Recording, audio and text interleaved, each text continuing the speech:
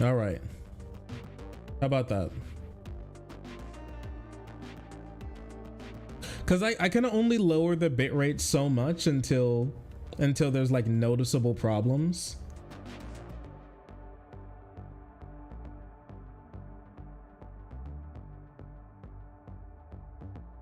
Average bitrate too high.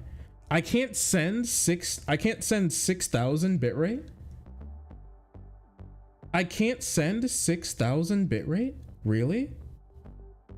Yo, Twitch, what's happening, dude?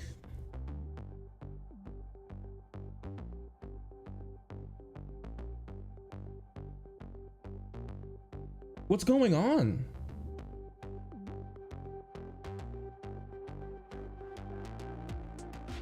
I can't, 6,000's too high? Oh wait, no, I think we're kind of back. No, I think it lets me do 6,000. Nope, I see it freezing again. Oh. Really? That's just how it is. I don't know. I don't think I should go lower than 6,000 really. YouTube can take a much higher bitrate. Yo, maybe Twitch is ass. Maybe that's maybe the people are right and Twitch at the end of the day is kind of ass. Anyways, I don't know. It says excellent quality now, so maybe 6,000 is the best I can do for that. Hopefully it doesn't look too much worse on YouTube. This is Twitch, right? You're watching on YouTube right now. Anyways, I want to take a look at this. Yo, did you guys see the rat hole? Not our favorite distinction in the city of Chicago, being known as the rattiest city. This is not helping. Takes it to a whole new level. A local artist spotted this imprint on the sidewalk in Roscoe Village at Roscoe and Damon. If we can see a wider shot of it, you can see the tail, the feet kind of sprawled out. It looks like the shape of a rat. So he posted the photo on social media, quickly went viral. Some people commenting, even saying the rat hole is now more iconic than the bean. Cloudgate. Oh, I don't know. It's kind of cute, actually. that's cute. It is cute, isn't it? I do like it. Kind of looks like a frog to me. Kind of looks like a frog. You know, I mean, that's not the most incorrect. He is kind of friend. Do you think the rat's okay after he got trapped in the rat hole?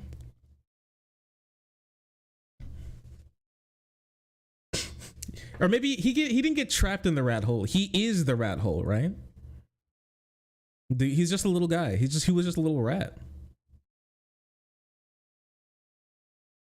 He got an Acme anvil drop. Yeah, it's like he got thrown through a wall in Looney Tunes.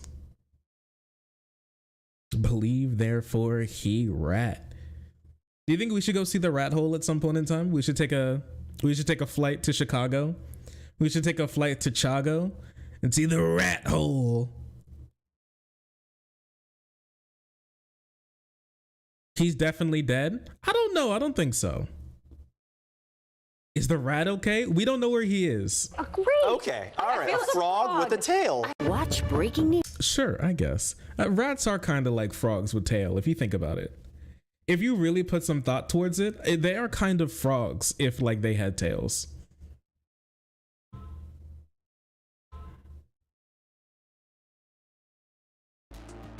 That guy was kind of cooking. Sometimes when you start cooking, not everybody can smell. Not everybody knows what they smelling.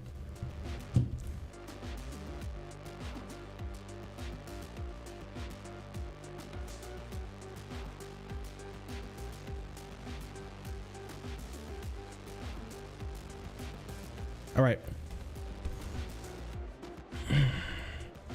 All right.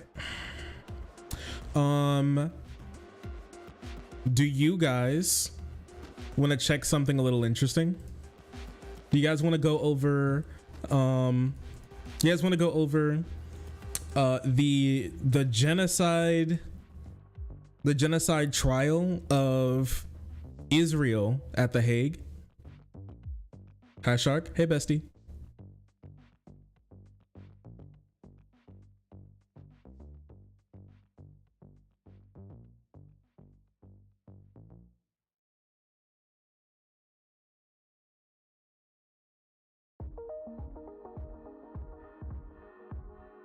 No other news. We have a lot of news to go through today. There's just a big one. There's a big one. We're not actually watching it because I watched it.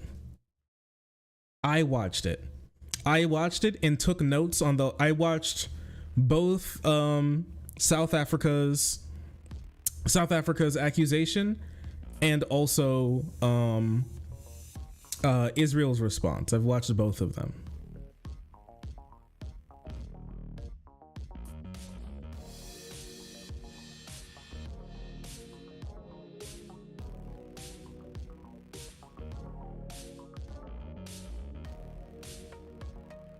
It's still laggy? Really? How? How? It says excellent quality, not a frame dropped, no changes recommended, and it's just lagging for no reason.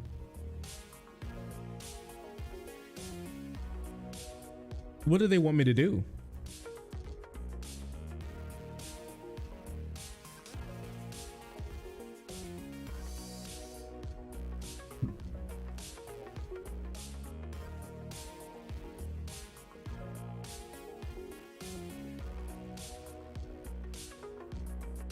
It's just Twitch being cringe? Yeah. YouTube's fine. YouTube's fine. I'm so sorry.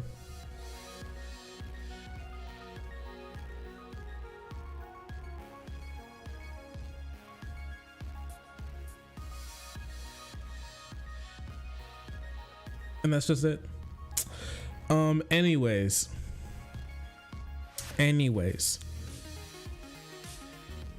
Here, let's hit this then.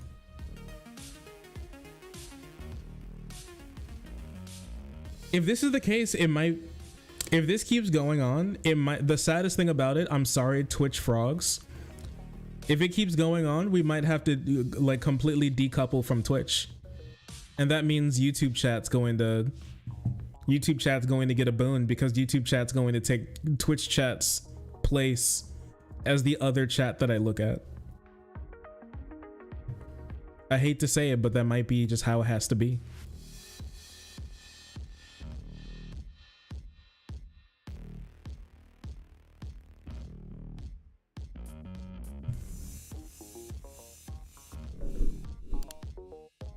Not YouTube chat.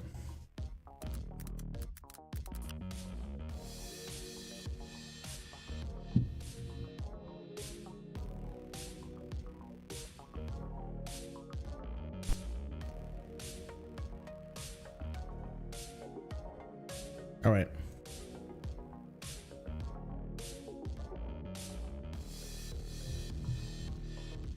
Site chat, best chat. Site chat is best chat. Perv raid incoming. Who? You're not Kit on YouTube? Oh no. Oh, you changed your name?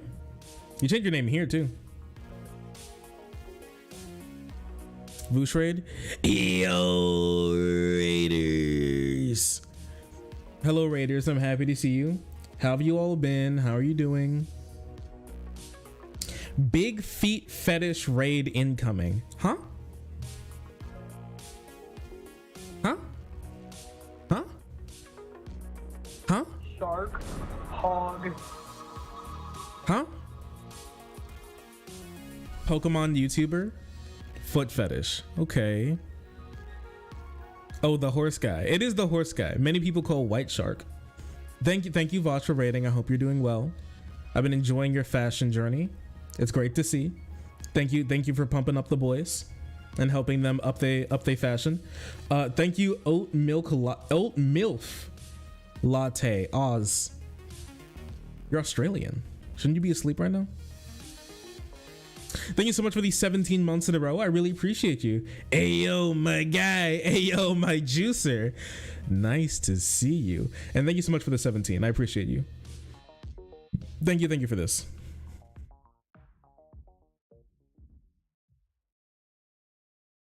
First time on this DGen ass website. I'm gonna tell you this right now.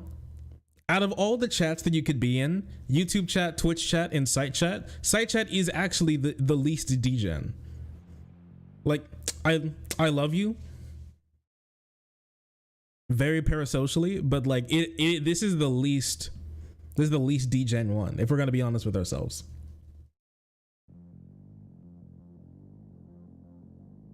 One follow. Nice to have you. Nice to have you. We're so hecking wholesome here, it's insane. Yeah, okay, nerd, dweeb. I'm about to call you a slur. Anyways, I'm happy to have you all.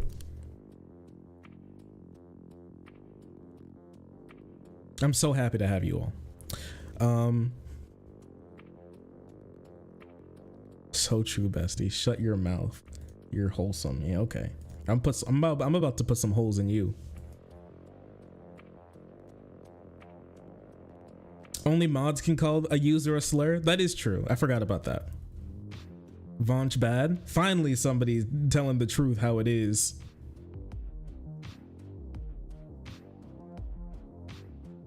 Hello, Shark. Nice to see you. Okay. Yeah. Okay. Here's the thing. My Twitch is acting up. I don't know what it is. I thought it was my bitrate, and so I lowered my bitrate by like 3,000. And it's still acting up. So if you're having any trouble on Twitch, you can move over to the site, which uses YouTube or YouTube itself. But I am very sorry. It's just like, it's just acting up. I'll try and fix it for next stream. I'll test out some stuff and see if like I can get it working completely for next stream. But until then, I'm just not sure what's going on really. Your wholesomeness is questionable considering the shit you force us to listen to. I don't force you to listen to anything too crazy. Don't you put that evil on me. Don't you put that evil on me, okay? Don't do that. That's hecked up. Anyways, with that being said, let's talk about something, okay?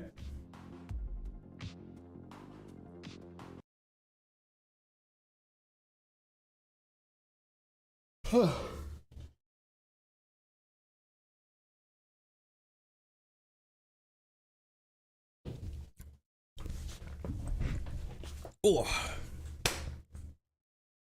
All right.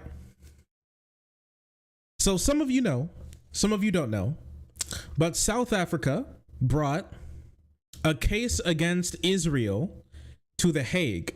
All right. A couple of days ago now. About 3 days ago as of this recording.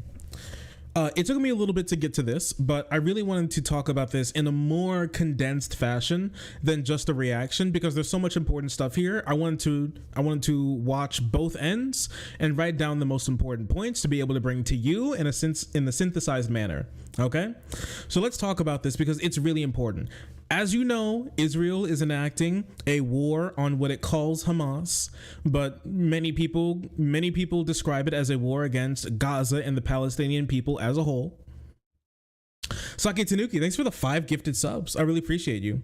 Can we take a second to acknowledge? Oh, geez, chat refresh. Can we take a second to acknowledge we have an SOS named Abe Lincoln, a literal joke from Robin Hood Men in Tights, and a conservative name M no less. It is kind of crazy, isn't it? We do live in the upside down cartoon politics world, don't we? It definitely could be worse, but it 100% could be much better too. It could be. Wait, do you all remember what was that guy's name who was like, if I don't take your house, somebody else will? Wasn't his name like it was some crazy ass name. It sounded like J.K. Rowling was trying to name a Jewish character for her book. It was called like Shlomo. His name was Jacob. What was the guy who was named like Shlomo? Does anybody remember?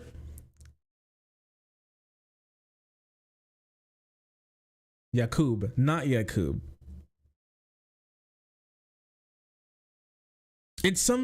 What was his whole name? His name was like Shlomo something. Luna, thank you so much for the tier 1 as well. I appreciate you for that. Thank you. Thank you. I appreciate you.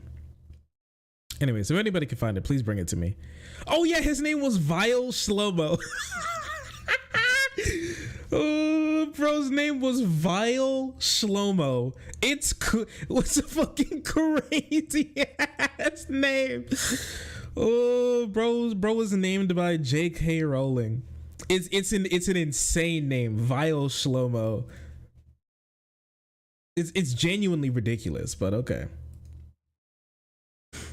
All right, I don't know who was cooking up that name, but they need to be removed from the kitchen, like expeditiously. They need to be taken away from all cookingware immediately and permanently. First name Vile, yeah. Last name Shlomo.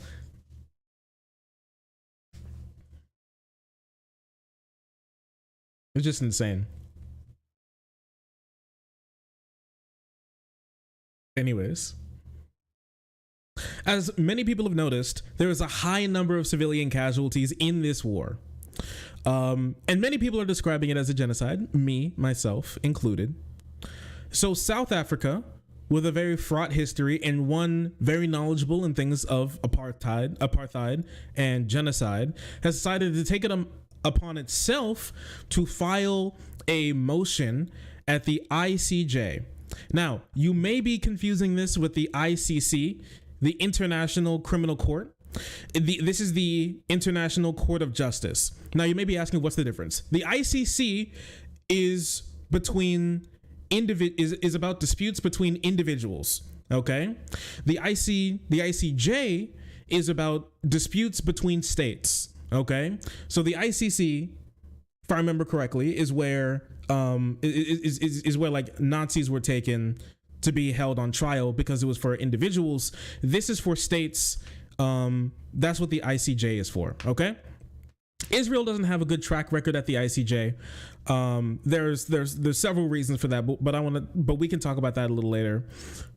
A couple days ago, about a couple weeks ago, South Africa released a very long, about 80-page document detailing its argument that it believes that Israel is committing genocide against the Palestinian people as a whole, but Gazans in particular. And there was a lot of really interesting stuff in there, and it was a very damning report that they put together. But they decided to take it one step further and take Israel to the ICJ, where they can be tried for committing genocide against the Palestinian people in a more public and also professional setting. And this is where we were a couple days ago. I wrote down some of the most important points, and I want to talk about some of them here because it's very interesting, the things that they bring up, and I believe that they had a really tight case. So let's talk about something. Okay, one real thing that you need to understand is that what South Africa is arguing for right now is not actually a ruling on whether or not Israel has committed genocide against the Palestinian people, Gazans in particular, right now. What it's asking for is provisional measures. A full-on ruling about whether or not Israel has or is committing genocide against Gazans is something that won't come for years. Okay, and so they wanted to take a more faster track method, which is asking the court to rule on the probability of Israel committing genocidal acts that would then lead to the court ruling basically an injunction on Israel to commit more crimes in the future, so it can process whether or not Israel has committed crimes. Right? This provisional measure, if it fails, they're not going to move forward with it. If it succeeds, then they're going to get something of the ICJ telling Israel that it is very plausible that it's committing genocide, and there's a very real possibility that irreparable prejudice is what it's called is being committed against Gazans, and they need to stop. It'd probably be the most well-respected, largest body to claim that Israel is committing, at least have a probability of committing genocide, and they need to stop. It would be a huge blow to the Zionist movement when it comes to its obliteration of Gaza and Gazans. Okay? That's what's going on right now. All right? And another thing we need to understand is that every country has an obligation to stop genocide wherever, whenever, if it notices it. that's the obligation that the UN puts on other states, that it has not only a right but an obligation to intervene. So everything that we're going to go over right now is something that every single state has access to understanding, but did not choose to bring a genocide case against Israel until this moment, when South Africa alone in the world has. All right, so you can just keep that in mind. One of the first points that South Africa brings up in their case when they argued it, and it begins with South Africa's Minister of Justice, basically like basically our version of like the head of the DOJ. Okay, that's basically what this is. That's basically the analogy to what this person is. Okay, they said that the occupation that Israel that Israel's occupation of Gaza is real and detrimental. He basically outlines how Israel controls Gaza's internet, their water, their food, the movement in and out of Gaza, the movement in Gaza, like how people move in Gaza, the water, the air, every single thing. And when I say water and air, I mean like leaving through the sea or leaving through the air, all of the getting close to the border in general, all of this is stuff that Israel specifically controls. That's what they laid out. And these are things that South Africa is saying, not just me. Okay. I'm just so you understand, I'm reiterating what these parties have said. And then I'll let you know when I'm giving my opinion. All right. And he also laid out that October 7th, the attack on them cannot justify genocide, no matter how bad Israel wants to claim that it is. And I feel like this is a good point to bring up, because the first thing Israel does once they get to respond is talk about how bad October 7th was, instead of how good they're treating Gazans, which I think is a bit telling, but that's just me. And this is an important point to bring up when it comes to the occupation thing, because if it's found that Israel is actually occupying Gaza, then the whole retort that people who are more pro-Israel like to give, which is that Israel has the right to defend itself, when it comes to international law, that would just be false. And that's a big thing that Israel wants to like avoid here, and something that they may not be able to avoid even now, because the World Court was actually holding hearings about Israel's occupation, right? This is what I mean when they don't have, this is what I mean when I say they don't have a good track record about this type of stuff right now, because they've already been brought to the ICJ before about this occupation. If it's ruled that they do actually have an occupation over Gaza, which I believe it's a pretty strong argument that they do, then they actually don't have a right to self-defense, because you can't defend yourself against people that you're occupying. That's just harming somebody that you're occupying. If you lock somebody inside of your basement and then you like shoot at them when they try to attack you to get out of the basement, you can't say that you're defending yourself, because you've put them in a situation where they have to do the defense. So internationally, when it comes to laws, they actually wouldn't have a right to self-defense there, which is another big thing that Israel claims that they have, which justifies what they're doing in Gaza. Okay? He goes on to say that Israel is committing the largest bombing campaign in modern history. All right. And Israel's committing genocide by their estimation in several different acts. The first of those genocidal acts that they're committing is mass killing. He lays out that 23,000 people in 3 months as of this recording have died. 7,000 are missing. He says that there's no safe place in Gaza whatsoever, and that there are 6,000 bombs being dropped on Gaza. Okay. A place the size of like broader Chicago every single week. And out of those 6,000 bombs, 600 are 2,000-pound bombs, some of the largest conventional bombs that we make generally, that can just be dropped anywhere. Dumb bombs, most of them are dropped on areas that Israel specifically deemed as safe areas. And all of this bombing has led to, in just 3 months, 1% of all Gazans that exist in the area dying. 1% of the entire population is dead right now due to this type of bombing. And just to put it into perspective of the United States, that would mean that if that was translated to the United States, that would mean that like Canada or Mexico or something has killed off at minimum 3.5 million Americans in 3 months' time. 3.5 million. Okay. He wrote down that the second act of genocide would be the serious body or mental harm committed against Gazans, and bases this on how the healthcare system of Gaza has completely collapsed. Almost none of the hospitals are working anymore, and many children have been kidnapped. There have also been videos of children taken from Gaza being kept in cages. A lot of people who are super pro-Israel tried to say that it's actually Israeli children that are being kept by Hamas, but it was actually Palestinian and Gazan children that are being held captive, which are many times referred to as prisoners, I guess. He also laid out in this second act that there is a complete destruction of life, of the quality of life of Gazans. Forced displacement. He laid out a stat that 85% of the entirety of Gaza's population has been forcefully displaced, and how a little while ago, if you all remember, Israel ordered that within 24 hours, 1.1 million Gazans need to be moved from North Gaza to South Gaza, even the hospitals included, or else they risk themselves being bombed. Okay. And they said that in 24 hours, a mass displacement of 1.1 million people in 24 hours. And even while they were being moved, they were also being bombed. And those supposedly safe corridors that Israel set up for them is what he claimed. All right. He also said there was almost no humanitarian aid moving through Gaza, and an estimated 3,500 homes.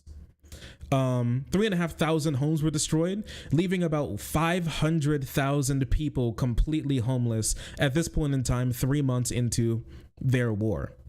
He also brought out the extreme risk of famine. He also brought in the extreme risk of famine in Gaza as well, saying that 93% of the people in Gaza, the 2 million people in Gaza right now, are at risk of hunger. 93% of them. And the amount of people that died right now could actually be exceeded by the amount of people who will die in the future due to starvation. That's what the UN has claimed right now about how this war is going on and the ramifications it could have in the future. He claimed that, in quote, it leads to I can't speak. He said it leads to, quote, conditions that lead to a slow death, and that Israel keeps denying aid. They said that the UN and other humanitarian bodies say that 500 trucks should be moving from surrounding states into Gaza carrying humanitarian aid, and at the moment there are only about 100 of those trucks, about 120 that are moving in the allotted time frame, when it should be actually 500. Israel is holding up the other hundreds of trucks that should be moving in. There are no more clean areas in the entirety of Gaza, and disease has started to strike the entirety of the population.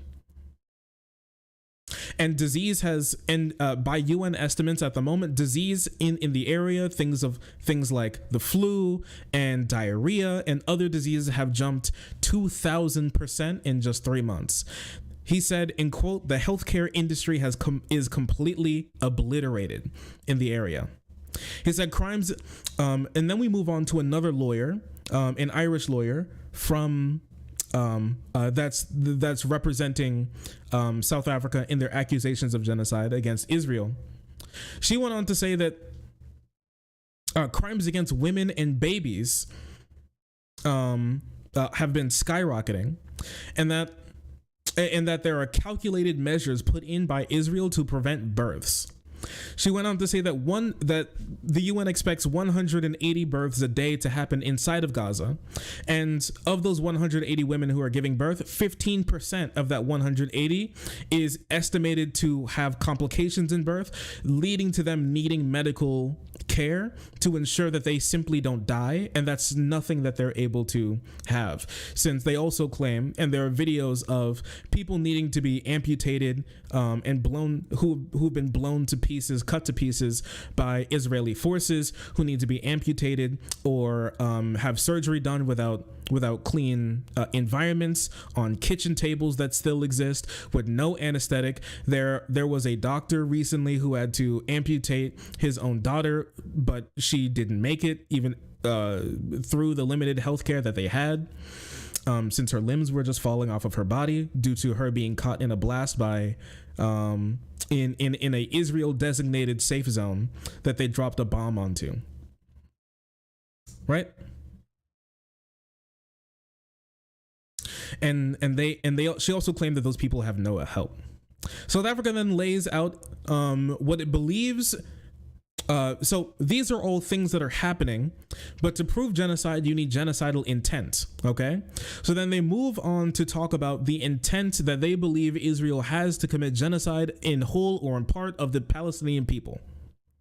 They then go on to Netanyahu's claim of Netanyahu's invocation of the idea of Amalek. Okay. And how they said that this was an invocation of Amalek to show that they mean to wipe out the Gazans from the entire area, comparing them to the Amalekites. All right, which were people that went to war with Israel, that Israel were sent by God to cut down. And so this is something that people haven't really been talking about a lot. I know a lot of people have been referring to Netanyahu and other Israeli politicians and talking heads invocation of Amalek without actually understanding what that genuinely meant. So a lot of people don't know this, but like really Orthodox Jews and a lot of Jews, especially in Israel, kind of think of themselves as, this is the best comparison that I have. A lot of you may be thinking, what the hell? But I promise you, stick with me. It makes more sense than you think. A lot of these flavor of Jews kind of see themselves as the Hylians from Legend of Zelda. And they have a Ganondorf that they must always fight. Now you may be wondering what the hell that means. That Ganondorf type character is the Amalekites. Okay, their idea is that way back in the day when the Jews were first moving into Israel, there was a competing group of people in the similar area named the Amalekites. Okay, broadened out to Amalek. All right.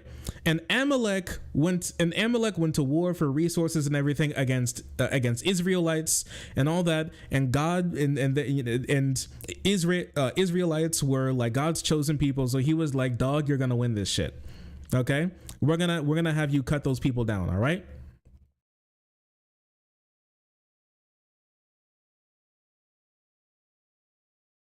And they also said that Amalek, the seed of Amalek, will, even when you cut them down through the ages, Amalek will come back and threaten Israel again. And it is upon Israel to then cut down Amalek and destroy the seed of Amalek that will once and for all stop them from coming back. So it's just kind of like through the generations, a great evil will arise. That will be Amalek, and they have to cut that down. And then there will be years of peace, and then Amalek will return, and they have to cut it down again. They actually believe themselves as like the hero of time that needs to cut down Ganondorf to stop his evil plot. But even when they cut them down, he will return once more, sometime, somewhere, in some different form, to challenge them once again, and they have to use God's sword of truth to cut them down once again. Netanyahu claims that Gaza and Gazans are the new Amalek, and the Palestinian people are the seed of Amalek, and that needs to be destroyed. That's basically what he was saying there. Okay, and so to prove this, once again, here's the direct quote from the Bible, the Hebrew Bible, about that. All right, in quote, "I will punish the Amalekites for what they did to Israel when they waylaid them as they came from Egypt. and this is God speaking. And God says, now go, attack the Amalekites and totally destroy all that belongs to them. Do not spare them. Put to death men and women, children and infants, cattle and sheep, camels and donkeys.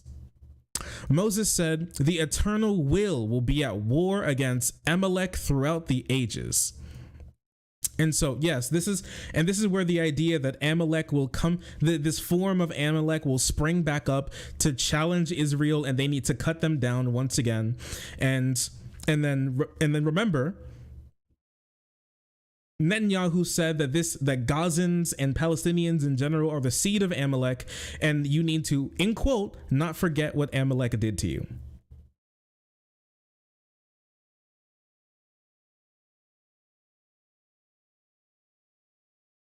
Shark, I think the invocation was more colloquial there.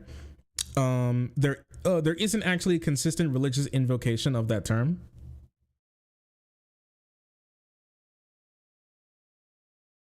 Okay, but like, I can hear that. You're telling me that in Israel, somebody like steals your bike, and then then they go, we need to fuck up that Amalek. They go, fuck you, Amalek.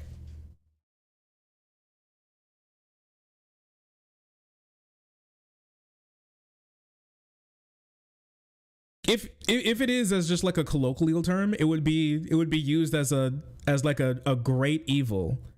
It's to be used as like a great evil that needs to be cut down at all costs. So I mean, maybe he wasn't referring directly to the quote, but this is the part of the Bible that he was referring to.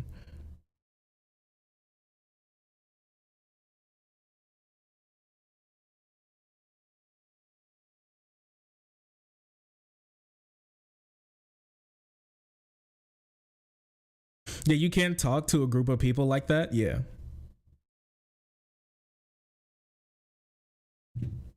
So moving on through that. The deputy speaker of the Knesset, they then bring on other quotes from people who are popular in Israel to claim that Israel has a genocidal intent.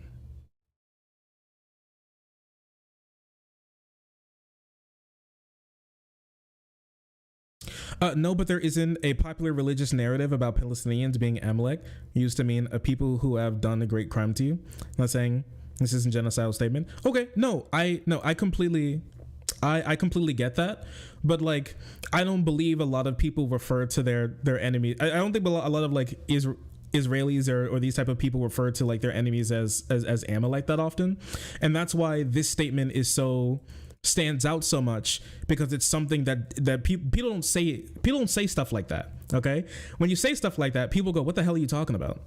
And that's why this is so dangerous here.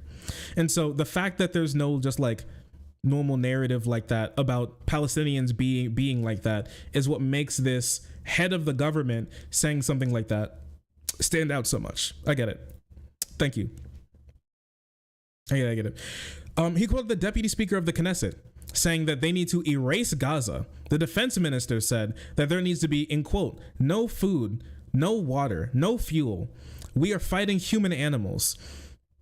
He also went on to say, quote, we need to eliminate everything and reach all places. He also goes on to say that the systematic dehumanization of Gaza and Palestinians in general has been rising in Israel, especially amongst the government as a whole, and the invocation for people to commit crimes against Palestinians, and that these people need to be wiped out, and that one single punishment must be enacted against Gazans: to die quickly through bombing, or die slowly through dehydration or hunger, but no less to die. Period. All right. The president, Herzog, said, quote, no innocent civilians are in Gaza, and we need to push completely this time to break their backbone.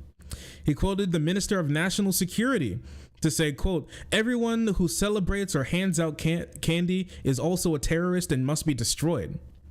They showed a video of the IDF singing a song that they made, saying that they need to wipe the seed of Amalek, and that there are, quote, end quote, there are no uninvolved civilians. They were singing a song with those phrases specifically. He also said that the IDF love to record what they call snuff videos, end quote, snuff videos of themselves destroying residential areas, and then showed some pictures and videos of IDF soldiers dancing and having fun as they set off bombs in residential areas where they level entire neighborhood blocks in a single blow. Just like that one video where that one IDF officer was like, "Yo, my daughter, it's your birthday. I'm gonna blow up this residential neighborhood for you. Happy birthday. We're gonna kill as many Palestinians as possible." That guy actually died. I have no opinion on him dying after he did that, but I will say his ass is dead.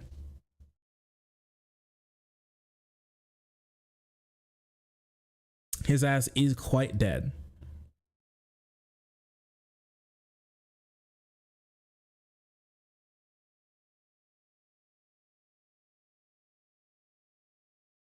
It's crazy stuff. Is his daughter okay? I have no clue. She was still in Israel.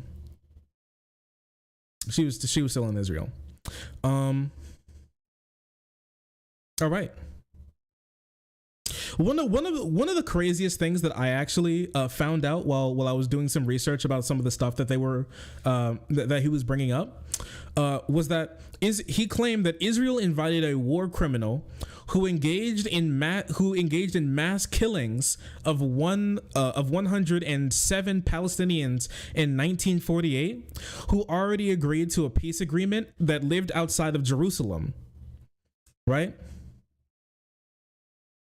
Yeah, Ezra Yalin. Yeah, that guy.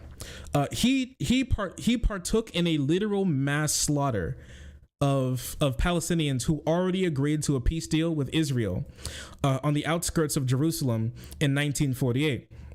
They invited that guy who they're holding up as a hero to speak to soldiers and civilians, and he said, end quote, "If you have an Arab neighbor, shoot him. They are human animals and they cannot live. Women and children, erase their memory." He went on to say some other stuff, but that was the most important thing in the speech. Him literally telling Jews in Israel that they just simply need to go out. And this is a guy sponsored by the Israeli. This is a guy who's sponsored by the Israeli government that they said needs. They probably looked at his speech and knew what he was going to say, but he said, like, in quote, "If you have an Arab neighbor, shoot him. These are human animals and they cannot live. Erase their memory," end quote. They went on to claim that the genocidal intent is understood and being put into practice by the IDF and normal civilians. They didn't even get into the killings of Palestinians in the West Bank, or Ben Gvir sending out guns to average Israelis to shoot their Arab neighbors in the West Bank. They didn't talk about any of that. They didn't even bring up any of that here when they were bringing their arguments against Israel. But that's also something that they brought up. He went on to say that the politicians in the Knesset, which is Israel's governing body, have even advocated to drop nukes on Gaza. A party leader in the Knesset said that government attorneys agreed with him, saying that all Gazans need to be destroyed. And the UN said they claimed that the UN even begged. They said, end quote, "We're on our knees asking Israel to allow aid into Gaza to stop one of the largest humanitarian crises that we have ever seen." He also claimed, end quote, "What state would admit to genocide?" And I want you to keep that in mind. that quote there because it's really important. What state would admit to genocide? Because it's a good question. What state would admit to genocide, right? That we're just killing all these people. Even Nazi Germany hid a lot of their death camps and didn't tell their people like what they were actually doing across Eastern Europe. They didn't even do that, right? They didn't even straight up admit to genocide. Nobody wants to be the bad guy.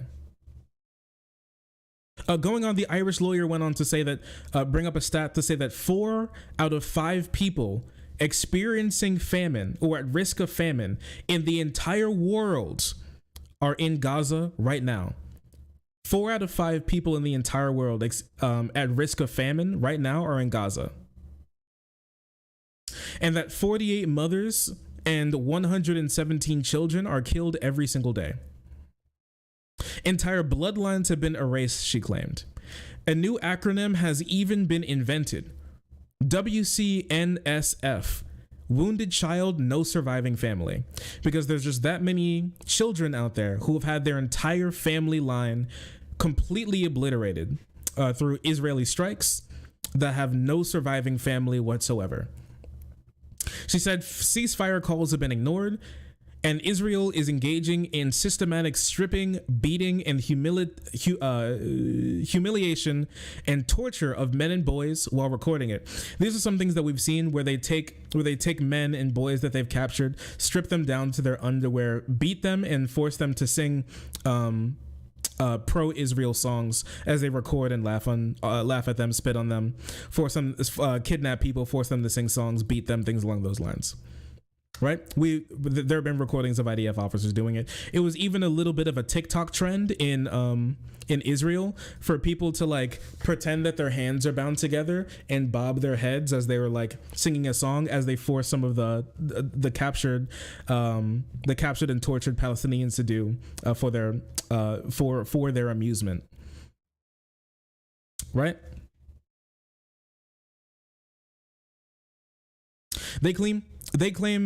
She claimed that education has been completely obliterated in Gaza, and that due to this, hundreds of thousands of children in the area have no access to education anymore. Teachers have been systematically killed as well, leading to no future for Gaza besides more radicalization. The court has ruled that irreparable prejudice is grounds for a genocide ruling in previous cases, and that irreparable prejudice is being enacted against the Gazan people, and that aid is no longer even truly possible anymore. She ended her speech with an incredibly powerful, in my opinion, visual that she gave that I want to show to you quickly. Here we go. And that was 139. Sorry. 239. Here we go. Safe space in Gaza, and the world should be ashamed. Madam President, members of the court, in conclusion, I share with you 2 photographs. The first is of a whiteboard at a hospital in northern Gaza, one of the many Palestinian hospitals targeted, besieged and bombed by Israel over the course of the past 3 brutal months. The whiteboard is wiped clean of no longer possible surgical cases, leaving only a handwritten message by a Médecins Sans Frontières doctor, which reads, "We did what we could. Remember us." The second photograph is of the same whiteboard after an Israeli strike on the hospital on the 21st of November that killed the author of the message, Dr. Mahmoud Abu Nujayla, along with 2 of his colleagues. Just over a month later, in a powerful sermon delivered from a church in Bethlehem. Here, we'll leave that there. So yes, two really big quotes. one from a surgeon who left a message for people to remember the work that they did trying to save people being killed in Israel's onslaught, and a church in Bethlehem that was bombed on Christmas Day last year, about asking people, where were you when Gaza was going through a genocide? And so after that, there was some more talk on there was another lawyer that came up for some more talk on how South Africa has the jurisdiction to be able to bring this type of case, more procedural type stuff. But that was the hard-hitting, largest claims and most important things that I believe South Africa brought up when it was making their case that Israel is committing genocide and they need a provisional measure to save Gazans from irreparable harm, because Gazans have been let down by the world. Bosnians were let down by the world. People in Rwanda were let down by the world when nobody stepped in, and they don't believe they should be let down any longer. All right. So that was the biggest things in South Africa's claims. I think it was incredibly convincing. Obviously some things relied a lot on rhetoric, and I really wondered what Israel was going to do when it was their turn to respond a day later, right? Sorry. And surprising no one, what Israel did was begin by blaming Hamas for everything. So let's go through this, okay? Between South Africa's accusations against Israel in the UN and Israel's statement to the court, Netanyahu came out to say specifically that there's no war on the Gazan people. It's only Hamas that they're going to war with. They love the Gazan people. They don't want harm to the Gazan people, and they want to live in harmony with the Gazan people for as much and as long as everybody will allow them to. And they only want peace and prosperity with the Gazan people and Palestinians in general, and that's literally it. He said that the day that Israel was making their, he said that the day that South Africa was making their claims against Israel, I feel like it was strangely timed in that way, but that's just me. Okay. The lawyers begin with referring to October 7th, Hamas's attack, and also talking about refugees. They said that, listen, October 7th, the attack last year was really bad. All right. And we needed to respond. We needed to do something. And what we needed to do was destroy Hamas. Now, this doesn't mean that we get to commit genocide, and we're totally not committing any genocide whatsoever. But we needed to do something because it was really bad. They spent almost the entirety of the first half of their argument basically laying out how bad Hamas's attack on Israel was. They also claim that they basically claim that Israel was the real victim of genocide, and the real genociders was Hamas. And they claim that Hamas's leader said that they wanted to get rid of Jews on the land, and they want to annihilate Israel in its totality. They also implied that South Africa thinks Israel deserves terrorism because South Africa, when the attack happened in October, they came out to say that Israel's occupation and dehumanization of Palestinians over the entirety of the occupation of Palestinian land after they were installed in the 1900s has led to attacks like this happening, and that Israel needs to change their ways. They basically said that maybe South Africa and South Africa's lawyers believe that Israel deserves to be bombed and destroyed and glassed and all that type of stuff, right? They implied that that's what South Africa believes. They then showed a slideshow of all of the alleged hostages and people who have been harmed by Hamas. And then they said that Israel has a right to defend themselves and stop the real genocide going on, which is totally not them, but it was actually Hamas. I saw a lot of people talk about stuff like this, right? That the real people who need to brought up against the ICJ were actually the real people who need to be brought up against the ICJ is actually Hamas and its leaders, and not Israel. One thing that I found out about this, which is super interesting, is that Israel actually said this stuff before, but Hamas actually agreed and said yes, that they were willing to go to the court to prove that Israel's committing genocide against them, but then Israel did not move forward on its threats to do that. I do not know why, but I do know that happened. Okay, and if anybody has any other description of how that happened, if I'm getting that wrong, please let me know.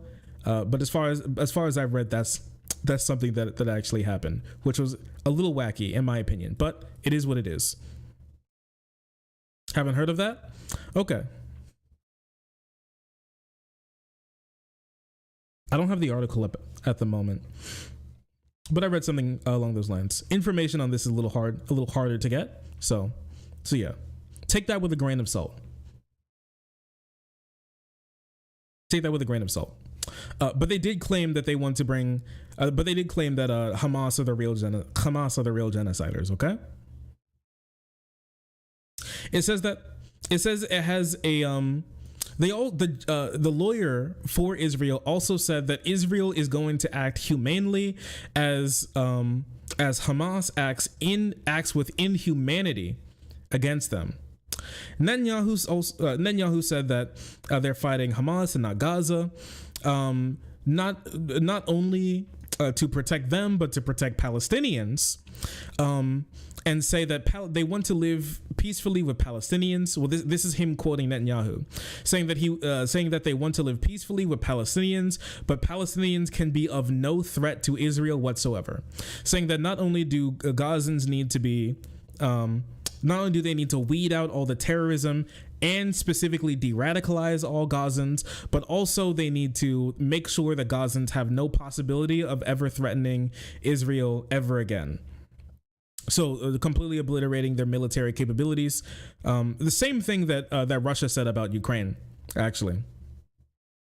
And then after all of this, they basically spent another third of their talk talking about how another third of their oral argument going on about how South Africa doesn't have the jurisdiction to bring the case that they have against Israel because they didn't know that South Africa actually cared about what was going on, and procedures for bringing up a genocide case against another state means that you need to let the other state know that you care about them committing genocide, and that South Africa didn't give Israel enough time to let them know specifically that they cared about them possibly committing genocide. So this case isn't even applicable on the grounds that South Africa didn't tell them that they cared about them possibly committing genocide to their faces plainly enough.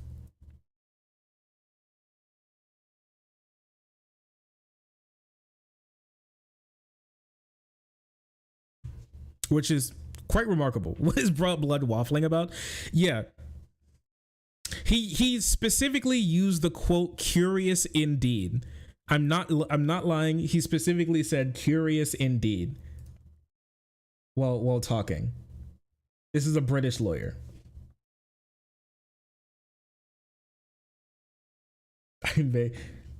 Gazans definitely don't have a toaster oven.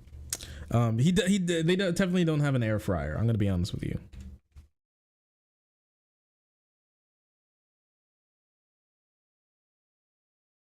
Yeah, here we go. Point in such a meeting. Curious indeed.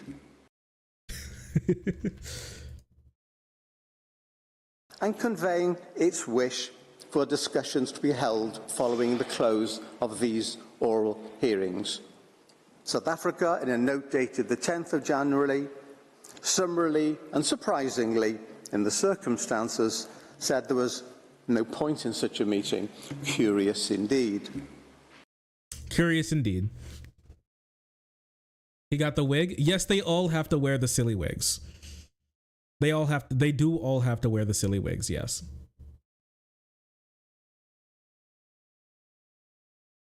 Does he look like a Disney villain? They are all, many of them are obligated to wear the silly wigs.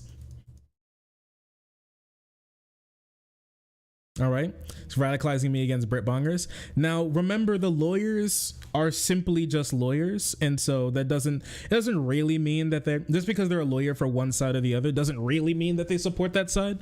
It can, but they're just lawyers. So their job is to read off. Their job is to protect their client, right? That's just it. That lawyer previously defended Serbia.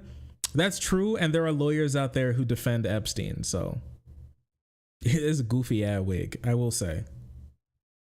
They went on to claim that war is brutal and it costs lives, and that can't be helped, but Israel is trying to kill as little people as possible, and but Hamas is not.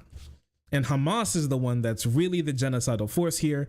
And Hamas is the one that's making everything so difficult for Israel to not kill as many people as possible. They said they said they're threatening force against Gaza and Gazans and Hamas, but the threat of force cannot be genocidal in and of itself, which is true.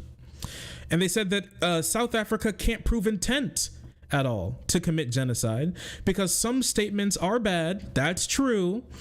When people do say bad and mean and evil things, but those statements are not fundamental law in Israel, that specifically there is no law saying kill all Palestinians. So because of that, they can't really prove intent to commit those types of crimes. And also Hamas is worse because they're committing more crimes that are so much worse than Israel actually is. Remember, as you can see, every time they have a claim, they just want to pivot back to Israel. So they want to pivot back to Hamas more than anything else. Right? Curious indeed. They claim that proof that Israel not only does not have a genocidal intent, but also an intent not to hurt normal civilians. They said that Israel has been dropping leaflets. They've been doing warnings. They've been making tweets. Yes, literally, he brought up tweets. They've been doing radio and warnings of bombings that will be coming to help people move away and evacuate from areas that will soon have bombs dropped on them. Like, he also brought up how they do like knock warnings. You remember, like, right before the war really started, right after the war started, Israel blew up the largest apartment block in all of Gaza. First, they dropped a knock bomb where they drop a bomb that's not big enough to completely destroy the building on the top of the building, and then they drop a bomb big enough to destroy the entire building like a few minutes later.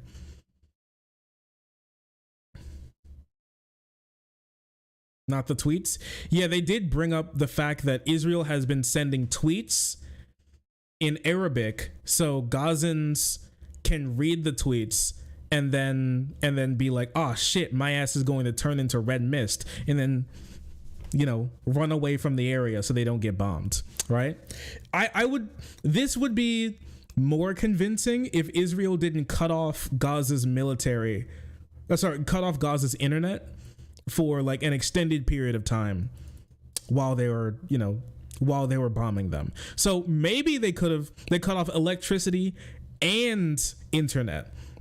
So maybe some of them could have seen it, but the vast majority didn't, because if they can't get food, more likely than not, they can't just normally charge their phone either, right? They also said that Israel has been setting up field hospitals in the area. I didn't know how many field hospitals there were, but they went on to clarify how many field hospitals there are. And they also want aid to move into Gaza. And they say they really care about harm reduction towards Gazans. They said that they also claimed that Israeli law, when it comes to war in Gaza, they said that uninvolved civilians cannot be harmed or humiliated or have things taken from them if it can be helped. And they're doing their best to make sure that doesn't happen. Now, my thing is that this would be a lot more convincing if Israeli nationals and people high up in the military command and also the leaders of the entire state didn't say that there are no uninvolved civilians. Now, sure, don't harm any uninvolved civilians would be way better if you didn't already say that there are 0 uninvolved civilians, so there would be 0 people in Gaza that actually would fall under this classification of people who shouldn't be harmed, meaning that it is possible and okay for everybody to be harmed. Which I just think is curious, in my personal opinion. They said that Hamas is using human shields and that Gaza must be not only de-armed but also de-radicalized to make sure that they can accurately and holistically live in peace with Israelis. All right. And so the staggering amount of human casualties, 1/3 of which by Israel's own estimation are children, over 9,000 children who have been killed by Israel's own estimation, are actually due to Hamas human shields. And that is leading to so many more deaths that could have been avoided. And they also, he also went on to say that if you're wondering if he tries to justify the comments from the higher ups inside of Israel, he does actually. And he goes on to say that, listen, those comments, I agree. They're bad. They're really bad. But you have to understand, Hamas is so much worse. And those comments were made from, quote, anguish, unquote. And that's just normal rhetoric in war. That's just how he basically made the locker room talk argument for saying that Gazans need to be, for people in the higher up in the Israeli military and legislative and executive positions of power. They basically said that it was locker room talk when they said that they wanted to kill all Gazans. Basically. He literally said that it's just wartime. It's just normal wartime rhetoric, and they can't be taken seriously. Boys will be boys, or I guess in his opinion, Jews will be Jews, I guess, or something. Weird stuff, strange stuff in my personal opinion, but that is the argument that the lawyer made. And right after he makes this claim, he tries to continue it on, but then he actually lost his papers. He actually lost which papers he was supposed to read. And then he started searching for the papers while he was up talking to the judges. And then he had to talk to the rest of the council to be like, yo, you got these papers? And then he had to skip forward to be able to find, because they were looking for the papers for a couple minutes. So it was kind of disjointed for a bit, but then they found the papers and they ran it over to him, and then he was able to read them off again. It was actually a really weird thing. Anyways, they moved on to say that urban warfare is incredibly difficult, and that booby traps, ambushes, and 2,000 Hamas missiles that have fallen on Gaza are a cause of a lot of, if not the majority of the damage going on in Gaza right now, and not actually Israeli indiscriminate bombings of civilian areas. All right. They went on to say that they went on to say that Hamas is using civilian infrastructure and also tunnels under residential areas that compels Israel to bomb all of those areas and forces them to commit those, and forces them to turn civilian infrastructure into dust, so it will not be used anymore by Hamas. All right.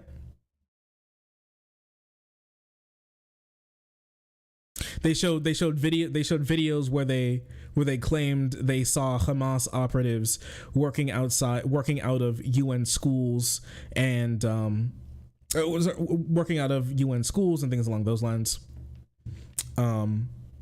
Which is why they needed to bomb so many hospitals, and why almost no hospitals in Gaza are working anymore, and why almost no hospitals are working in Gaza anymore. Okay. But we'll wrap around to that here in a second. They said that they made safe civilian corridors, and that Israel has, and that Israel actually gave 3 weeks for North Gaza to evacuate, and not 24 hours. And they said that South Africa was lying about the 24-hour claim. So here's the thing. You will remember when we covered Israel telling all of North Gaza to evacuate to South Gaza, okay? And there were large claims that there were 24 hours given to evacuate from North Gaza to South Gaza. The lawyer claimed that Israel actually gave 3 weeks to northern Gazans to evacuate and not 24 hours, but that doesn't make any sense because that would mean that they gave the call for Gazans to move south before October 7th, because the attack was on the 7th and they claimed that Gazans need to move south on the 13th. Now, I haven't been in college for a little while, and correct me if I'm wrong, but that's not a 3-week time frame between 7 and 13, is it? I don't believe that's true. That doesn't make much sense unless that they were planning to bomb northern Gaza a little while ago, 3 weeks beforehand, and then they gave another warning 24 hours after.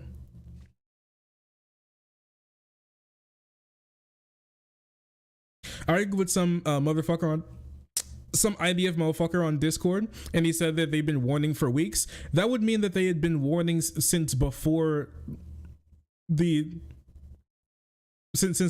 attack on the 7th, which I personally believe does not make much sense. I have a math disability, I couldn't tell you. Maybe the lawyer does too.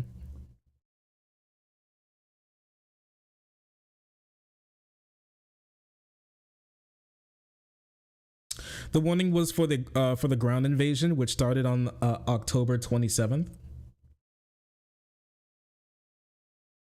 Then that's a different warning than the one telling them they need to move in 24 hours.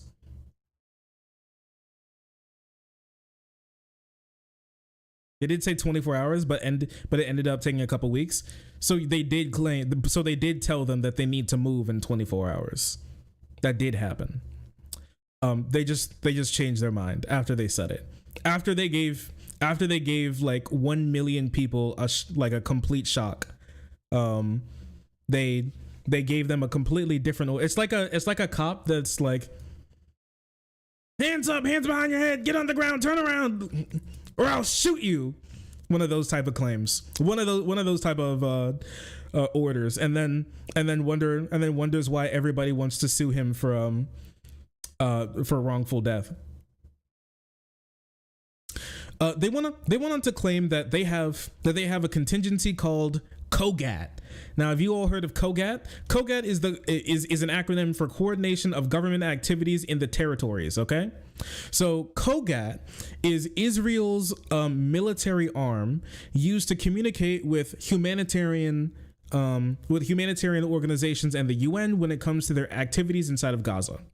Now, they claim that COGAT is proof that they don't have genocidal intent, but also the UN said that that COGAT is unwilling to work with them in many instances, and also has disagreed with them when it comes to humanitarian causes and has not been holding up their end of the bargain when it comes to keeping people safe in Gaza. They also said the reason why there aren't that many trucks in their starvation is because Hamas is stealing all of the trucks that they let in, and that Gazans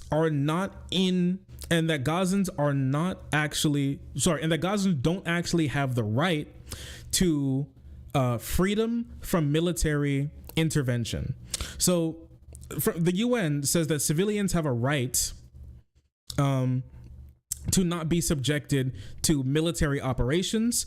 Israel's lawyers said that no Gazans have a right to not be subjected to Israel's military operations, and so no Gazans are in the position to have the right to be free from irreparable harm from Israel. They said that all of the harm is actually coming from Hamas, and Israel is not doing anything wrong, and those bombs being dropped on them are all Hamas's faults because they just had to bomb them when they were in the school while other human beings were there. Israel said they also said they let Gaza have since December 21st, they said they allowed Gaza to have supplies to make bread. and that they allowed, and that 70 to 100 trucks appear now after the war carrying supplies for them to be able to make bread, so to stop some of the hunger for thousands of people in an area the size of 2 million, with the population of 2 million.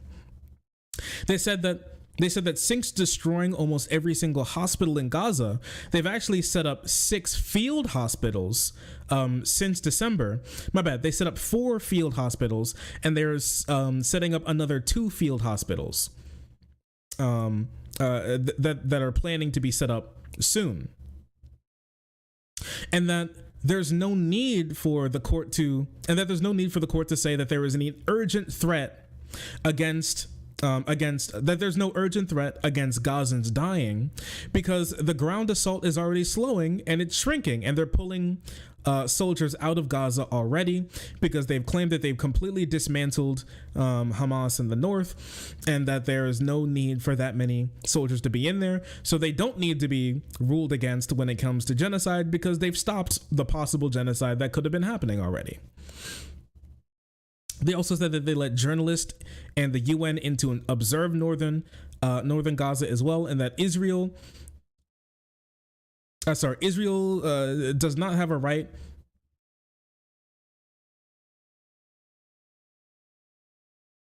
Sorry, what? One moment.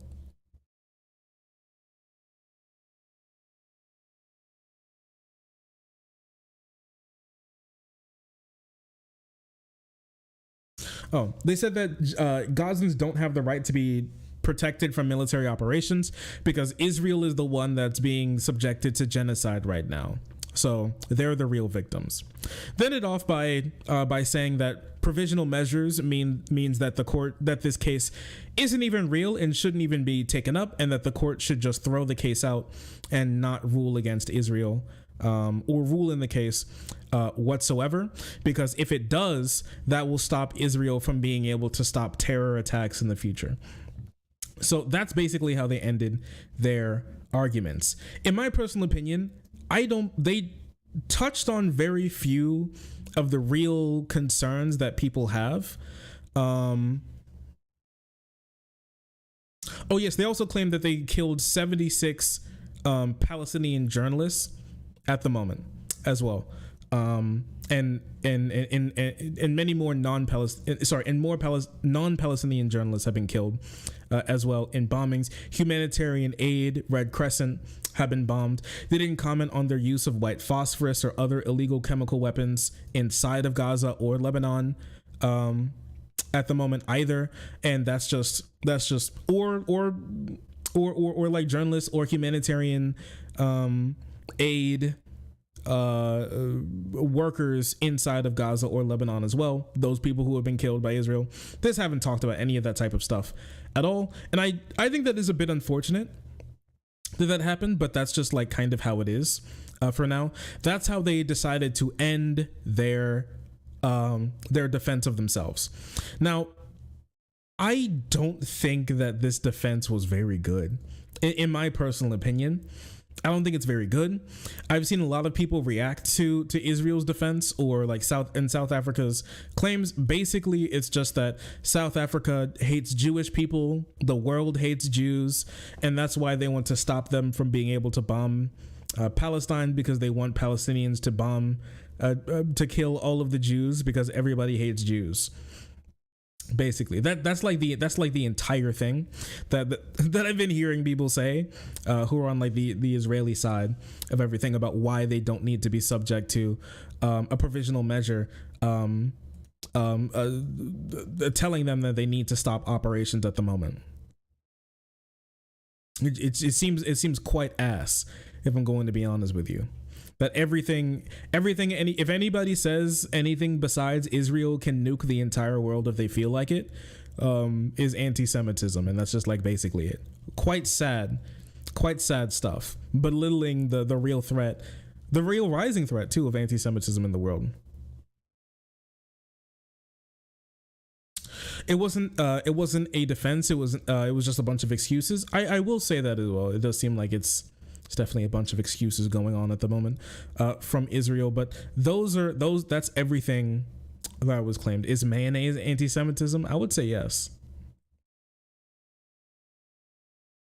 This is going to cause terror attacks. Yeah, like they're forming more terror attacks, like, right? I'm just gonna be honest with you. If you live in Gaza, you have no possibility of getting an education anymore.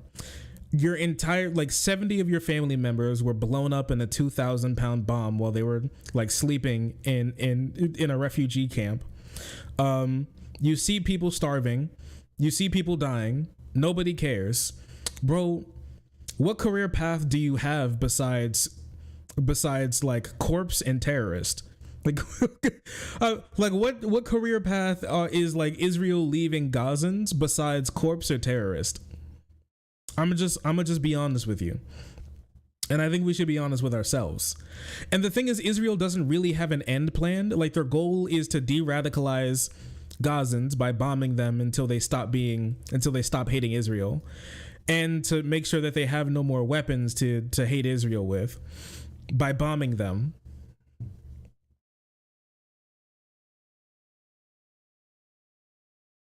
If you live in Gaza, your life as a normal human being is over. That's just kind of true. It's just kind of over. How do you apply the site command? !site. !site. And that's just what's going on right now, right? That's just going on. I don't know, like one of the biggest stats that got me is that 4 in 5 people in the entire world at risk for hunger is in Gaza.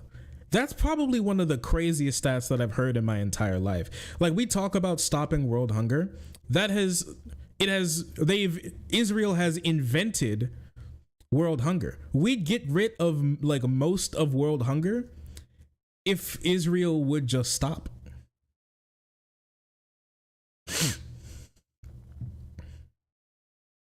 They're going to hate Israel forever at this point. That's just, I don't know, it's just what they want to do. After this as well, one of the last things that I want to bring up is that Germany wanted to ask the court if they could join the case on the side of Israel to give arguments for why they personally don't believe Israel why they personally don't believe that Israel is guilty of genocide. And you don't have to, if you join the case, you don't have to say what side you're on. You can just provide arguments. But Germany said specifically that they want to join on the side of Israel to prove that they've never done anything wrong. Yeah, so that's where we are right now. That's where we are right now with all of this. So yeah, there you go. Israel joined the war on genocide on the side of genocide. Yes. I'll say Sake Tanuki, thank you so much for the 5 gifted subs, helping the extra freeloaders get their shit. I'm still desperate for anyone in Congress to make the Israel makes Jews worldwide look like monsters and thusly is anti-Semitic, and thusly is an anti-Semitic state argument. Bernie, you know what you must do. Bernie, you know what you must do.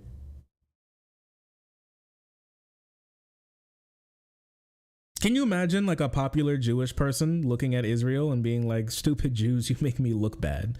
That'd be crazy. Pulling the whole like Eustace from Courage the Cowardly Dog. Pulls out the Hamas mask and goes ooga booga. That'd be crazy.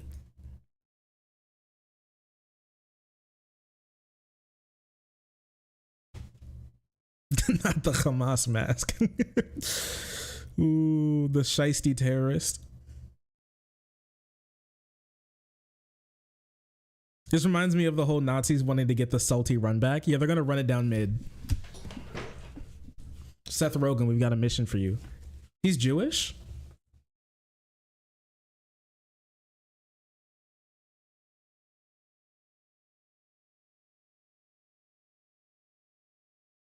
Conflating the Israeli government with Jewish people is grade A ethno-state brain rot. Yeah, listen, the Israeli government is not there for Jews. It's there for the Israeli government. And that's like literally it. That's all there is to it.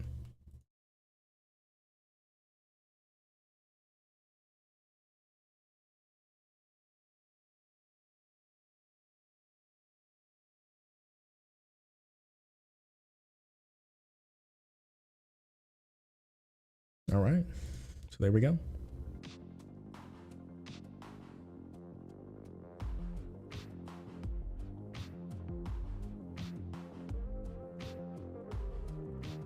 What do you all think?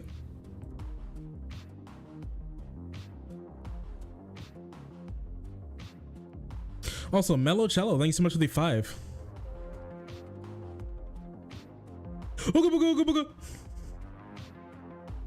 Thank you for the 5. I appreciate you.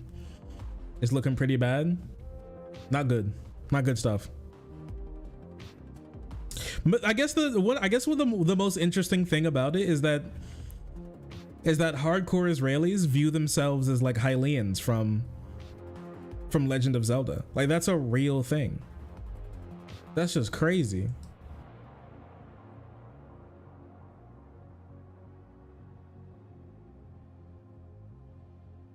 We have to stop Ganondorf. It's the children of light versus the children of darkness.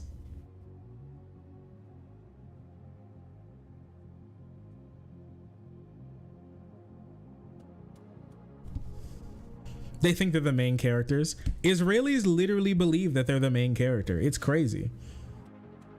The only problem is that Link really didn't talk that much. They didn't take that up. They talk too much.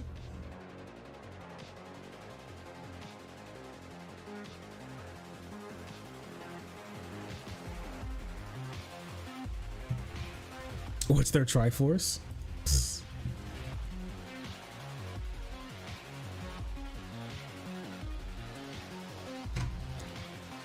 I'm pressing random buttons. Lord help me.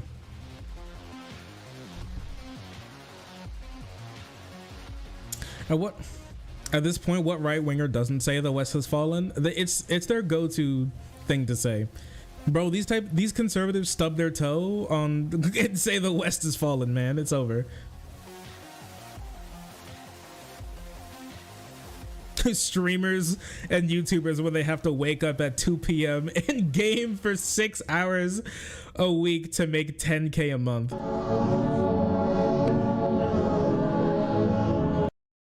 Honestly, so true. So true. It really is rough out here. I suffer. Really, literally though. We do, just so you know, we do not make 10K a month. We do not make 10K a month. In case you were wondering.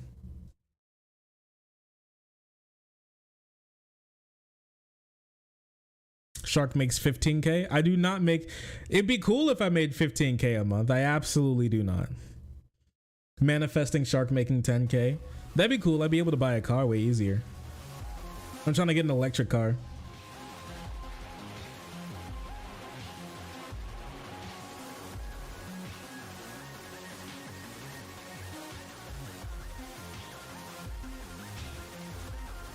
I'm looking to make that in a year. I feel you, bestie.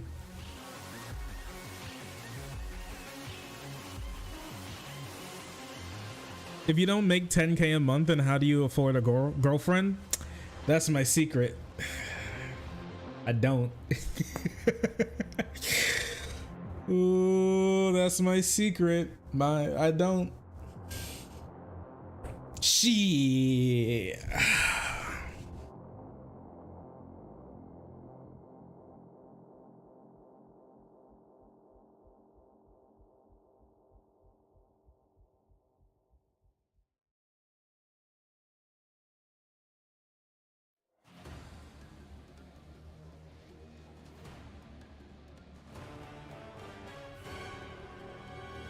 I left it with an electric car. What's next? Pronouns, adjectives? Wrong. Verbs.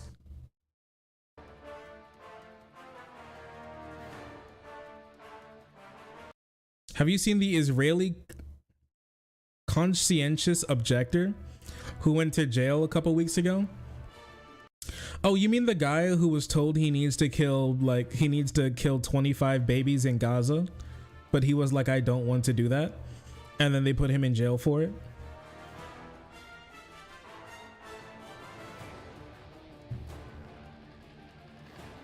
Join us on the blue hair side. The GF wants to get red hair, if that means anything.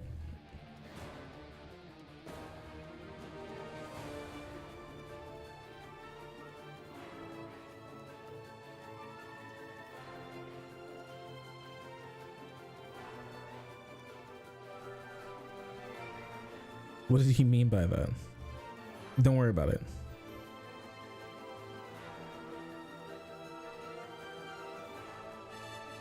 Cis woman wanting red hair, what's new? Honestly, true. So true.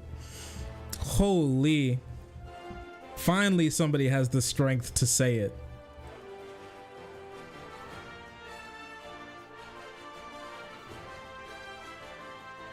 He's getting out in a week. Excited to see him again. We love that guy.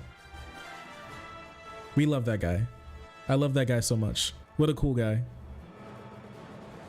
Honestly, probably even one of the best guys, if I'm gonna be honest with you.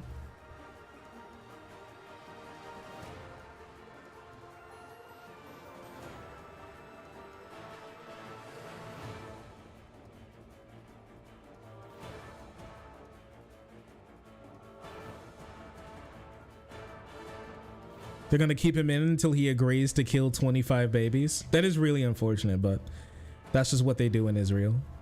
You really do. Only democracy in the Middle East, mind you. Ooh, just in case you forgot.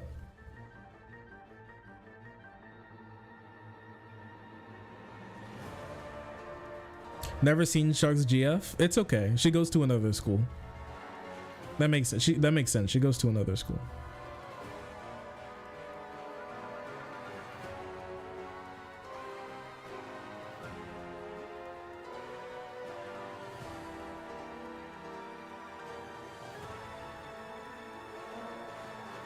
She isn't real, guys. She's so real. I've never met a woman more real in my entire life. You know when I knew she was real is when she woke up and I was like, "Hey babe, how you doing? You sleep well?" She's like, "Yeah." And then she just stared at me for a second and went, I need to do my morning ritual." And I was like, "Oh, what? Oh, you have a morning ritual? That's cool. What's that?" And she was like, "I gotta take a big shit," and then got up and blew up my toilet. And I was like, "Yep, that's a keeper right there. That's a keeper, right? What a queen." Weight based. That's so she is pretty real.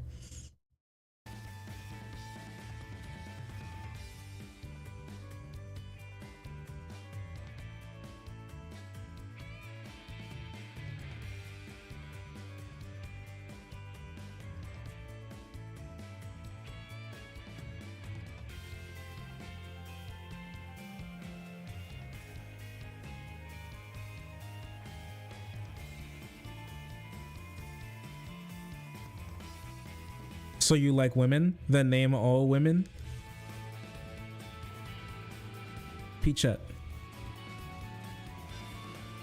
Did you propose as soon as she stepped out of the washroom? Nah, I just let her cook. I didn't say a thing.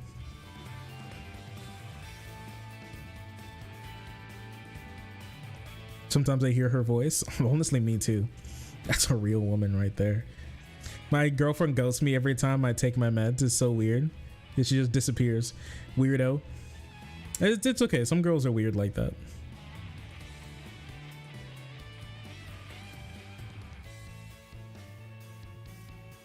Some girls are just a little strange. You gotta give her some time. Wait, what is this? Is this guy about to say a slur?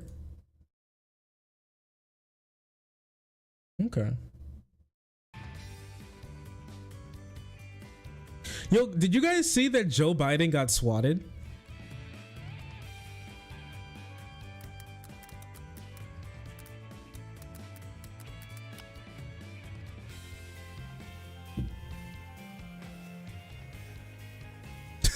Finally. It's true. How Joe Biden got swatted, guys. I mean, like, I hate. You guys didn't hear about this? Nobody told you about this? Finally. Fuck that guy. Oh, I didn't know Joe Biden was a streamer.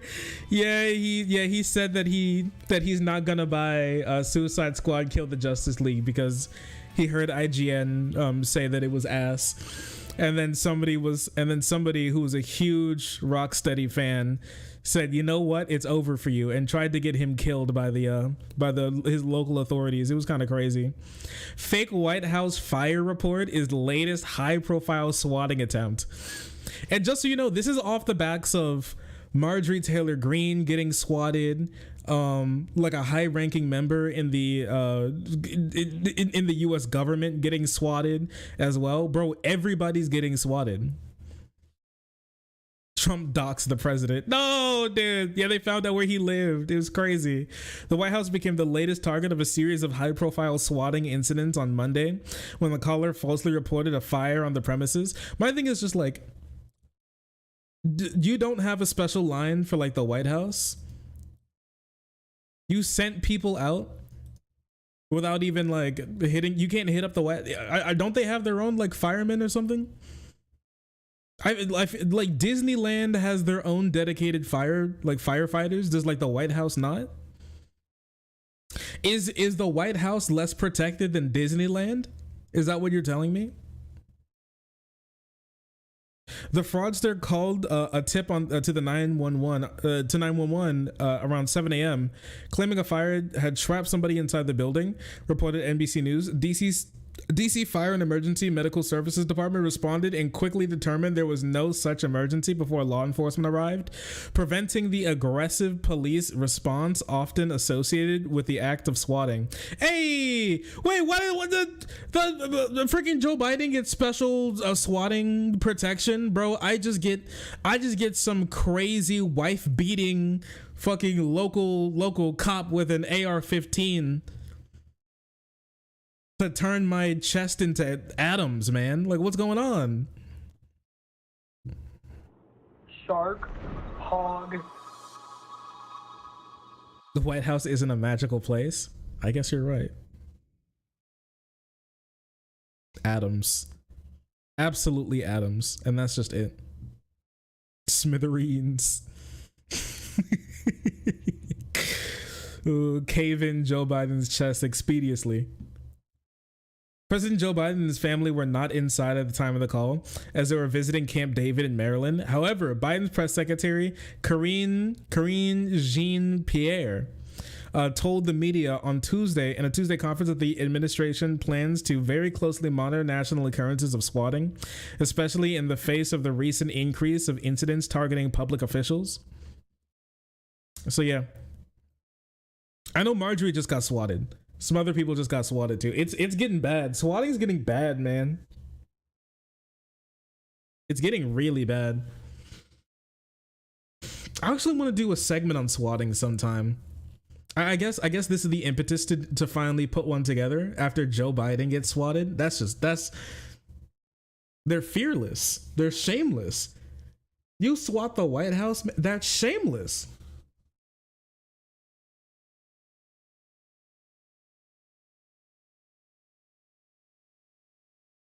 Yeah, we need to patch that nerf swatting. Something, dude.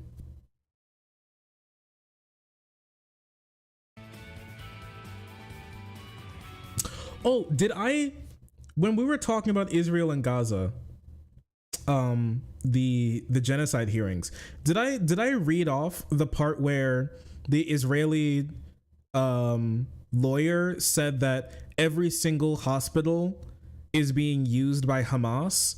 So that's why they need to bomb every single hospital. Like, all public infrastructure is being used by Hamas, so that's why all public infrastructure is a reasonable target for Israel. I'm not sure if I read that out, but yeah, he did say that. That's a really important piece of the puzzle. I don't think you did, but I heard that. Yeah, he did say that. Do you accept call-ins? Yeah, sure. I mean, if somebody wants to call in, I can say hello.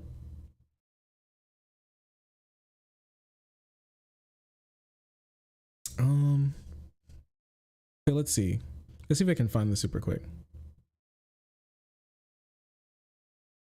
What are you allowed to call in about? I mean, anything, if it's interesting. Just be interesting. Ever think about that?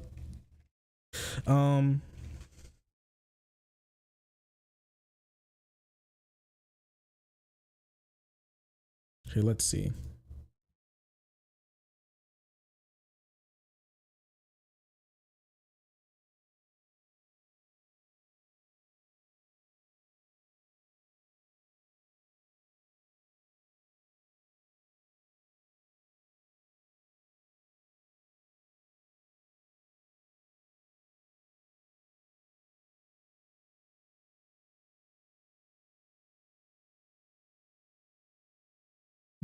Later.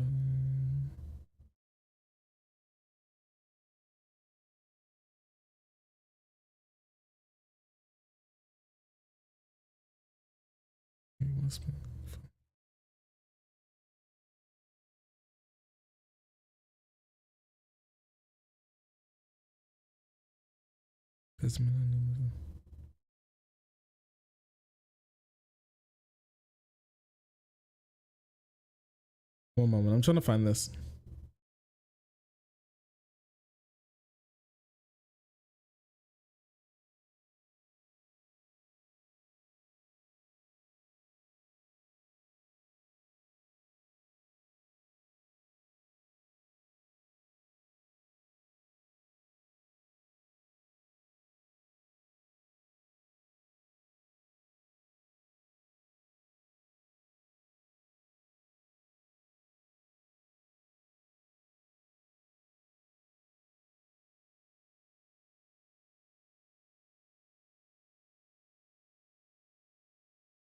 Is it?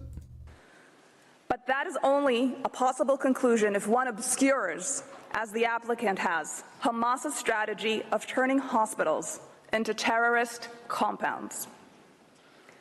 The applicant also made much of the fact that force has been even used in humanitarian zones. That is true.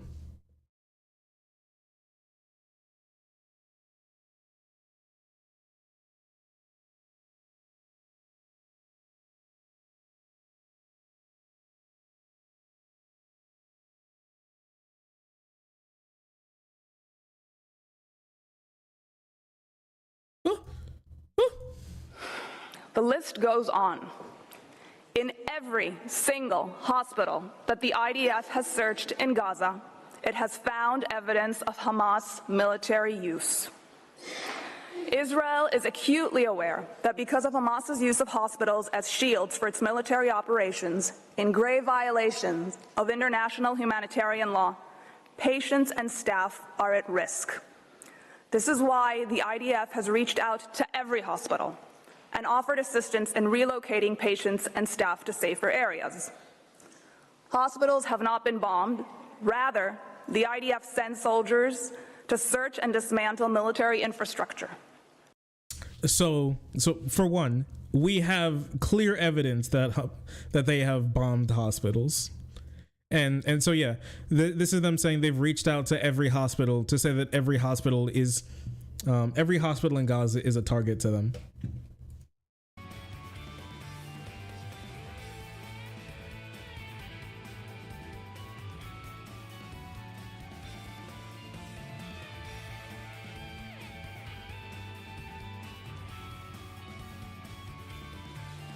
There we go.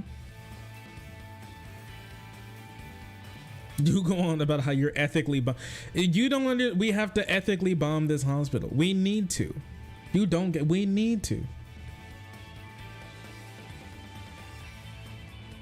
It was just still. Oh no, yeah, I was just still. I'm really good at holding still sometimes. I'm just really good at holding still sometimes.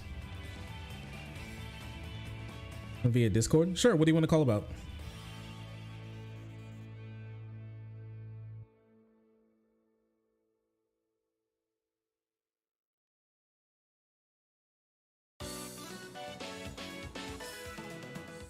Oh, let me hop onto my Chud Watcher account. Let me watch into my Conservative Watcher account because it's so interesting.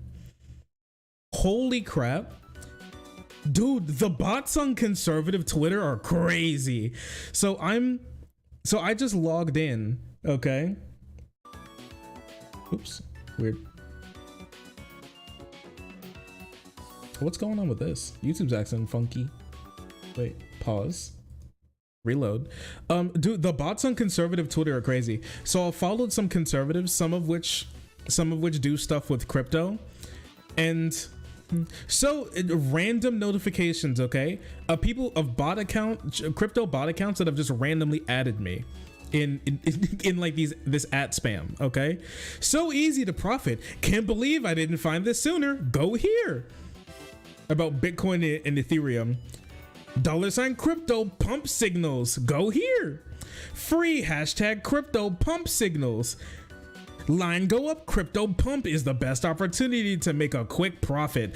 Telegram channel on profile. Profit from market volatility. Go to this account. $TRX. Okay. Okay, buddy. Okay, buddy. So many bots.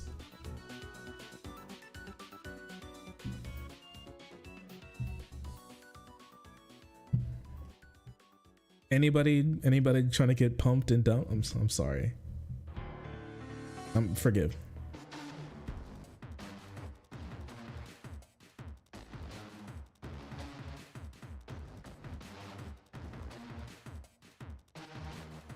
Don't answer that question. Yo, oh my OMG, me. You're not sorry? Don't lie. I'm so sorry. I've never been more sorry.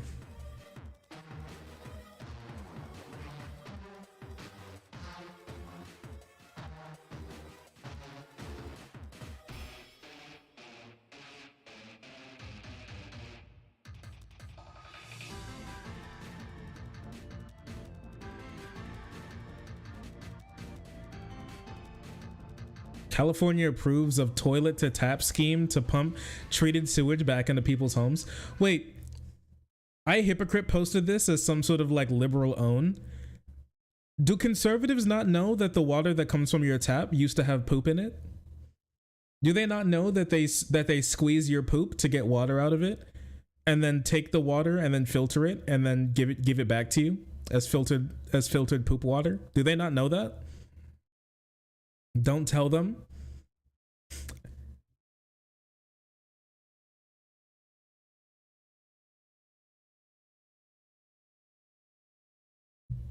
Look better in 160. Oh, beautiful. They don't know that the world is round. I guess you're right.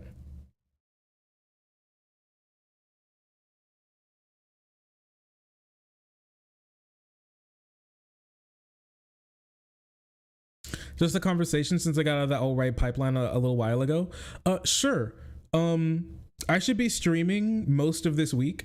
I probably don't have time to talk about it at the moment because I have to get through a couple of segments before we before tonight, so I give some food for the editors because they've been really hungry.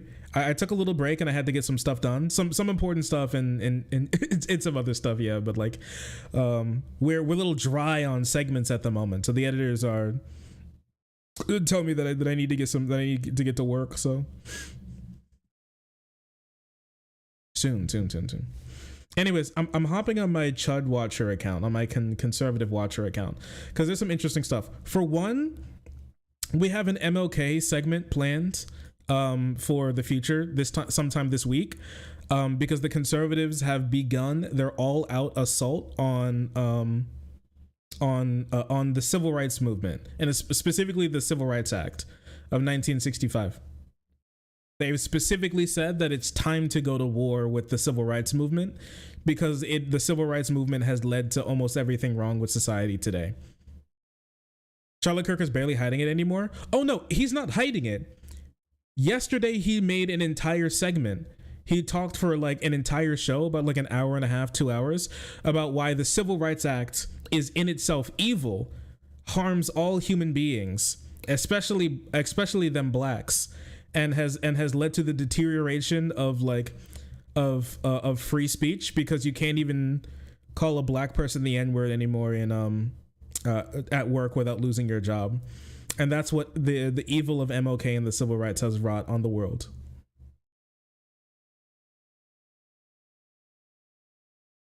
I only saw the tweet. I wasn't aware of the video. Oh yeah, no, him, Jack Prosbiak, Doyle, all those guys have basically come together to create a wing of the Republican Party that is the Civil War Act, right? The wing of the Republican Party to specifically say that the Civil Rights Act is evil and needs to be stopped. Sorry, the Civil Rights Act is evil and needs to be overturned.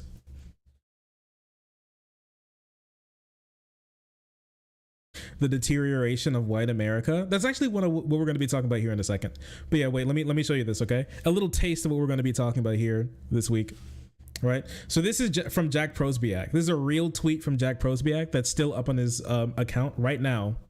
The Civil Rights Act was the Treaty of Versailles for white people. You know, my man cooked up this dubious food and then rubbed his hands together like he's the fucking greatest chef the world has ever seen.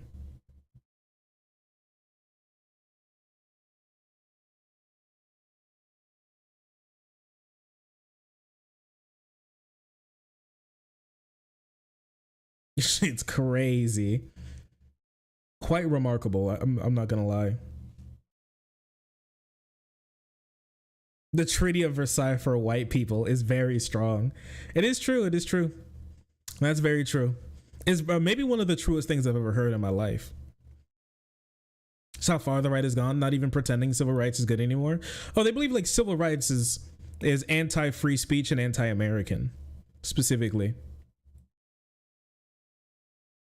And they think that black people were way better when, well, the whole thing is that they've spent so long going over all these things. They finally found their what they believe is the flashpoint to everything wrong with society, basically. Because they go back and they're like, well, first the North stopped us from being able to keep slaves, and that was like really bad, but I guess we can get over that because we didn't even want them. We didn't even want the blacks to be in the country. They've learned like horseshoe theory back into disliking slavery. Not because slavery as an institution is wrong or immoral, but because slavery let so many black people into the country, and then once slavery stopped being around, we didn't like get rid of all the blacks, so now we're stuck with them now, destroying the world. But like moving on from that, they're like the women were able to unchain themselves from the kitchen table. From the oven, and that really sucked, and then they could go vote, and then the Civil Rights Act came around, and then black people were set loose. They were uncaged and set loose to wrought evil across America. And then Reagan allowed Mexicans to pour across the border, and these acts in and of themselves have led to the deterioration and the destruction of America as in its ideal form as they would like to see it.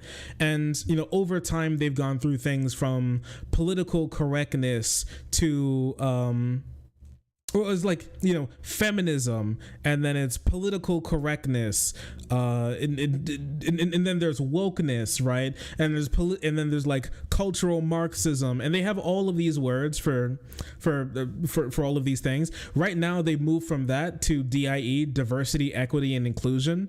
They're now started a war against diversity, equity, and inclusion because they think they finished the war on wokeness, or they just give up on the war against wokeness. I don't know if they think they won the war against wokeness, but they're moving on to something else. I think they won the war on CRT, but now that's over. And then like there's like wokeness, but I think that war is over too. And then now they're moved to diversity, equity, and inclusion because they think that's the real evil. But then some conservatives have become enlightened. They've come above their heads have poked up above the clouds, and they see the shining star of evil, the flashpoint that made the world worse to begin with. Well, America worse to begin with. And that's Martin Luther King, that uppity Negro who decided to ruin America by convincing white people to allow black people to have more rights. And this is what led to the deterioration of society that we see today. And so they believe that people hold up Martin Luther King as a god when he's actually evil, who destroyed America and led to the Treaty of Versailles for white people, which destroys the white nuclear family and the country as a whole, and that needs to be put down. And Martin Luther King needs to be dethroned, and his great in like the great pillar of his debauchery, which is the 1964 Civil Rights Act, needs to be overturned to bring back free speech, to bring back decency, and to bring back white hegemony in the country that was so brutally taken from the whites so long ago.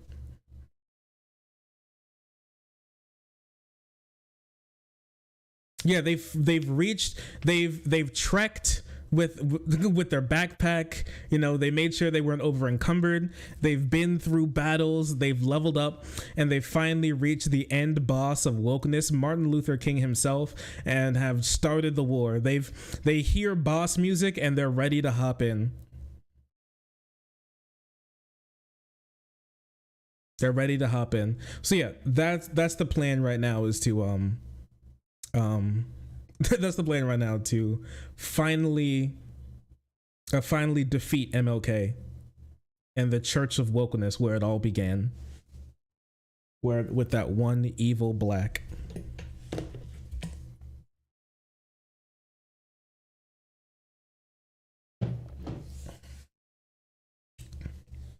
Constant state of war. Isn't that how 1964 works? Sorry, 1984. It do be. It really do be. How long until you think they unironically try to bring back segregated water fountains? I mean, that's what they want. Like, let's just be honest here. That's what they want. That is what they want. They want to remove the Civil Rights Act so they can bring out segregated, so they can bring back segregation as not only a policy for the US, but also as a common facet of life. That is simply what they want. That is the goal of all of this, is to bring back segregation.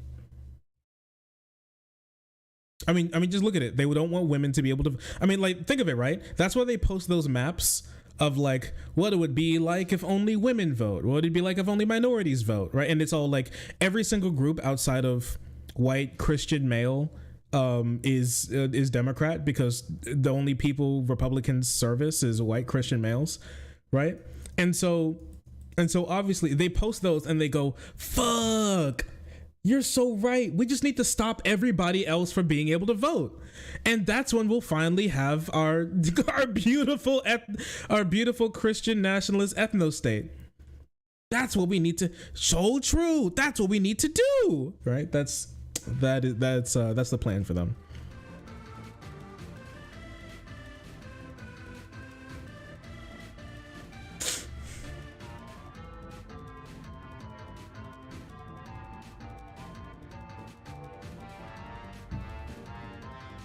Fuck. We got the plan.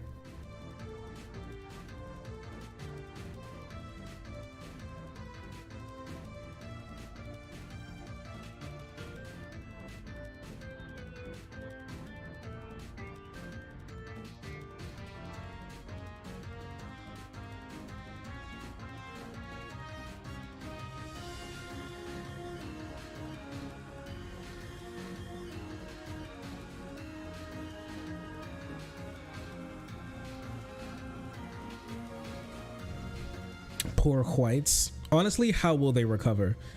Trick question, they won't, because the genocide is already almost over. It's almost done, boys. The Mexicans, the blacks. I mean, like, black people are now 14% of the entire country, you know what I mean? So it's kind of over for them. It's kind of donezo.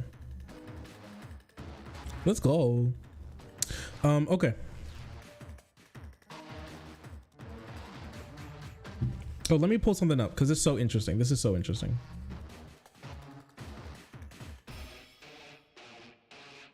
Los Mexicanos. Chat, is it racist when I'm like, I need my tablet, and instead of saying tablet, I say tablito? What do you guys think? Thoughts over under on the racism meter on that one? Far Eastern Myth, thank you so much for the 5 gifted subs. I really appreciate you for that. Thank you, thank you. It said genocide the white, names, death to all of them, colors for all of them. No, it's just a bit of fun. Okay. Going straight to racist jail? No. I don't think so, but we say tableta. Nah. Okay. Thank you once again, Far Eastern Myth. I really appreciate you for that. Thank you. The right term would be tableta, but tablito is cute. I like tablito. Hey tablito, my tablito. Us Latinos would be insulted if you didn't use tablitos. Thank you.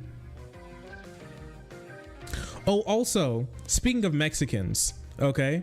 I'm not sure if you saw, but over the little break, me and the GF we did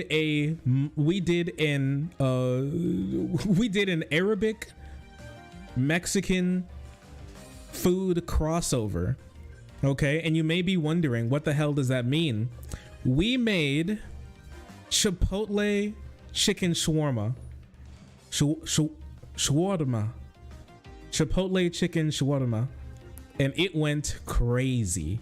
Roasted chicken Chipotle shawarma. And it went crazy. The GF was like, this is a 9. We need to make this again as soon as possible. Need to make this again as soon as possible. All right.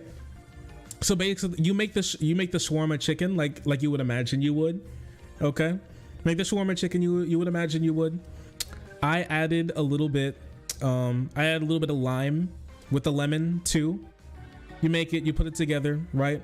You also make a chipotle garlic mayo that goes in and drizzled on it for some of the Mexican flavor. And instead of using a pita bread, we used a tortilla. We used a tortilla to wrap the whole thing up. I'm telling you, crazy. I'm telling you, it went so crazy. Maybe one of the craziest things we've ever cooked up.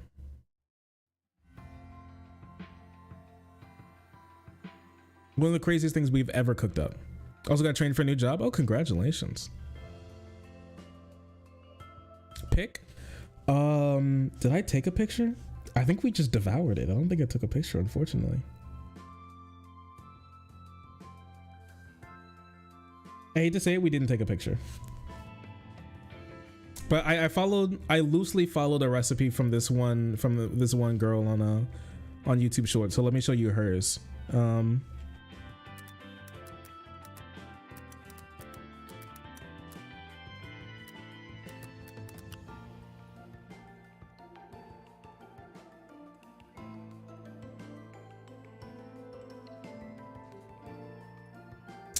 Where did she put hers? Let me see. This is how we make chicken shawarma. Oh yeah, here we go. Some of the best cuisine will always be Middle Eastern food and Mexican food, so today we're getting the best of both worlds and making these chipotle chicken shawarmas. Massage your chicken with some lemon juice, then season it up with some spices, olive oil, salt, and pepper. Lay the chicken on a wire rack, then set that aside and let that marinate for at least an hour. For the sauce, combine mayonnaise, chipotle peppers and adobo sauce, lime juice, spices, salt, and some hot sauce. Blend that up, and then you can add it to a squeeze bottle for the aesthetic. At this point, you can start baking or roasting your chicken. I'm gonna bake it in the air fryer until it is beautifully browned and tender. Let this cool for about 10 minutes, and then you can start removing the meat from the bones, and there's your shawarma meat. Spread some garlic sauce over a tortilla, add your chicken, some fries, pickles, pickled red onions, and the chipotle mayo. Wrap this up, toast it in a grill pan, and it's ready to enjoy. So yeah, there you go. Me just eating a chicken. Me just eating a peanut butter sandwich. Huh? I'm gonna tell you this right now. It's easy to make. The only thing that's really difficult about this is just cooking the chicken. But I'm telling you, it's literally just covering the chicken in like 6 spices, olive oil, and lemon. And bro, that's it. That's it. You're done.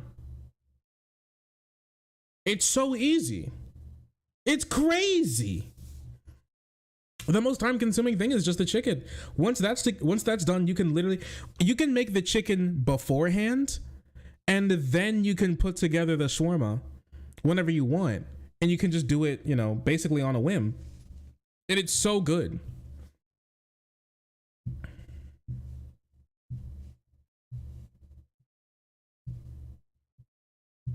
You gotta season it, bag it, throw it in the refrigerator. You can do that too. Cultural fusion is a beautiful thing. Oh, you make me hungry. Stop. Set yourself. Lord, please. But yeah, anyways. The Chipotle chicken shawarma, fantastic. I would say if you haven't tried it, give it a try. It's really good. It's fantastic. Really enjoyed it. You will not be disappointed. You can't be disappointed. You literally can't. It's not possible. You will eat it and you'll fall to your knees.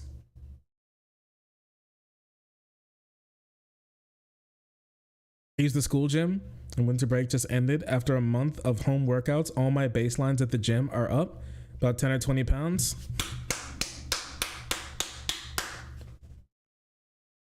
Proud of you. Good work. Nice work. Can I enjoy it and be disappointed about something else? Yeah. Yeah, here. I gotta pull something up for you, okay?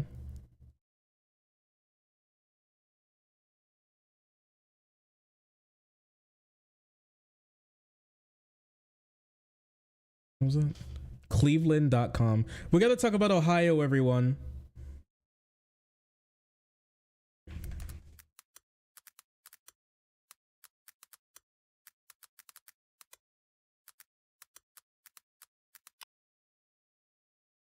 We gotta talk about Ohio, everyone. Be prepared.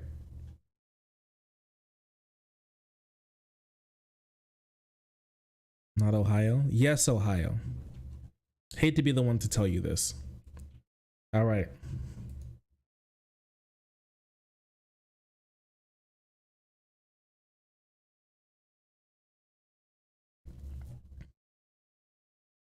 Okay.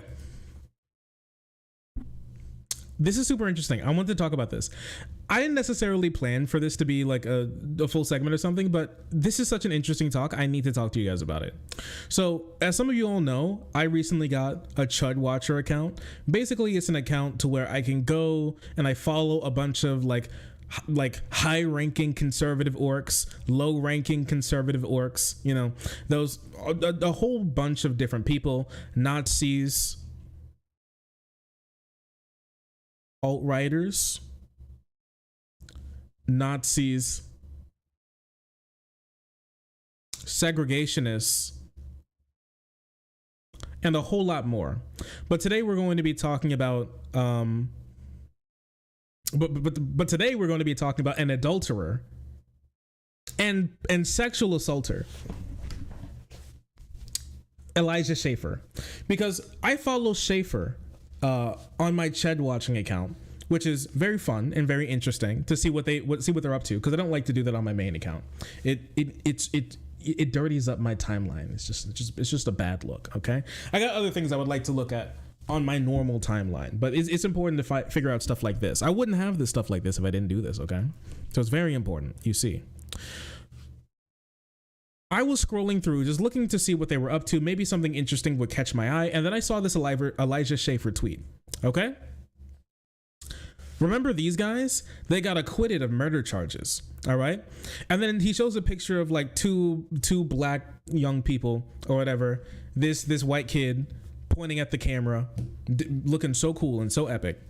Brothers who killed Ethan Liming stomped on his chest, broke his neck, and took his car, acquitted of involuntary manslaughter charges. All right, and this is kind of crazy. Stomped his chest, broke his neck, took his car, acquitted of voluntary manslaughter charges. All right. And in the comment section goes crazy here. Take a look at it. 14,000 likes, 700 1400 likes. Sorry, I can't speak apparently. 14,000 likes, 700,000 views. Lots of people are looking at this tweet. They ate his baby, stole his wife, burned his house. So true. If blacks are so oppressed, then why are they always getting away with crime? No charges for stealing, fighting, and now murder? This is the content of their characters. So true. I can't believe we let them blacks loose. Look what they've done. Was their defense? He called me the N-word. Compare this to the judge that got assaulted and how fast justice came for her. If I was the young man's father, I would seriously be considering prison time as the only way to find justice. Not forever. They will have their judgment. All right. Happy MLK Day to you. Don't forget to judge them by the content of their character, not the color of their skin. Happy MLK Day. Our law system is so corrupt. Why aren't people doing anything about this? Notice there are no violent riots. Black fragility. Negro privilege. All right, chat. Can we talk for a second about some real Negro privilege moments? What do you guys know any real? Come on, chat. Hit me with some real Negro privilege moments. There gotta be some really good ones out there, right? So out of pocket. Ooh, so out of. For them, what do you think? Most people play rap, so they always have something to dance. So they always have something to dance to. Negro privilege. Okay. Unlimited white girl access. Negro privilege. There we go. Resistance to hot sauce. Negro privilege. Ooh, can jump high. Negro privilege. Can walk in sunlight. Negro privilege. Joe Biden gives them unlimited KFC. Negro privilege. Ooh. The government hand delivers them crack, dude. Do you know how hard people in Appalachia have to work for that? That's what I call Negro privilege. They just drop it at their doorstep, man. Come on. Juneteenth ice cream, Negro privilege.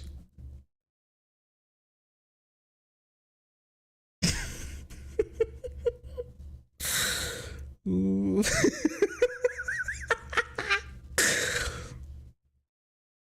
Oh my gosh. They're just handing it out to them. It's so many. They can say the N-word. That's true. And not get fired. Negro privilege. Superhuman speed. Yeah, superhuman strength and speed.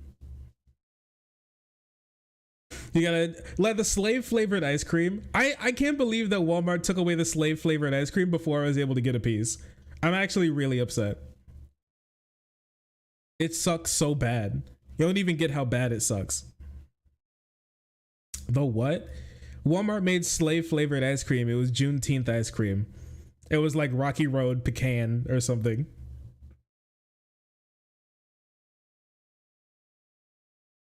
It was called Juneteenth ice cream. I wanted to pick it up and try the slave flavored ice cream. They wouldn't let me. They pulled them from the shelves the day I was going to go pick it up for stream.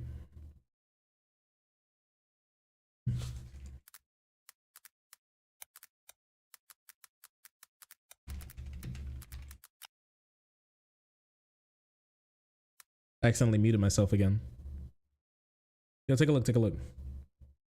Take a look. Take a look. See, I ain't pulling your leg. They did. They made the slave. They also made gay flavored ice cream.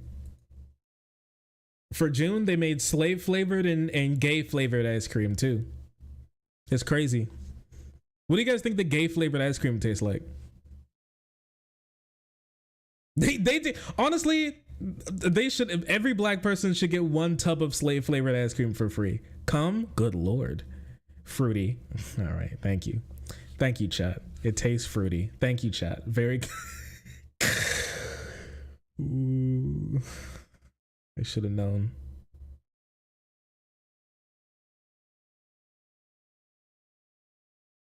I want trans flavored ice cream. No comment. They have a higher rhythm stat. Ooh, they do bonus damage with rhythm attacks, rhythm based attacks.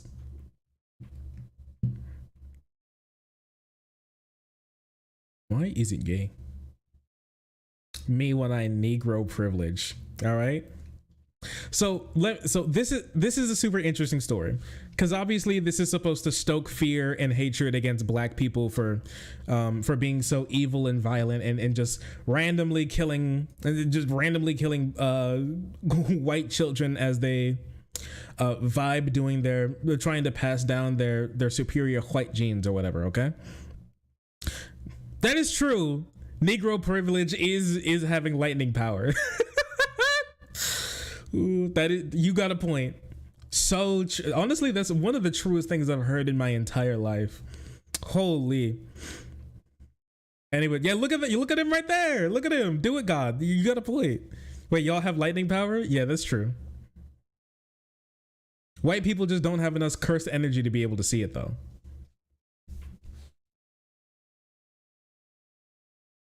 Black people's punches have a plus 5% to electric attack damage. Zap. Anyways, the reason why I wanted to talk about this, because I thought the story was just so incredibly interesting.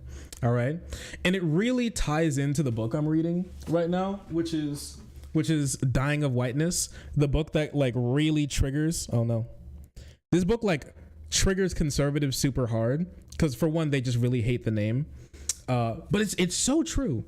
And it's the specific book is that like in the intro, it talks about how this is actually a book for white people by white people.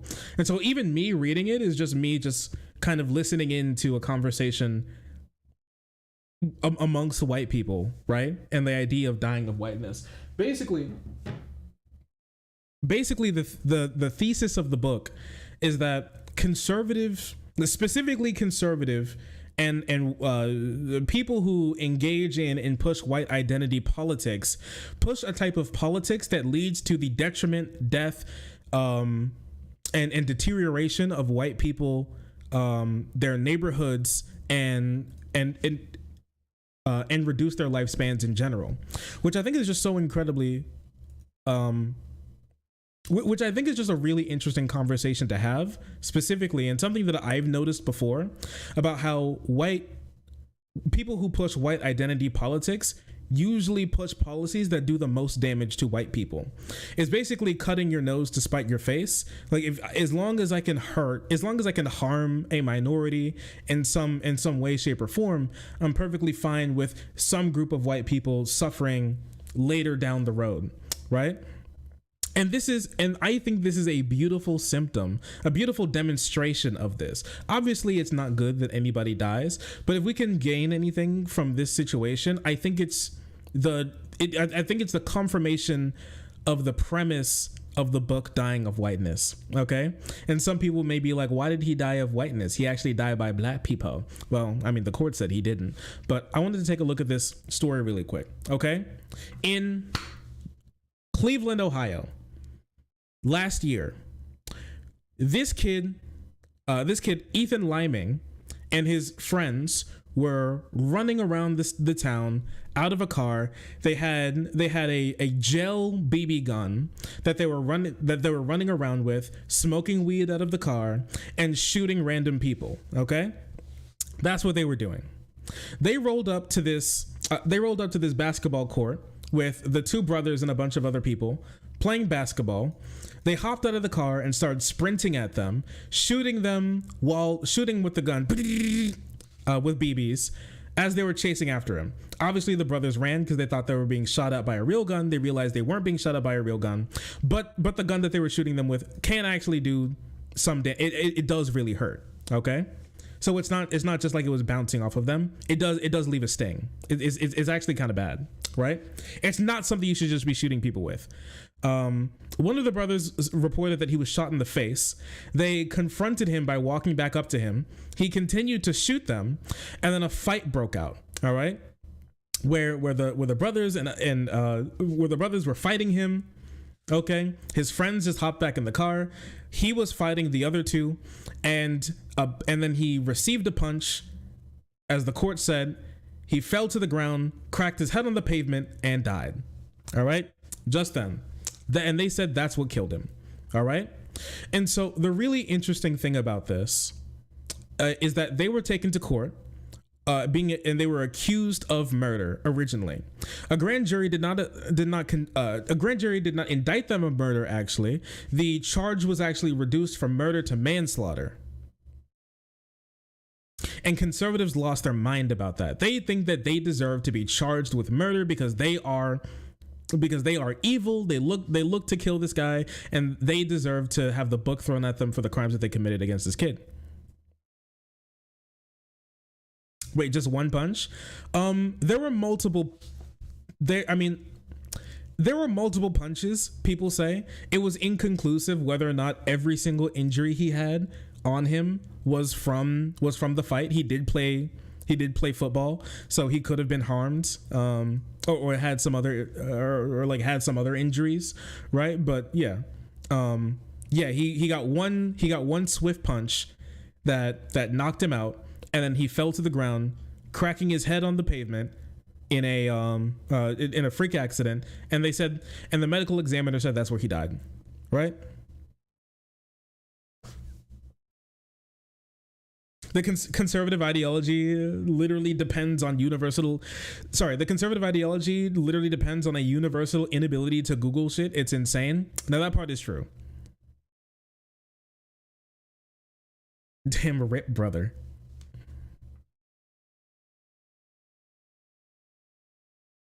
They knocked his one brain cell loose, and he couldn't survive without it. Maybe that's true. Maybe that's true. It's possible. It's very possible.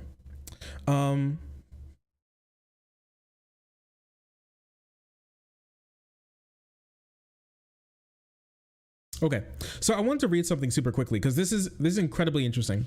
This is an article that was posted after the two were found not guilty of one count of involuntary manslaughter. There were two counts of involuntary manslaughter. One count they were found not guilty on. The other count there was a mistrial on. So prosecutors are thinking about whether or not to actually go back and retry one of the brothers for that involuntary manslaughter charge. Nobody really knows, okay? But what we know is that he beat one manslaughter charge, but they did get convicted on assault charges, just so you know. So they didn't get away scot-free. A Summit County jury has found two brothers not guilty of involuntary manslaughter Monday in the beating death of 17-year-old Ethan Liming. The attack came after Liming repeatedly shot them with a pellet gun with a pellet gun last summer. All right. Prosecutors charged Deshaun Stafford with 2 counts of involuntary manslaughter, aggravated assault, and assault. The jury could not reach a verdict on the first count of involuntary manslaughter. He was found not guilty on the second count of involuntary manslaughter. He was found guilty. Both of them were found guilty on charges of assault, though.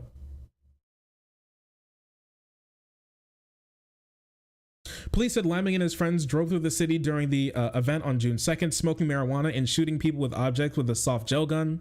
The plastic guns fire a capsule filled with water. The capsules caused pain and minor irritation. Liming's friends pulled up to the parking lot and drove directly to where the Staffords and one of their cousins was playing basketball at the LeBron James Family Foundation basketball court. A fight began, and the brothers and the cousin joined in. Liming died when his head hit the pavement After being punched in the face, according to authorities, the medical examiner ruled his death a homicide. According to the medical examiner's report, Liming's injuries included relatively superficial injuries to the face, torso, and legs, and arms and left hand. It's unclear if all of these injuries occurred on June 2nd when the fighting took place. Liming was found dead in the parking lot at 10:15. The Stafford brothers were arrested in Akron on murder charges.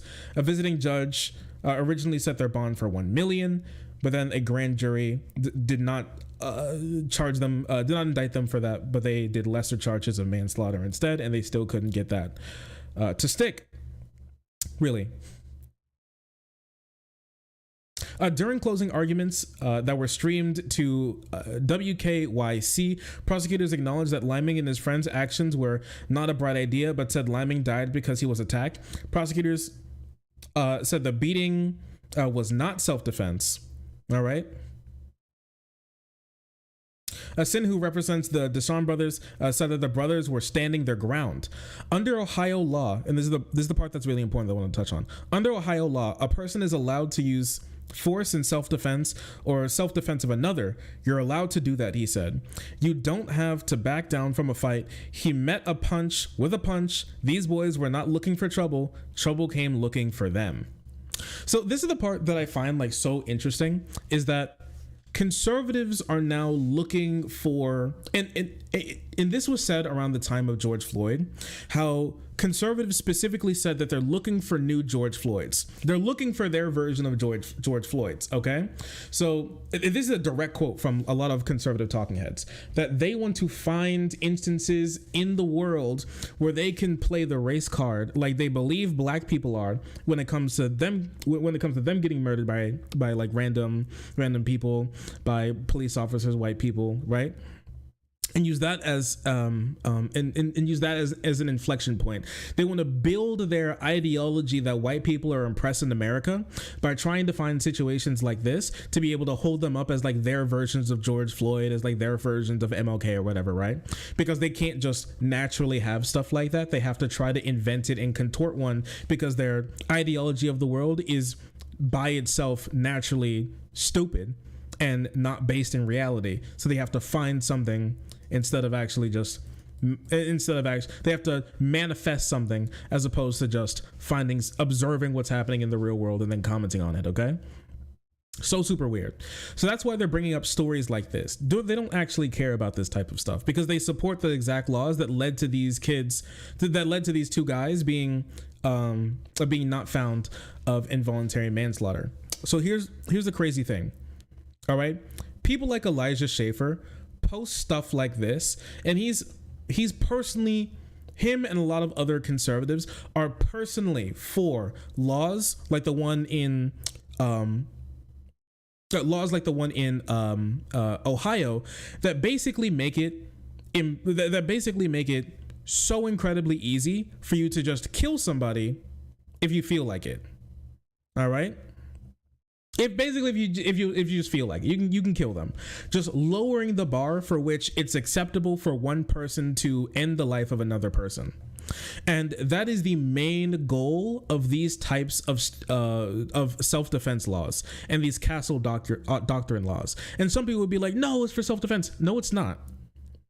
The goal is the overarching idea from these conservatives is that, and you can see it, okay? Look at their ideology. Look at how they talk about this type of stuff.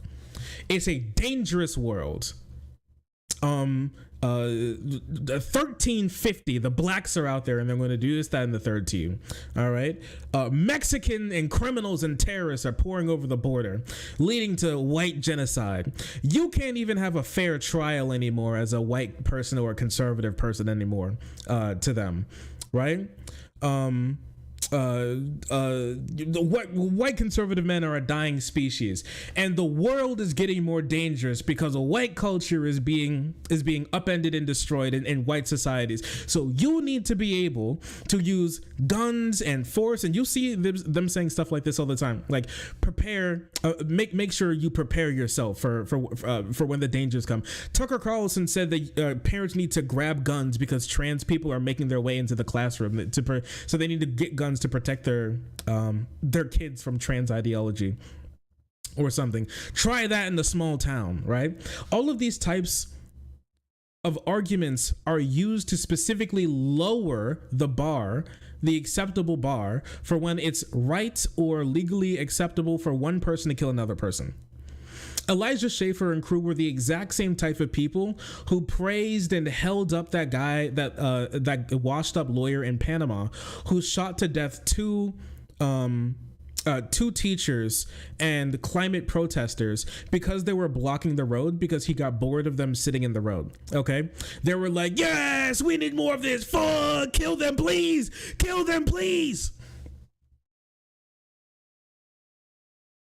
This is the same guy who holds up as some sort of like great idea that this is the type of guy who holds up the Second Amendment as like one of the most important things in the country, and the use of a firearm to protect people. White people need to protect themselves from them as they crawl through our cities, making everything more dangerous. All right, and so that's why these sort of stand your ground and castle doctrine laws are put into place, and that's why they worship the gun as some sort of great use to help defend white people. That's why they love the idea of like a civil war to finally make good on the promise of protecting America. All sorts of these types of things, and the white populace has eaten up these types of things hook, line, and sinker, when we all know that if you just take a society without guns and then you give the society guns, the society simply becomes worse. That's just how guns work. Guns make society worse. The more guns that are in a society, usually the worse that society is. All right, we know this for a fact. Conservatives also know this for a fact, but they believe that even though it gets worse, they gain something, right? And that is the feeling of protection and safety to be able to maintain their hegemony in the system that they believe their forefathers have built for them, because only a white Christian moral society can uphold America. But the places that are the most dangerous for white people are not like inner cities where they're getting blown away by blacks on the street constantly. The most dangerous place for these people are in like Appalachia. Okay, they're in like the South, where they're in like these like rural neighborhoods and white suburbia, where gun violence amongst white people is some of the leading causes of death for white children specifically. Okay, this is stuff that we know specifically. What the fuck, dude? Yeah, it's crazy. This is the stuff that we know. And now these stand your ground laws lead to simply more death. The Elijah Schaffer and crew are the type of people that cheered for that one story where that old guy had a pregnant woman, I think, broke into like his shed or something, and so he came out with a gun and was about to kill her, and he said that she got on her knees and begged for her life, but he still just shot her in the head because he just believes that she should have died for her crime. And that guy was completely acquitted. They praise these types of stories because they believe that these guns are used to protect them from people like that, from them who don't deserve their lives, because they forfeited their lives already by committing this, that, or the third crime. And so broadening out these stand your ground laws usually end up in more death. And that is the point of the stand your ground laws at the end of the day, is to kill more people. That's the goal. But they always forget that at the end of the day, still, the number one group of people when it comes to population in this country is white people. And the number one group of people who are going to suffer from these crimes are white people. These crimes against humanity, these laws, are white people. Okay? And so with this being said, how does this tie into the story that we're talking about here today? Well, the lawyer for the brothers was accurately and effectively able to communicate that the brothers used Ohio's new shiny new, recently installed, upgraded stand your ground law that makes it so not only do you not have to retreat to be able to then use force, deadly force, to protect yourself. The criteria for you using deadly force in a law-abiding way has been drastically lowered. And also, this meme is very real. Thank you, Marjorie. You're right. Actually, this is very real.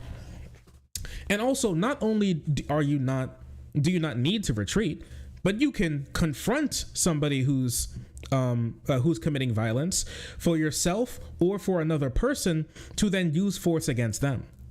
And so these people are sitting there scratching their heads. How in the world, how is it possible that they're able to get away with this type of stuff? Well, you advocated for them to have the right to do this. Yes, these people cheered when George Zimmerman blew away a child with a bag of Skittles, because these are the type of laws that they champion. These are the type of laws that they want, that they need, actually. So if this is that they think they need to protect themselves from them. So I ask you, how in the world were they able to get away with this type of stuff? Well, the answer is, for one, Ethan started it, and two, Ohio made it legal for someone else to end it. These stand your ground laws allow for people to kill people in ways that you wouldn't expect should be legal. They're saying things like he had like a footprint on his chest. They may have stomped him after he hit the ground. Maybe that would be assault. But he still died of a freak accident, and they were completely within their right by Ohio's new shiny stand your ground law to beat the fuck out of him, and even to death. That's what you wanted. This is the life that you wanted. Well, actually, it's not. They only wanted white people to use this law, but unfortunately, they can't make laws specifically for white people. And so this is the world that they have to live in now. And now they're shocked and dismayed about what's happening here. I saw someone in this comment section, somebody, and even like the smallest inkling of like the at least consistently homicidal conservative was in here. Was in here. People like this, okay?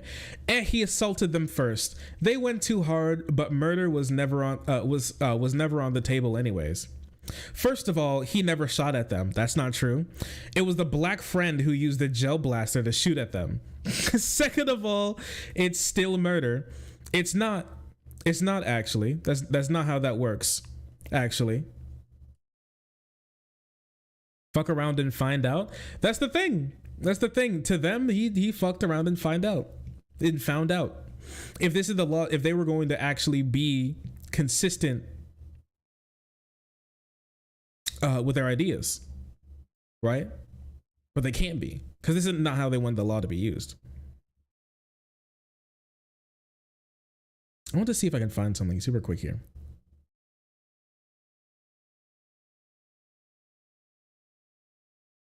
Failed again. Negro privilege is just crazy. It's so funny.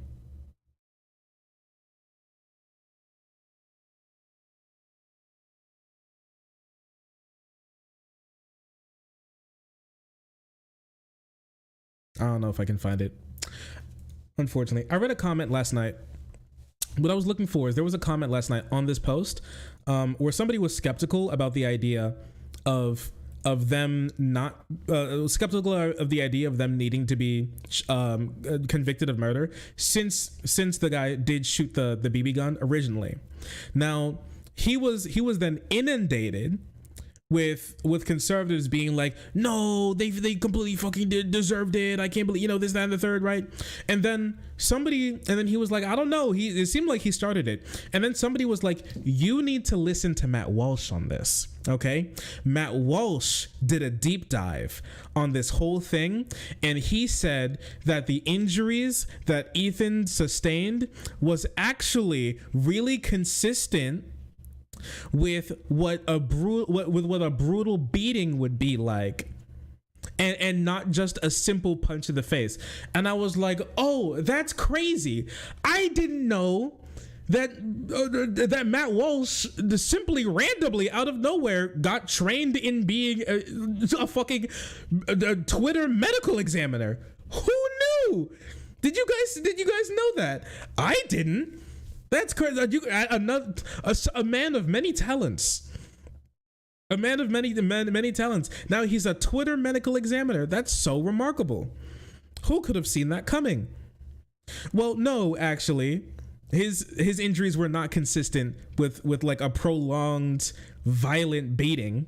It was consistent with him getting hit in the head and then falling to the ground. You know why I know that? Because I actually looked through what the medical examiner said about him. And the medical examiner said that there were no serious facial bone fractures on Ethan.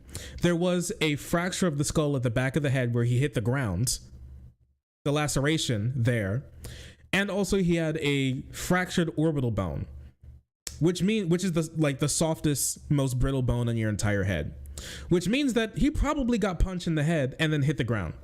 That's like the most that he had.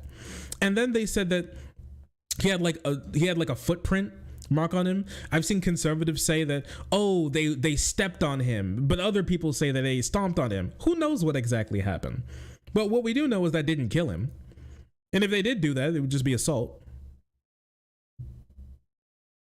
Matt Walsh is an expert in beatings. Yeah, maybe he's used to it. He's become an expert after getting so many during his own talks in colleges. He's a beating expert. Who knew? At no point should you listen to Matt Walsh.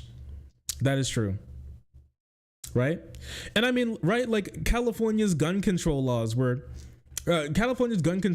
are in effect, that many of which are in effect today, were introduced by conservatives because they wanted to stop the Black Panthers from owning and walking around with as many guns as they were, right? These laws were specifically made by them to, in their estimation, to protect white people from them blacks, right? And the Mexicans coming in.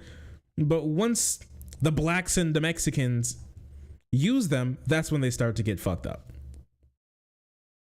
That's when they start to be upset.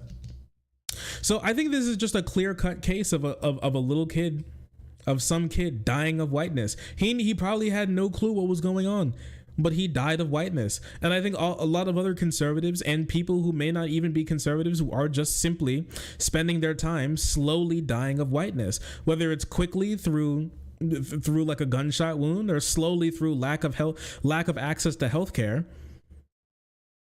The number one threat to white people are not Mexicans or black people or women. It's other white people taking away their rights and ruining their lives with disastrous policies brought about to harm people that they think are less deserving as people who should be like the majority in the country. That they should take one for the team. Yeah, all the white people who stink. Yeah, who stink. I guess ignorance isn't bliss. No, it's death. Actually, it's huge death. It's very sad.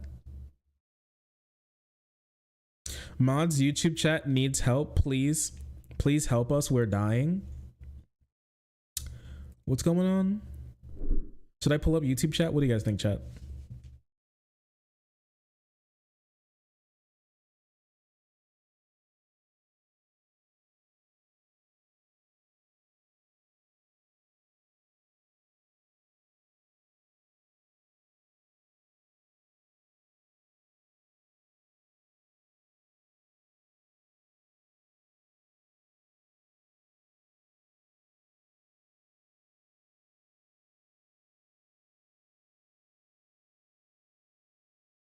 Disregard the gutter chat, ruh-roh. Almost like the whole different standards from themselves and others. That is kind of wild how that works out, don't you think?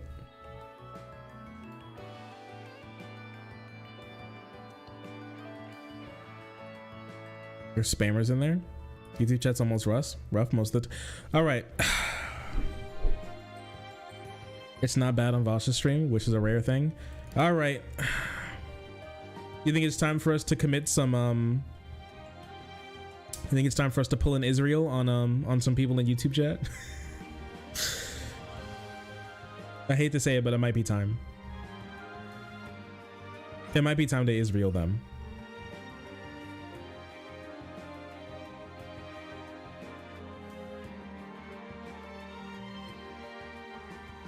We got Hamas in YouTube chat. Chat, drop the hellfire. Ooh, I've been alerted that we have Hamas in chat. This shit cannot stand.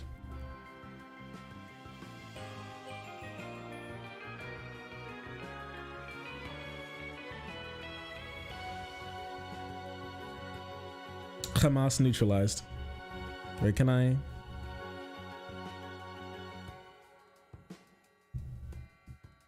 Let me grab this. Thank you, that's muted. So where's my YouTube chat? Here we go. Timestamp, participations. What the hell? Where's the pop out button?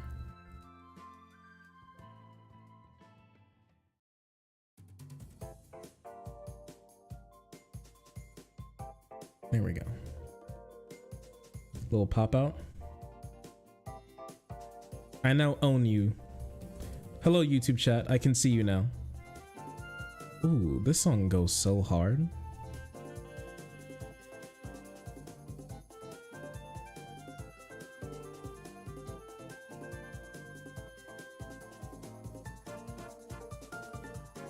All right, so what's going on? Hi, Shark. Hello. Behold. Oh, hi. We are seen. So true. Report function, please. What the fuck's happening? All right, who's the spammer? It's time for them to get a hellfire missile dropped on their forehead. It's time. Who is it?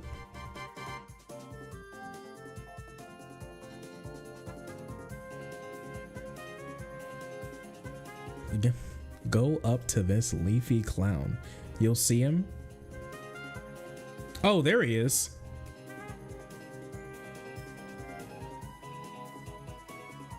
Hide user on this channel. Kill. All right, chat, I killed him. I've killed him.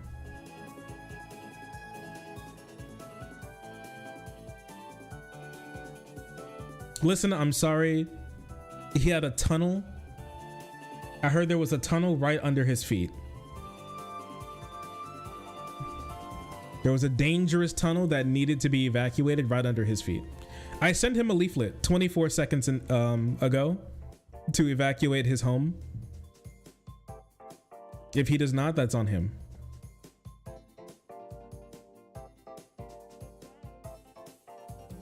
Yeah, I tried to minimize as much collateral damage as I possibly could.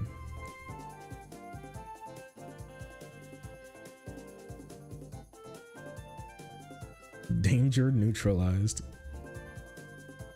Make sure to minimize collateral damage. I'm doing the best I can. Honestly, I hate to say it, but he's my Amalek. I hate to say it, but that guy is my Amalek. All right. Ooh. Chat, who's your Amalek?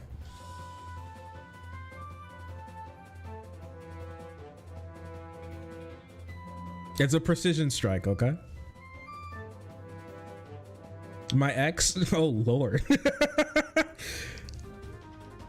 Good Lord. Yeah, we need to talk about something, buddy.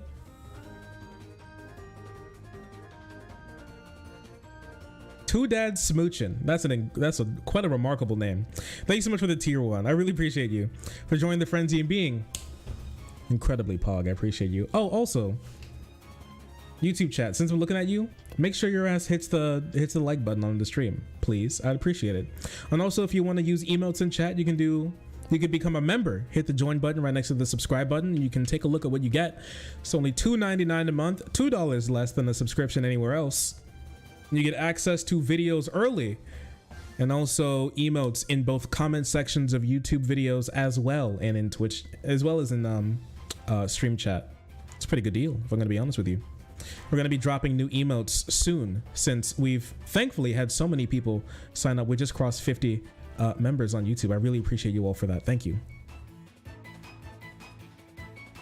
I actually don't look at my I don't look at my views at all. So I actually never know how many people are watching at any given point in time, which I think is really nice. I'm gonna be honest with you.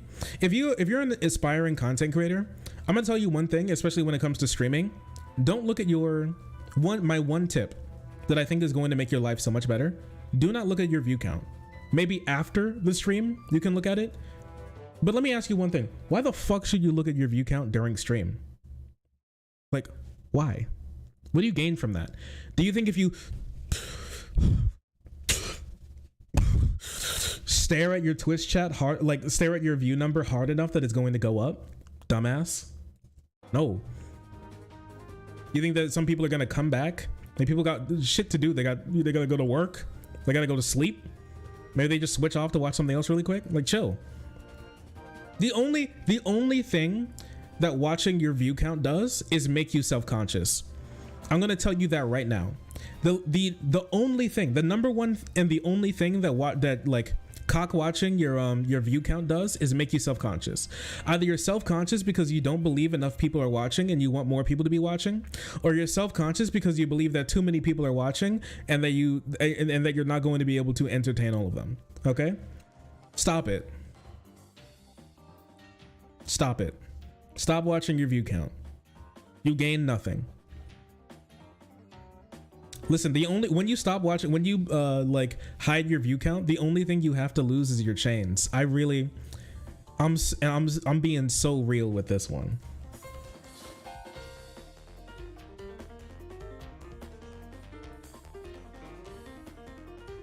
Maybe they gotta rub one out. Nah, you know they do that with the stream still going on. It's crazy. Beating they shit. Nasty.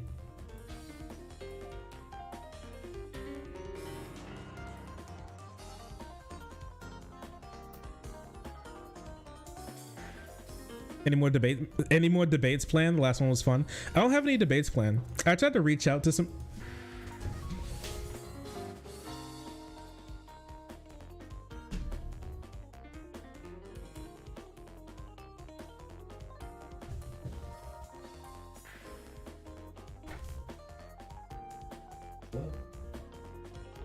Nice to see you. I see you. You walked in without even saying hi. You know what the punishment for that is? Sure.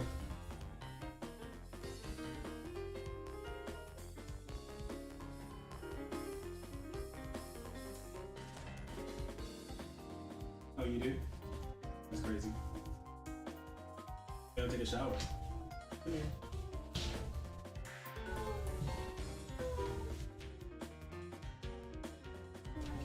For the people who haven't seen, this is the girlfriend. Say hi. She's cute.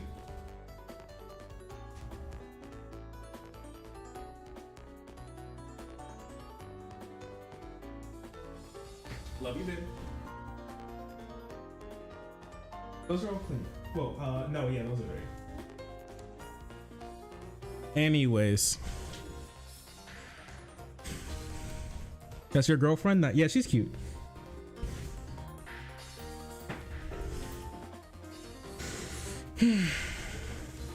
She finally came down from Canada. Yeah, she wanted to visit. She's so nice. Oh, actually, Two Dad Smooching. I messed up. You gifted 2 subs, not just 1. Thank you so much. I really appreciate you.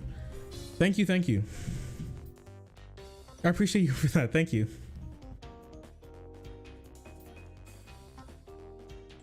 You were strong. She's not that big. She's not that big. It's not that hard to pick her up. What a hero. What'd you say? Has she met Morik yet? No, but I did talk to Merrick about her. She said she's down to meet, which I think it would be really fun. And I think it would be really fun.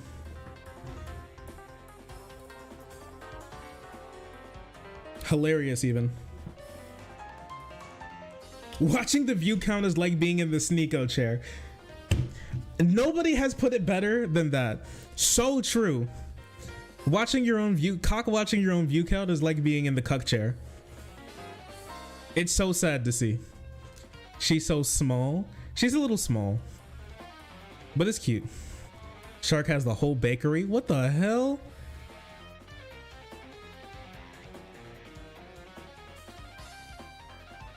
What the hell? A gift sub from each dad. Yeah, that's true. The lady is finally, yeah, we love her. She's great.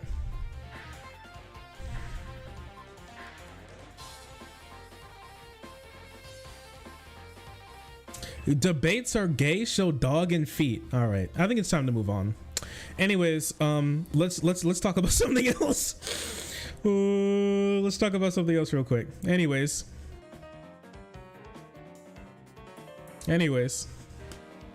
moving on. That's just YouTube chat for you. Oh yeah, speaking of that, did you all see this? Trump tops his opponent while Biden hits new low. It's just crazy. These news titles around election time always go insane for like no reason. But anyways, Trump tops his opponents while Biden hits new low in approval ahead of Iowa cock. The juxtaposition, right? Ain't it crazy? Whoa there, buddy. Whoa there, buddy. Anyways, yeah, if you didn't hear, the Iowa caucus was yesterday. Kind of nobody cared. Oh, my bad. Some people cared. Conservatives were going kind of wild. It was kind of crazy, if I'm gonna be honest with you. So here's the thing. If you didn't see it, there was a cold snap in Iowa when the Iowa caucuses hit, and on the day of it happening, there was it was estimated there was going to be in the negatives. There was going to be a big wind chill. There was going to be a lot of snow, and they were saying that it was actually done specifically to harm Trump voters because they're usually older and they will die in the snow trying to vote for their God King Emperor Donald Trump. Donald J. Trump. Okay, there were claims that like the Republican establishment, the deep state, and the Democrats were working together to use a massive weather machine to be able to like enact a large Arctic wind gust on the day of the caucus to be able to stop Trump from winning the Iowa primary caucus. To install either Pant Piss or Nimrata Haley as the new nominee instead. Sake Tanuki, thanks for the 5 gifted subs. They said, watch your sub. Why watch your sub or view count when you can goon to your sub or goon count? Help! Or view count? Thank you, Sake Tanuki. Beautifully put. Thank you, Sake Tanuki. I will never I will never not appreciate your contributions. Thank you. Anyone count their goons? Please no. Please stop. With this, we're done with this. We're done with this. We're done with this. Okay? We're done with this. I can't have any more of this. Bro, what is this? Why did this get recommended to me? This just got recommended to me. Oh, because I follow them. Oh. Anyways. Beat off. All right. Okay. Weird AI images. This sure is a weird AI image. I'm not gonna lie. Beat off. Nut content. Oh, maybe this AI shit ain't too bad after all. Maybe it ain't too bad after all. Maybe they were cooking. Who knows?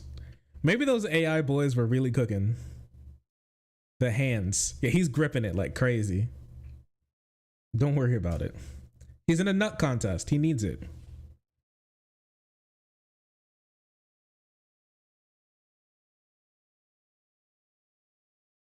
They look really happy. Well, wouldn't you? Oh, but the reason why I want to talk about this is not because of Trump topping his opponents.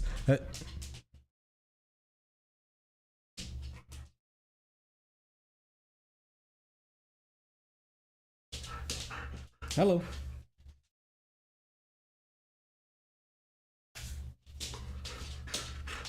Hello. Dumbo has arrived. Somebody redeemed give dog a treat. Hey, hey, did you put him in here? No. I'm so serious. He came down the stairs himself and was bothering me, and then he decided to come to you. And I was gonna take a shower, but I didn't want to leave him out here for that. So you did put him in here? No, he came here by himself. I was just gonna close the door so he would stay in here. Oh my gosh.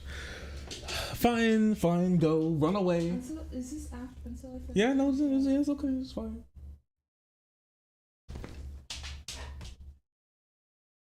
Women, am I right? Anyways. I have to give him a treat. I have to break this one in half. I have to find a way to break this in half. Because this is what I got. I gotta break it in half. They say give him 2 treats. What? It's so small.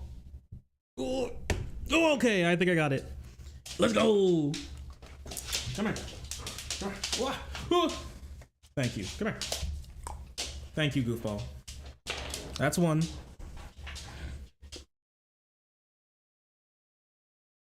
How old is Boo? Like 5? Come here, dumbass. Give me some hobbies. There you go. Good boy. Good boy. Good boy. Good stinky. Give dog a treat. Well, there you go. Just came back from pet sitting your sibling's dog. What type of dog? My desire for the dog has been fulfilled. Your GF rocks. At least someone thinks so. No, I'm joking. Thank you. Okay, I wanted to look at this because I found one thing in this poll really interesting. Okay, satisfaction with party's nominee. This is the part that I really want to talk about because it's just kind of remarkable to me. Okay, and I think like presents everything wrong with what like Biden's nomination and him just being the nominee and the president in general. Okay, so here's this. Look at this. Satisfaction with party's nominee among leaning Republicans. Donald Trump is 72%. That means 72% are happy with him. Ron DeSantis is at 61%. If they'd be happy with him being the nominee.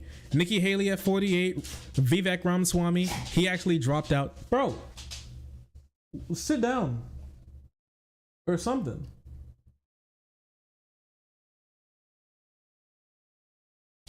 Oh my Lord.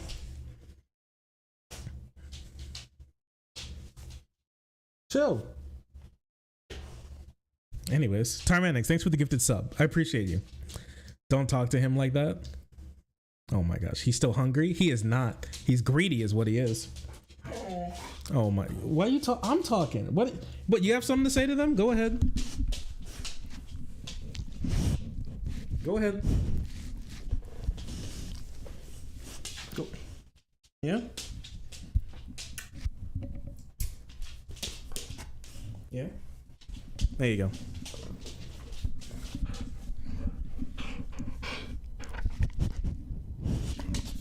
Thank you. Yeah. He's real talkative today. That's my streamer. Shut up. Shut up.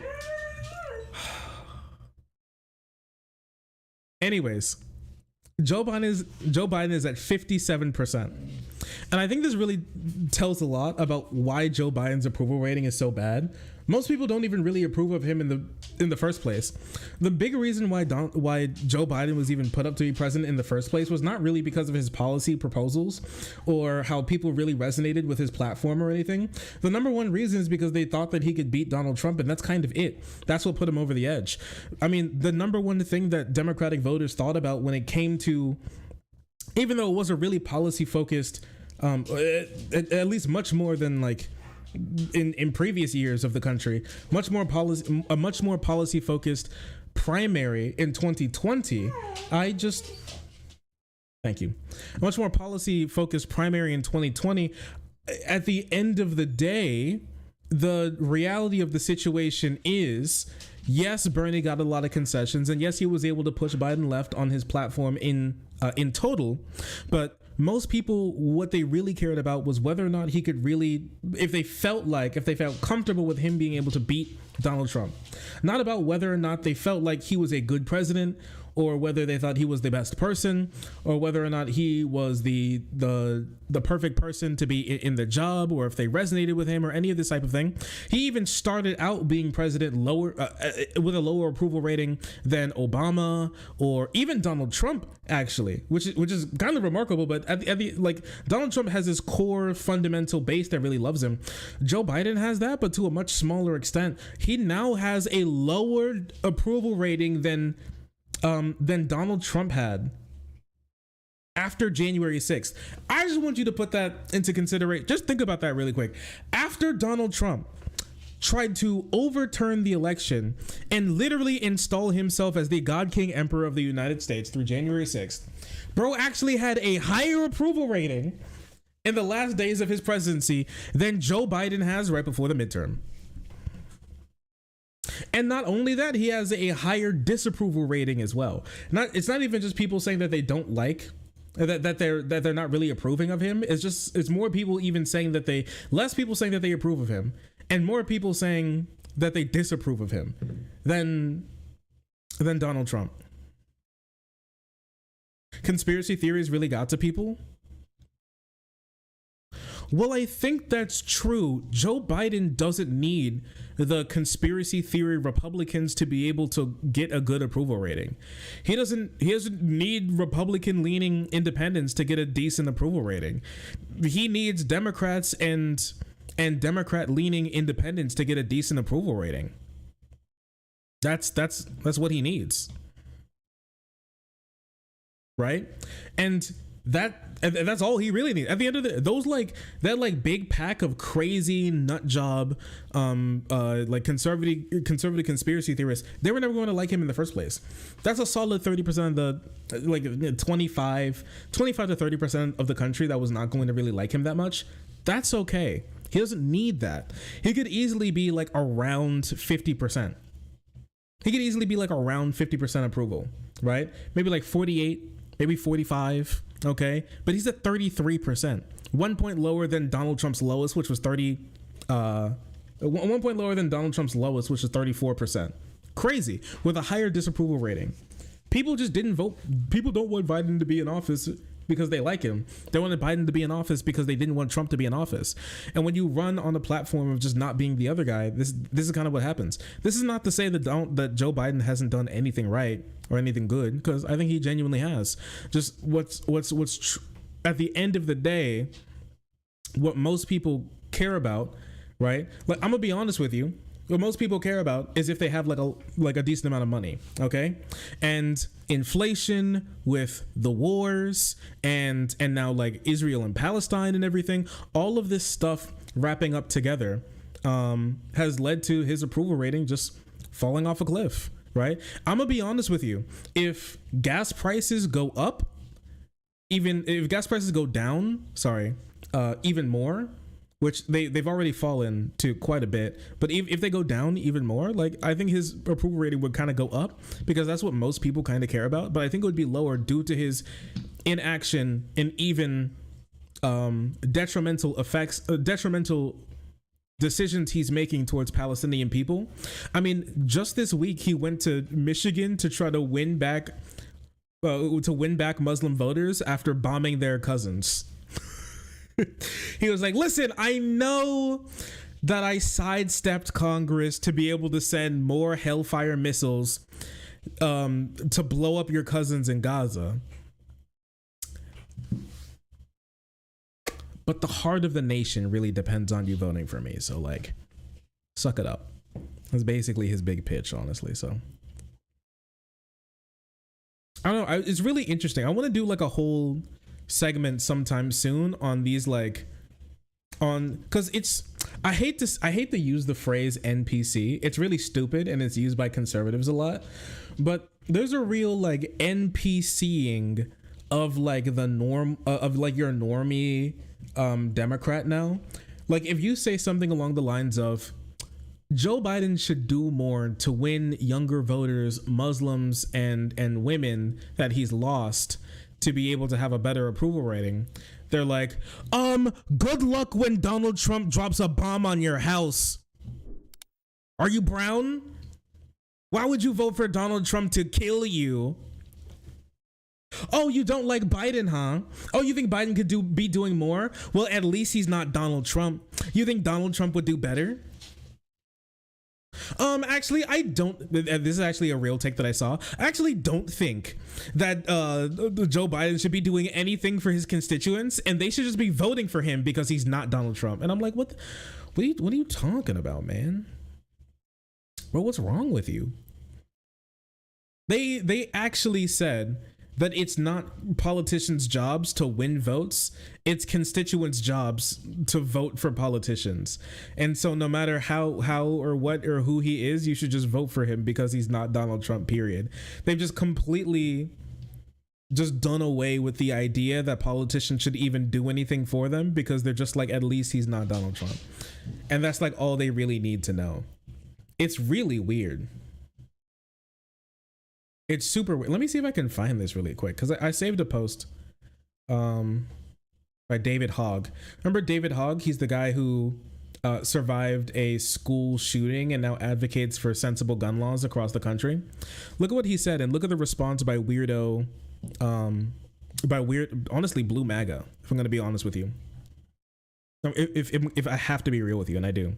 Also, thank you so much again. You're so kind tonight. Thank you so much, Sake Tanuki, with the 5 extra gifted subs, obliterating the whites in chat right now. Sheesh. Unironically, the New York Post covered it a couple weeks ago. Wait, what's this?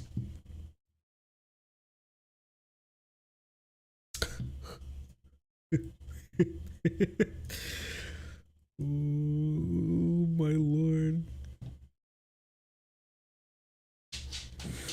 Biden blusters. Have I told you Trump is bad? Down in the polls, his policies unpopular. Joe returns to the only pitch he has. Now, I don't think that Joe Biden's policies are unpopular. I actually don't believe that's true. With that being said, he is down in the polls, and he returns to his like number one pitch, which is I'm not Donald Trump. That part is true. The thing is, his policies are actually quite popular. His policies are genuinely quite popular. What they mean by Joe Biden policies is that gas prices went up and inflation went up, which apparently is a Joe Biden policy. Joe Biden pressed the gas prices go up button in the Oval Office, and it kind of ruined my week. Joe Biden's policies are popular. They just don't run. You know what's kind of crazy is that Joe Biden actually has some pretty good policies that he's put through. He just doesn't care to actually talk about them that much. He just doesn't care. And I think it's also part of the big reason also is that the fact that he just doesn't do like interviews or like press briefings that often. He should be like, yo, this is what we did. This is what we did. The thing with Donald Trump is like, he's a grade A champion. He's like an Evo, multi-tournament winning dick sucker. Okay. Bro is the supreme self gagger. Donald Trump is like the number one cock glazer, dude. When he whips out his dick and makes it do a little dance in the Oval Office, he's the number one person to start drooling. All right, everybody's got to get in line behind him when it comes to a dick sucking competition. All right, because he talks about what he does and the things that he considers accomplishments 24/7. Bro, you can't go a single moment in time without Donald Trump slobbering on him, glazing himself, the self glazer. All right, he spent his money to build a contraption to glaze himself. He built like a Batman gadget of self sucking, and he uses it to the utmost of his ability. Yeah, Kamala just doesn't exist, man. Why doesn't Kamala Harris do more press interviews talking about what the Biden administration has done, dude? It's just crazy.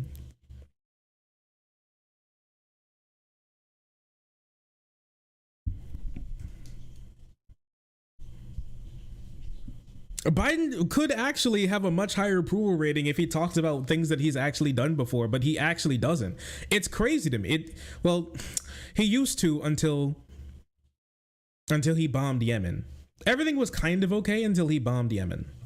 And then he bombed Yemen.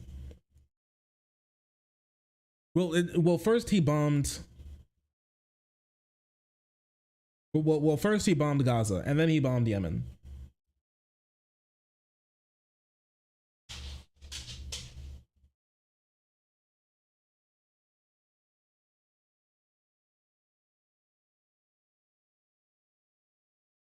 Biden, Michelle Obama 2024.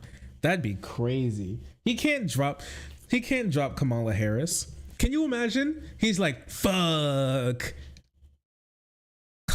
Kamala isn't black enough. I gotta go with a blacker darky. Michelle, hop on. Michelle, lock in.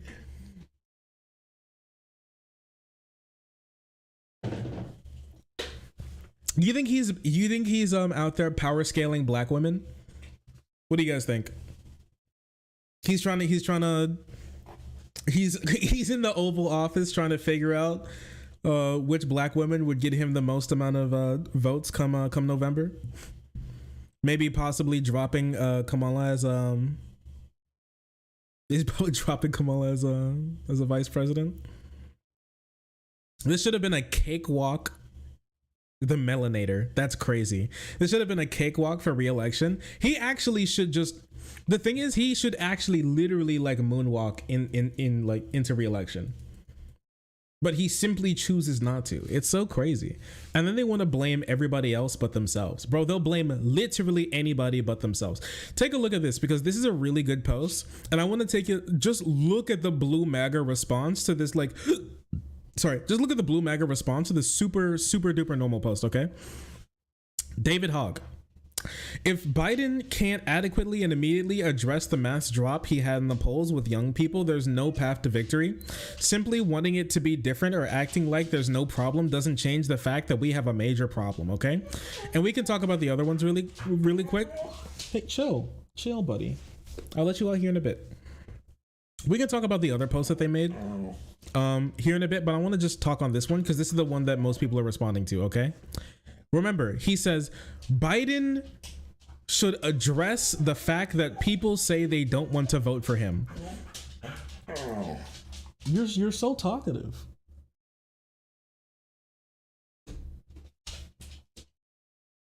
Are you naked?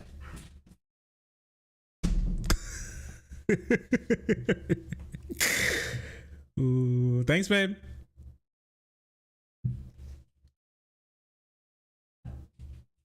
Oh no. Send it back upstairs. Upstairs, pup. Boo, upstairs. She's kicking him out. She's going back upstairs. He talks too much. Anyways, in response to him literally just saying Biden should do more to reach out to people who say they don't want to vote for him to win, they say, definitely disagree with his tweet. With what? You disagree with what? Young people need to vote and stop making excuses for not doing so or threatening not to do so. Young voters should stop thinking. They should stop having opinions on politics. What they really need to do is do what I tell them to do. And if they don't, honestly, it's like your fault.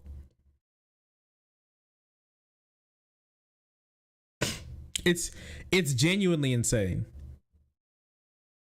It's actually crazy the type of stuff that these people say.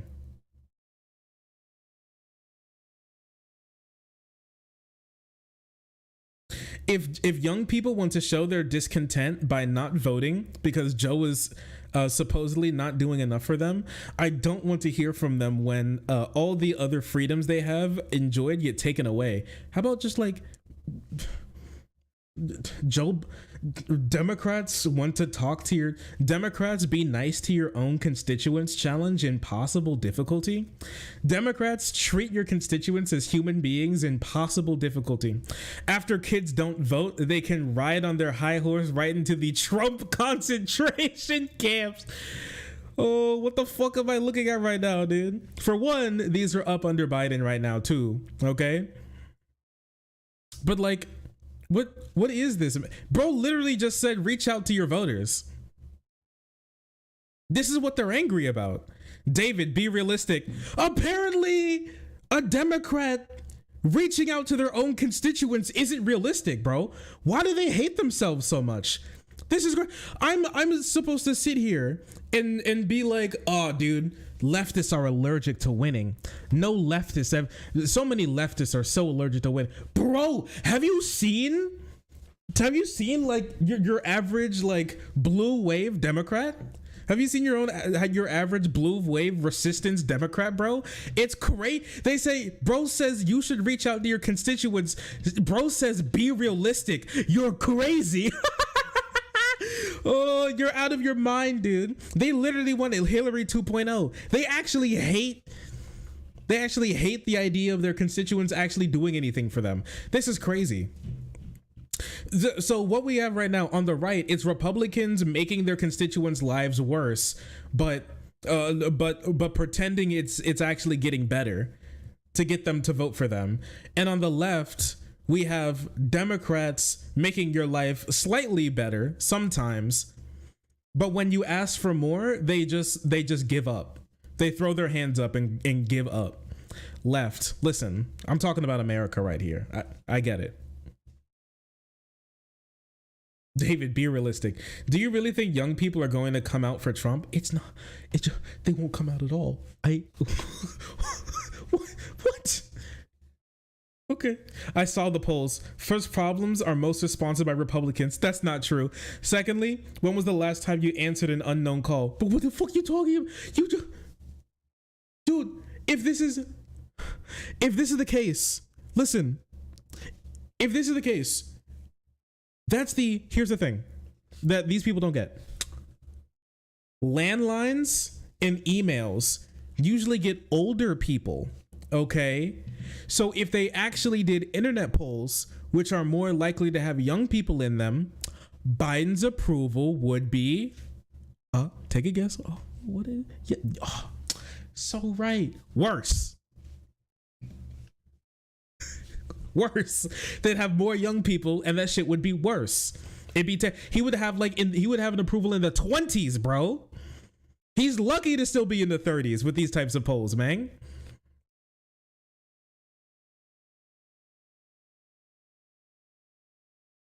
He's lucky. As a mother of a 19-year-old, let me quote what I was told. Do we wish it was something younger? Yes, we do. That being said, in the end of the day, I will vote for Biden because I don't want Trump. Okay, cool. He should still reach out to his voters. We have bigger problems if younger people do not understand what has been accomplished over the 3 years. And most importantly, do not understand what happens if we go back to 2016 to 2020, or even worse. Those stupid fucking young people, they're so fucking stupid, dude. They don't understand how good the Democrats are. Should the Democrats reach out to them to tell them, no, fuck you? They should just magically understand everything good Biden has done. And there's no reason why Biden should ever reach out and try to make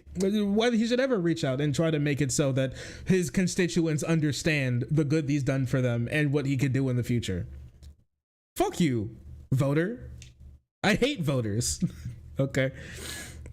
And maybe if I hate them enough, they're gonna vote for us.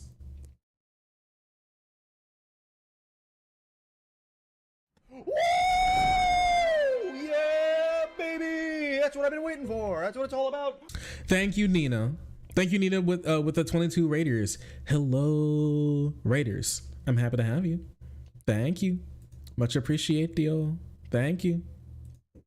Thank you so much. Hope you all are doing well. False, I'm middle class because my wife is $100 more a month in take-home pay. Thanks to Trump's tax breaks. Try again. Your taxes are going to go up.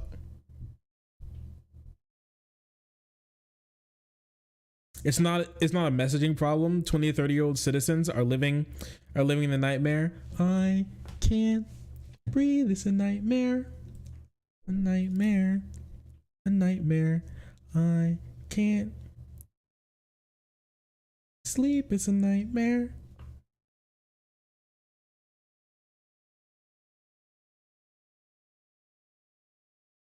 Can't breathe when you're not there. I'm sorry. Stop. Oh, a nightmare. You're not there.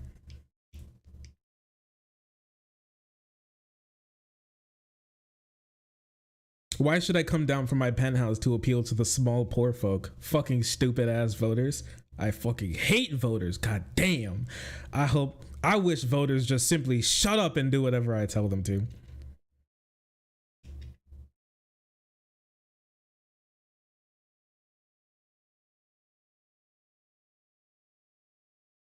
Oh, this person's like, my insulin prices went up. Now I will say something. Biden did do work on getting insulin prices to like $25, right? Now, not every single insulin provider does that, but this person may not have seen it, but millions of people around the country did, right? 2 days ago, 90% of the insulin supply in the country is now price capped. That is true. You can buy insulin at Walmart with a prescription for $20. I don't believe that's true.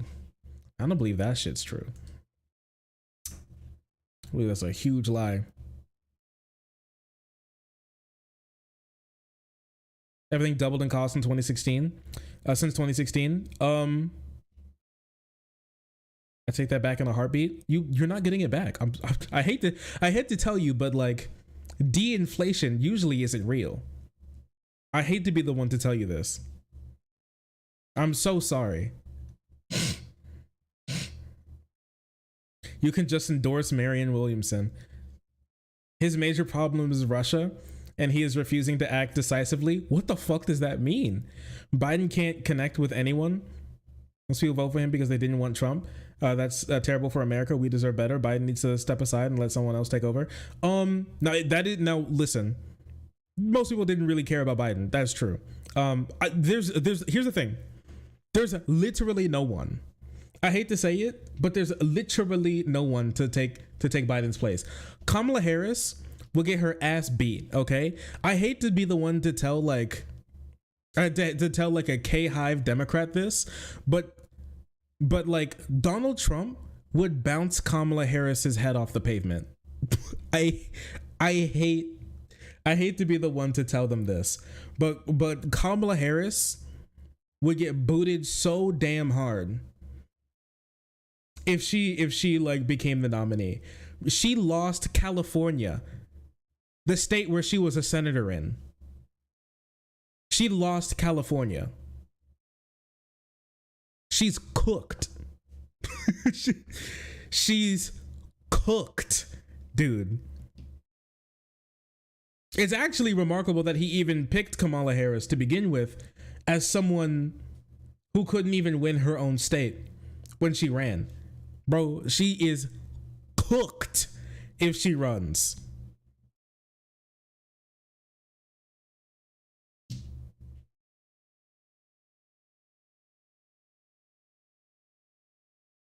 Donald Trump has the lady killer. That is true. Donald Trump's insults do +10 damage to women. So it would be more difficult for her to win.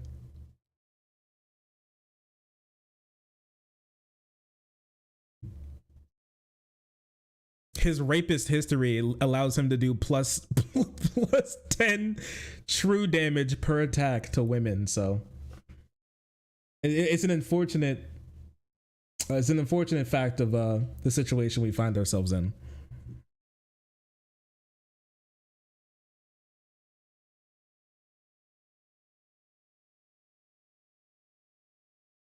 Here, one second, one moment.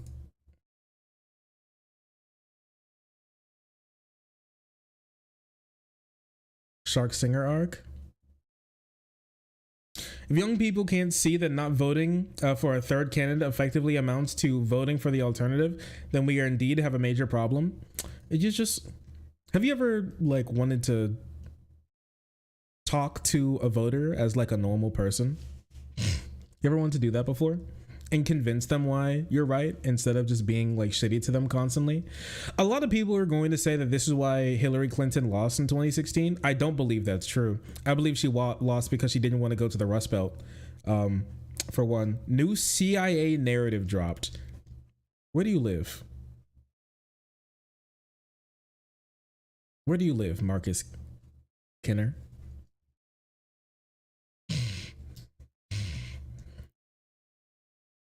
If young people are too much of like sick freaks to understand that they just need to vote for Biden, here's a better option, Trump. You okay, buddy?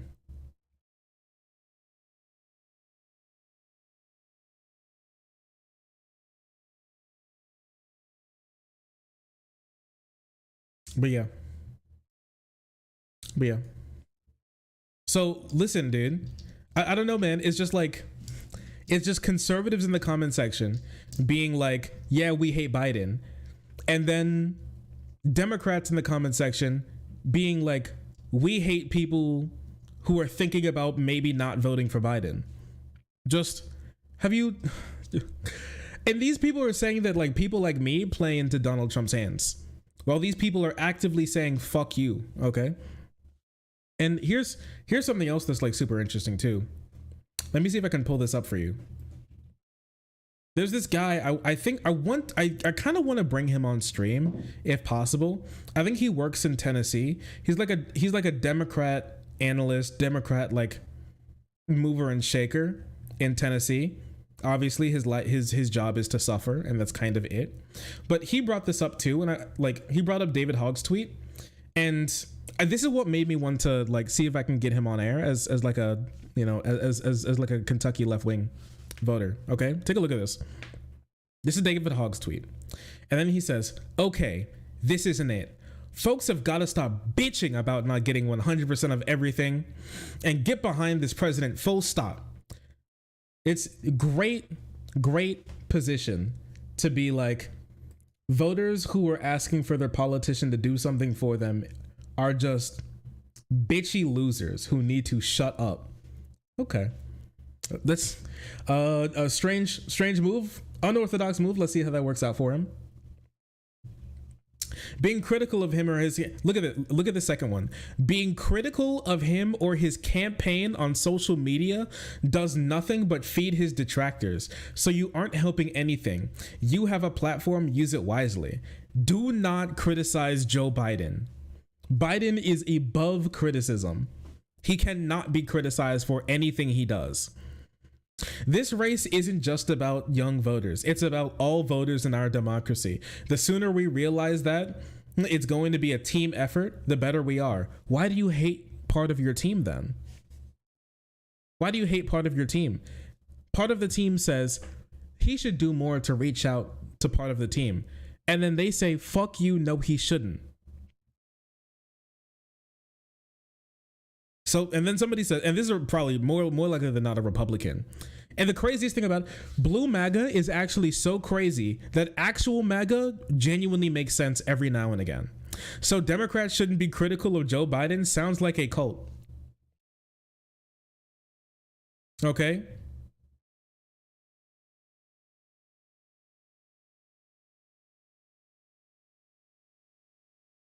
And then not a single one of them replies. Not a single one of the blue MAGA replies. They're just like, we can't talk to them. Man, don't get me started on David Hogg. Same old, same old. What does that mean?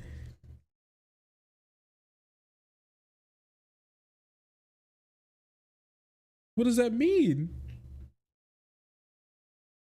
Does he suck? Does David Hogg suck now? I've always liked him. He's always been this guy. Yes, David Hogg sucks now. That guy who survived a school shooting, who works to push through gun policy so more people don't die. He fucking sucks because he thinks Joe Biden should talk to his voters more. Okay. You smell good. Damn, you smell good. Come here. Come here.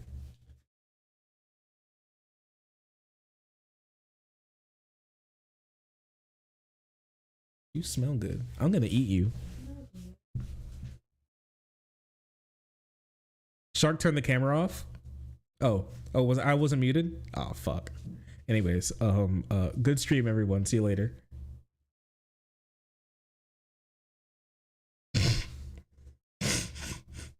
Run! Shark, no, that's weird. It's not weird. Is it weird? She says no. Rip VOD.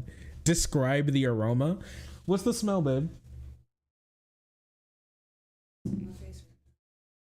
But what you put on? You put on the shea butter? Vanilla. Yeah. What else is it? Is it just vanilla? Body butter. It's a vanilla shea butter. So it smells crazy. Imagine vanilla and shea butter. It's very nice. It's very tasty. She smells like a sweet vanilla cookie or something.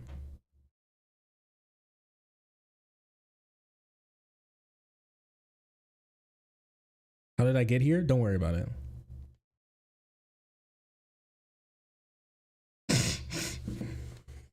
Give me the brand name. I'll ask her when she comes back. No, Chris, people are rightly frustrated with Biden. He's been a horrible president. Now bro's just inundated with conservatives. Oh, geez. That guy may have tried to say a slur.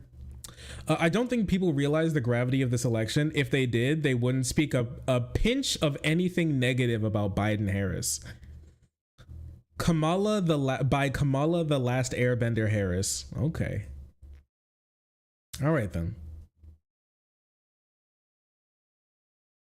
100% this. Their self-centered outlook is going to bite us all in the rear end. Yes, it will. I can't believe voters are so self-centered by asking their politicians to help them. Okay. So people shouldn't be critical of politicians that they elected, that they're running for office during an election year. Seems odd. Look who's liking your tweet. Does that tell you anything? I don't care who's liking the tweet. Oh wow, that's crazy. My problem is that your tweet encourages the idea that you can't be critical of politicians, and she just goes, okay. I'm telling you, man, proud Democrat, dude. If you see somebody with like proud Democrat blue wave in their bio, I'm telling you, they're one of the craziest people you've ever met in your entire life. I wish I could be joking here, but I have to call the balls and strikes. This is blue MAGA, man. I've actually seen people make better arguments for Donald Trump being president again from conservatives than I see like hardcore blue MAGA resistance voters make for Joe Biden. It's because when it comes to those like MAGA conservatives, they'll be like, oh yeah, that Donald Trump, he's gonna get the Mexicans out of here, and he's gonna use the government to stomp on the throats of the left, and that's gonna be so epic and cool. And then he's gonna like look at Xi Jinping, and he's gonna use goddamn conqueror's hockey on him, and that China boy gonna run for the goddamn hills, right? And then he's gonna like bomb Mexico, and that shit's gonna be epic to stop them in their illegal trade of opioids across the border.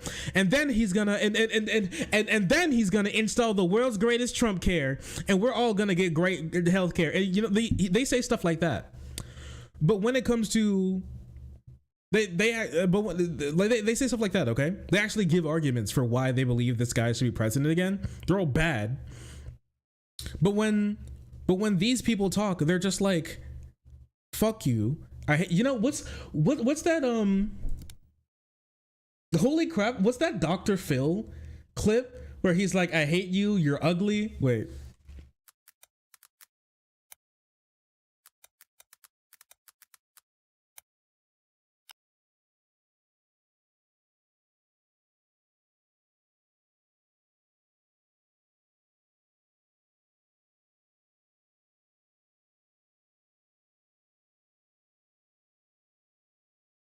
Disgusting. You're ugly. You're disgusting. I'm going to kill you. Give me $200.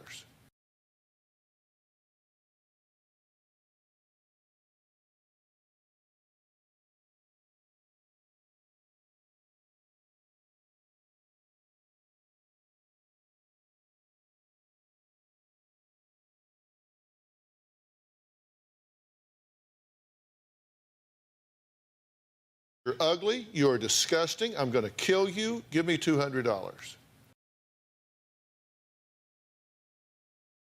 Oops, sorry, I muted myself. God dang. Thank you. Anyways, this is the Joe Biden, Kamala Harris vote blue voter outreach. At least make arguments for why you should vote for them. I'm telling you, it's just crazy, man. You're ugly. You're disgusting. I'm going to kill you. Give me $200. I'm going to kill you. I'm starting to believe they want dictatorship. They seem to think Joe Biden is a dictator who snaps his fingers and things magically happen. We got young folk embracing hate and anti-Semitism, praising bin Laden. People want Trump. The more Biden does, the more they hate him. All right, buddy. All right, buddy.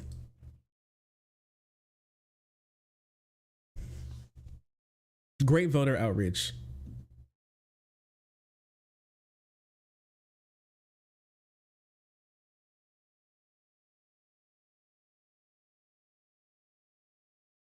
Incredible voter outreach.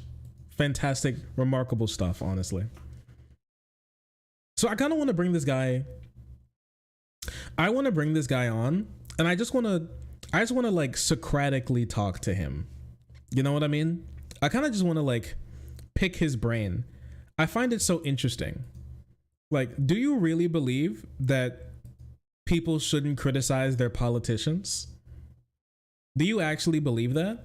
Or were you just saying that because you were angry?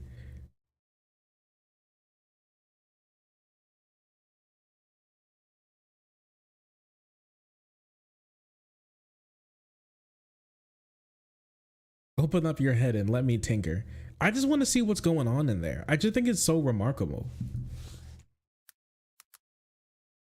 It's such a strange place to be.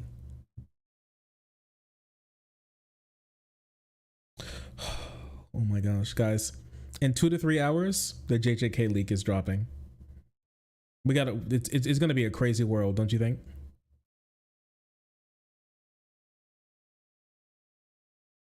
It's gonna be crazy when that happens.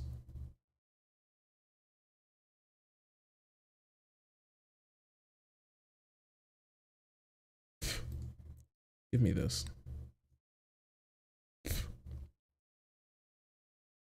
I hate you. I'm gonna kill you.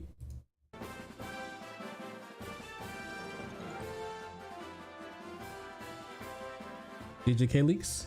Yeah, Jujutsu Kaisen has leaks. The chapter is nabbed up early by a rat inside of the Viz Studios, because they have to send in their drafts a week early to be looked over before it's released to the public. Oh my gosh, a full-on soda? We haven't seen that in a while.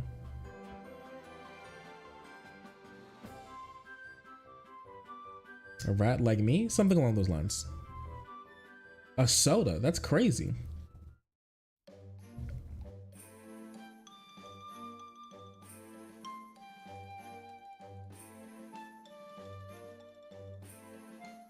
Here, 1 second.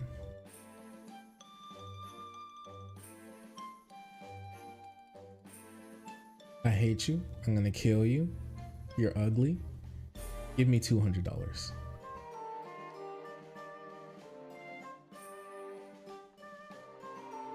I read it on Shonen Jump app. I do both. The big problem with leaks is that people think that reading the leaks means that you've read the chapter, and it's led to what people in the community call lobotomy Kaizen. It's led to lobotomy Kaizen. Many people are not sure what lobotomy Kaizen is, but lobotomy Kaizen is when the reading comprehension curse spirit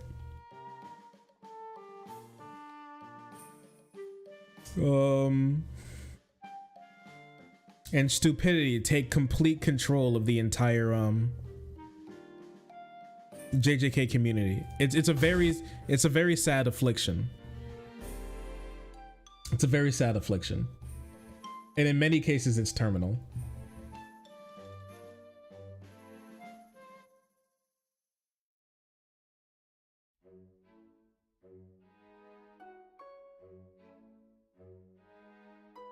Their brains are rotted. We can only pray for them now. That's true. They also can't read. Reading comprehension is very low with them as well. Poor lobotomy Kaizen.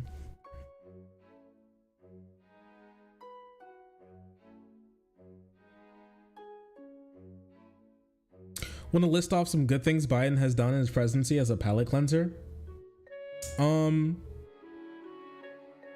Use a backdoor when the Republican controlled Supreme Court ruled that the EPA can't actually regulate CO2 emissions, to be able to recategorize what emissions actually are, so the government is able to regulate them again, basically stopping the Republicans from being able to make it illegal for the government to stop companies from destroying our planet because they simply feel like it. The drone war is almost completely destroyed. The drone war is still almost completely non-existent now, but foreign strikes have gone up, obviously because of Yemen. That was a good thing. It's no longer as good of a thing now, unfortunately.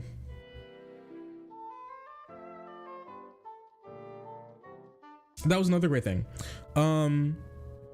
Putting through an executive order making it so that 90% of all of the insulin in America is price capped at $25 per dose, right? That's incredible. That's truly remarkable. Push through an executive order allowing people to pay $0, to possibly pay $0 from their federal student loans depending on their income. Like, my girlfriend actually has student loans, and I sent her the thing that they put through, and she actually has they actually reduced her monthly payments to $0 to pay literally nothing on her student loans, because of the income that she's at makes it so that she can just do that. I think that's incredible. There's so many people who will be helped from that, even though, like, he didn't fight to make sure that student loans stayed paused. He made it so that some people can actually have their student loans almost permanently paused for now. Work with the IRS to make a government-free tax filing website to make so you don't have to go through TurboTax and pay anybody else. You can just do it from the government itself, and then it's free, so you don't have to pay for it. That's another fantastic thing. Expunge the convictions of thousands of federal marijuana convicts. Great thing. NLRB ruling, yeah. National Labor Regulation Bureau. Crazy. Great stuff. Great stuff. A friend of mine got all his student loans forgiven. Yeah, that's fantastic stuff. Shark, my web series is going to be uploaded at 8. Mind if I post the link? Sure, go ahead. But he made a website for taxes. They're making one right now. Republicans are trying to fight it because they're paid off by TurboTax and other, like, shitty tax filing websites that want their money.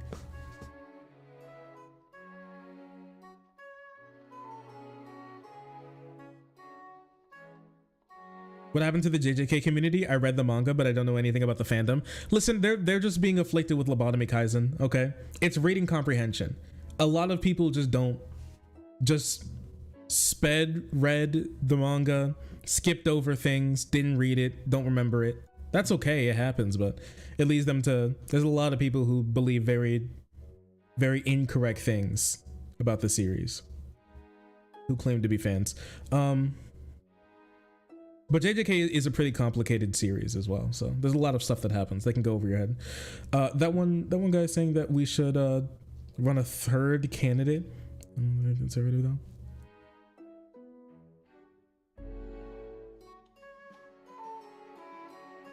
I'm surprised cons didn't go crazy about the weed conviction forgiveness thing.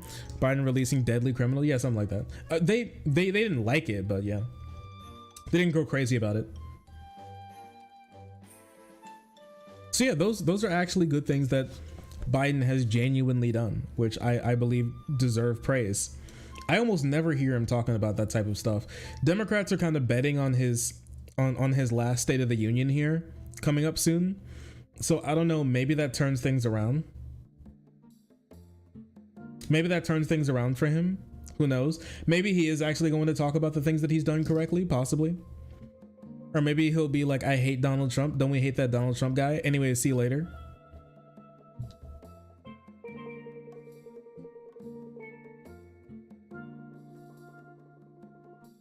Also, seriously lowered inflation. Well, I mean, yeah, inflation came down. That's more of like the Fed and stuff. I wouldn't really consider that like a big Biden thing. But that's just me.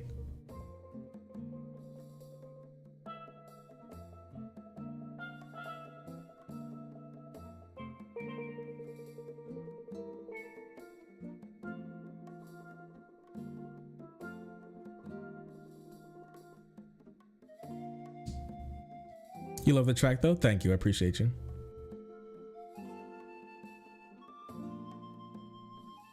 Yeah, the State of the Union. I hate you. You're ugly. I'm gonna kill you. Give me $200. Ooh, and Biden-Harris voters will go crazy.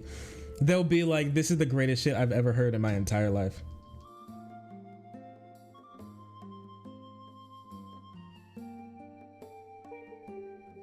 They'll be like, that's my president.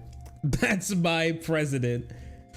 Oh, fuck young voters. We don't need them. Anyways, please vote for us or else everything will be terrible.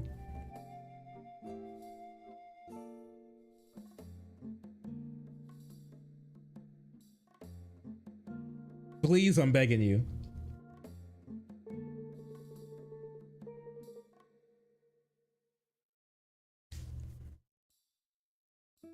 We done with segments for tonight? Or is there more?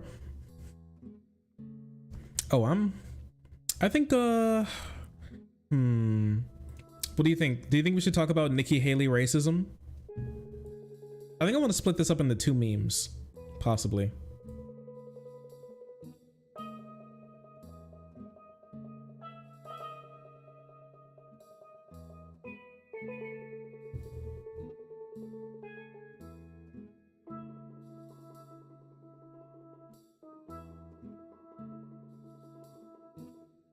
Yeah, 2 memes works.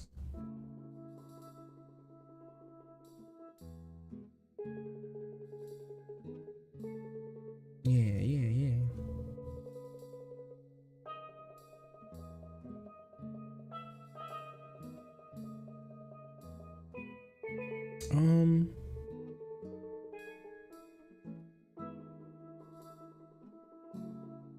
Oh, where is this? Oh, I can't find this. Oh no, my clip, my clip. I lost my clip.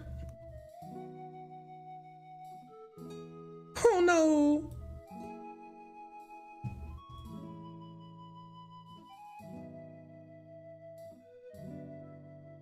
She said I have black friends. Oh.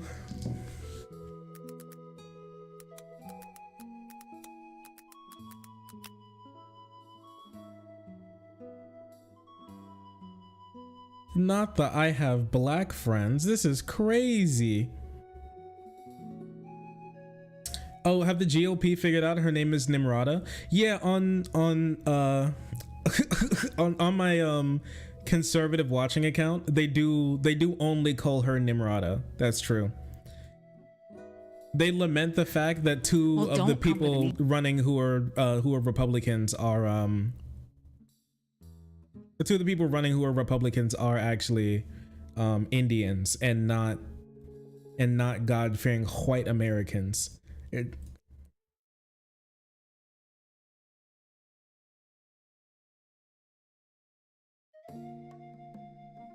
Trump voice, Nimrod Haley. That's crazy. That's a crazy thing to say. That's honestly maybe one of the craziest things I've ever heard. Anyways, nothing I do is performative. Did you know that? Nothing I do is performative. That's a wild thing. Anyways, that's something that not many people know about me, actually. I think more people should really think about that.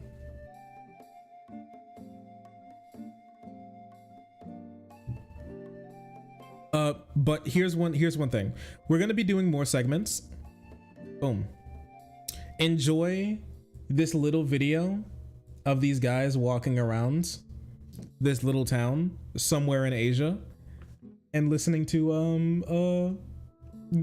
some Breath of the Wild music, okay? Love you all. See you in a bit. I gotta pee. I gotta pee.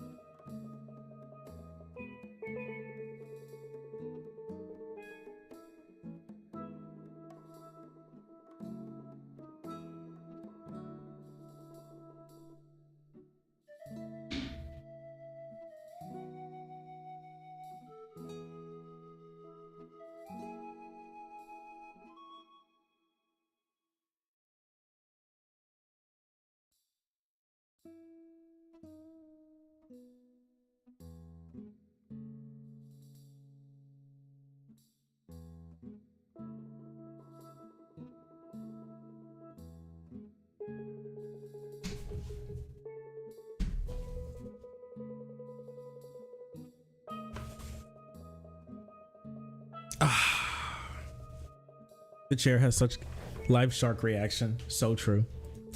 Anyways, very fun.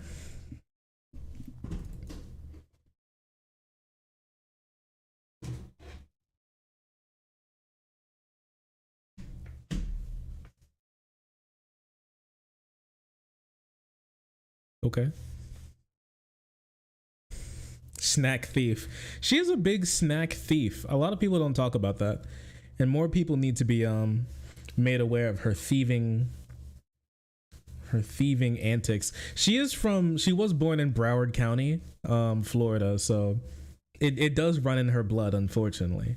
Thankfully she doesn't use it too well. She's able to resist it a little bit, you know? Nothing. I'm not talking shit, no. I don't talk shit about you. She heard me. Shiny Litwick, thank you so much for the Prime. Bezos Bucks, join the frenzy, being incredibly pug. Appreciate you. Some mad talkies. No. Broward County Tic Tacs. You do be. I'm not. I don't.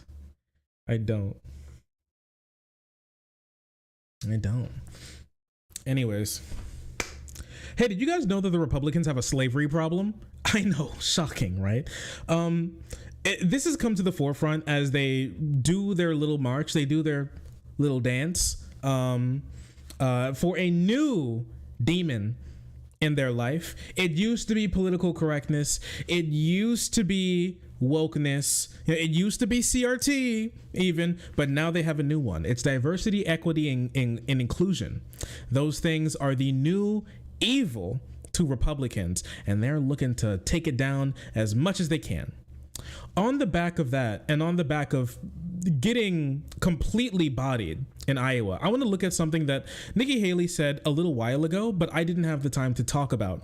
And it's just so strange, in my opinion, but not very surprising. Nikki Haley was asked a question about slavery, specifically what caused the Civil War. She had a little problem with it, but I want to take a look at her answer and then talk about it a bit. Let's take a look. Well, don't come with an easy question or anything. I mean, I think the cause of the Civil War was basically how government was going to run, the freedoms and what people could and couldn't do. What do you think the cause of the Civil War was? I'm sorry? I'm not running for president. I want to see your That's a good thing. On the cause of the Civil War. I mean, I think it always comes down to the role of government and what the rights of the people are. And I will always stand by the fact that I think government was intended to secure the rights and freedoms of the people. It was never meant to be all things to all people. Government doesn't need to tell you how to live your life. They don't need to tell you what you can and can't do. They don't need to be a part of your life. They need to make sure that you have freedom. We need to have capitalism. We need to have economic freedom. We need to make sure that we do all things so that individuals have the liberties so that they can have freedom of speech, freedom of religion, freedom to do or be anything they want to be without government getting in the way. Thank you. And in the year 2023, it's astonishing to me that you answer that question without mentioning the word slavery. True. What do you want me to say about slavery? No, you've answered my question. Thank you. Next question.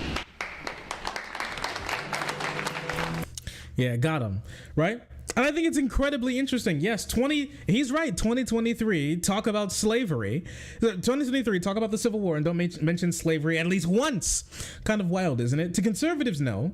Right, but they've been a part of a concerted effort throughout about 160 years to try to change the meaning of the Civil War away from slavery, because that's like a really bad thing that the people that they so much hold up as strong defenders of freedom and whatnot are actually slave driving rapist maniacs looking to take advantage of every person and everything that they can to make the most amount of money as possible, no matter how deranged, diabolical, unscrupulous, or evil it may be.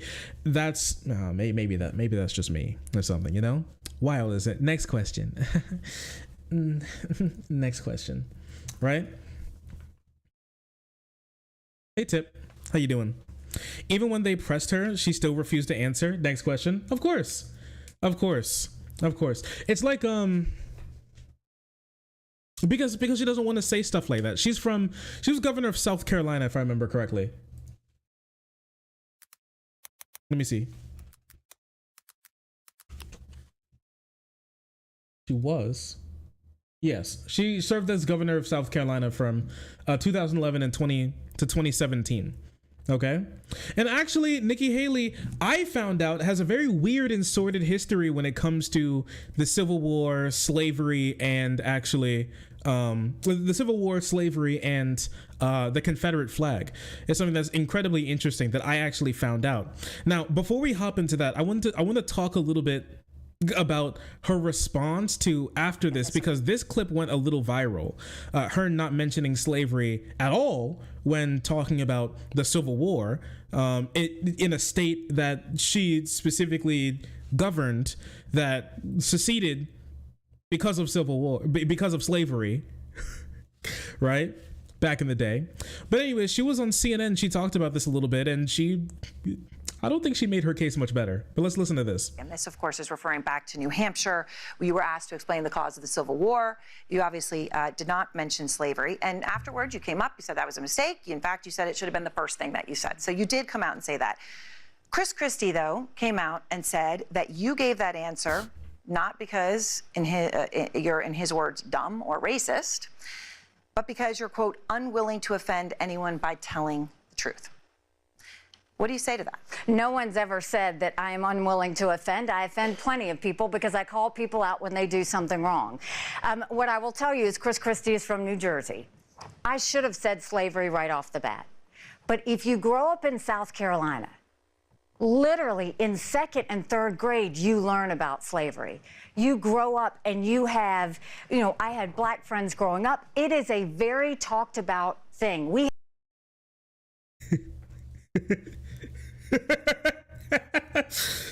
Ooh, it's so good. It's actually perfect. She did have black friends, y'all. She did. They literally don't teach you. I mean, they teach you. No, they teach you. They teach you about the happy slaves that were very happy to help their masters, and they actually were paid they were actually paid and treated very well. Oh, but then the North came in and ruined everything, right? Very, very weird stuff. Okay, I want to talk about something really quick. All right, Nikki Haley does have a weird history with this stuff. Yeah, she did come out to say that maybe I should have said it first, but she also came out to say that it was definitely a Democrat plant, Haley said. That's why I said, what does it mean to you? And if you notice, he didn't answer anything. The same reason he didn't tell the reporters what his name was. Bro, it's a Democrat plant. That's what got me. Every voter who has a tough question for me is actually a Democrat plant put up by Nancy Pelosi to make me look bad by asking me very simple questions that I could have easily batted away with normal answers that anybody could have brought up. All right? Very, very strange stuff there, that apparently a Democrat plant can fluster you so bad they can ask you a question that has like 10 words in it. About one of the most important historical events in America that most everybody has a very simple answer for. All right, here's the thing.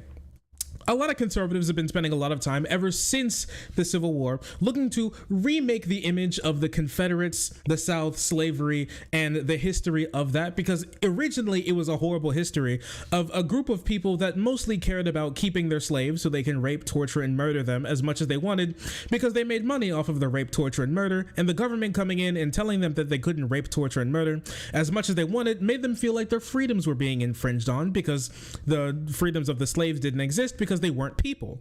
And the government even helped solidify that by bringing in the Senate, for one, bringing in the House of the delegates when it comes to presidency, 2, and bringing in the 3/5 compromise, 4, as many things. When Abraham Lincoln was elected president over the over the conservative South once, they decided to secede. All right.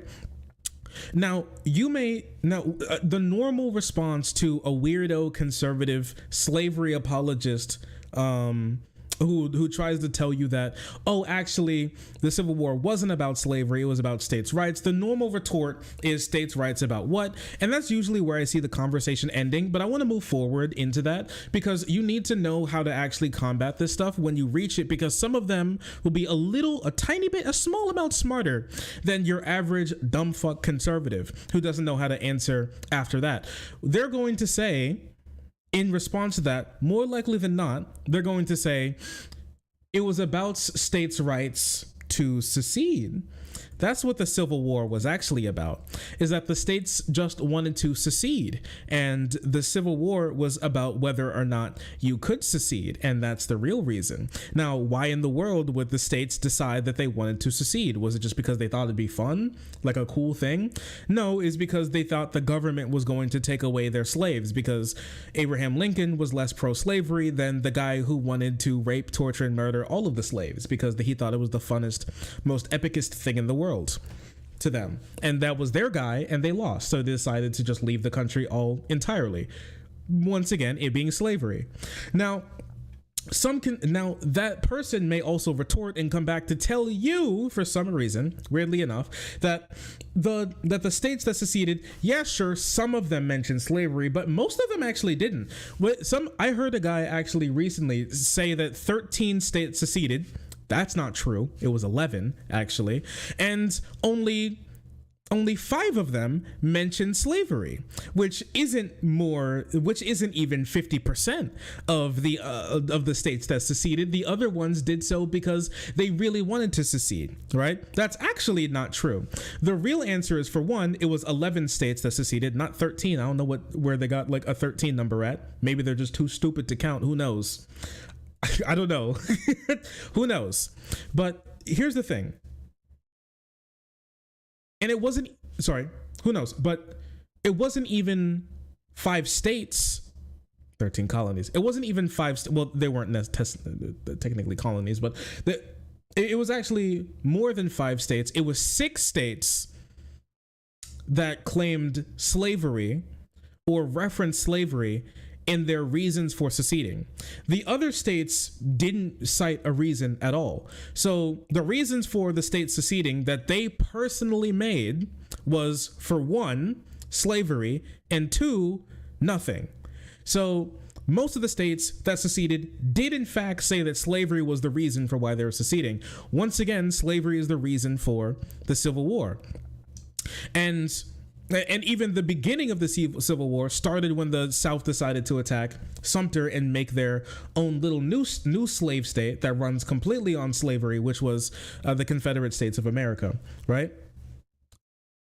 That's what happened. You're going to have a lot of conservatives try to lie to you, to try to tell you that there's something different, use every trick in the book to be able to confuse you, to dupe you into believing that that group of people wasn't probably one of the most evil groups of people to ever exist in the history of humanity, if I'm going to be completely honest with you.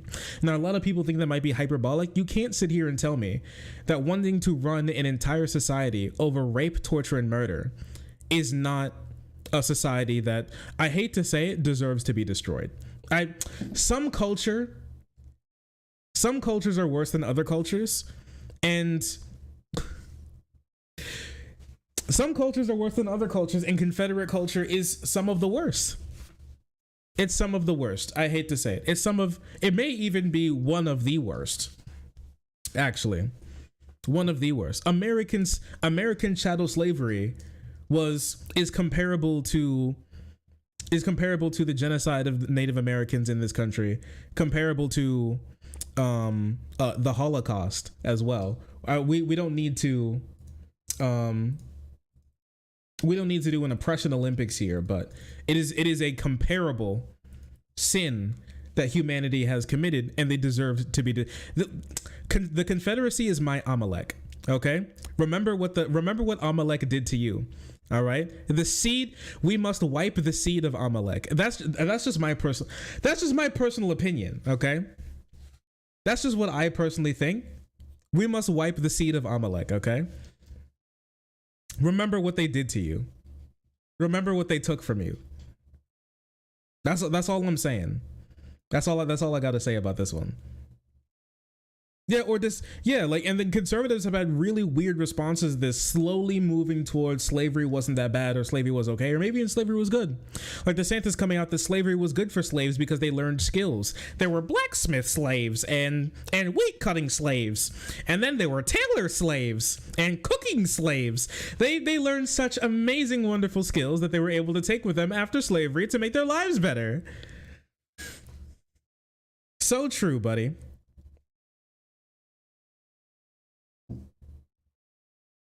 Black slave named Smith. Yeah, 100%. Perfect. They should be grateful, honestly. They should be thanking us. And the thing is, a lot of people are going to give her slack for this. I really don't think that you should give her slack for this. And the reason for why I don't believe so is the main reason is because she's not even in lockstep with the majority of Southerners anymore. She's genuinely not. Okay.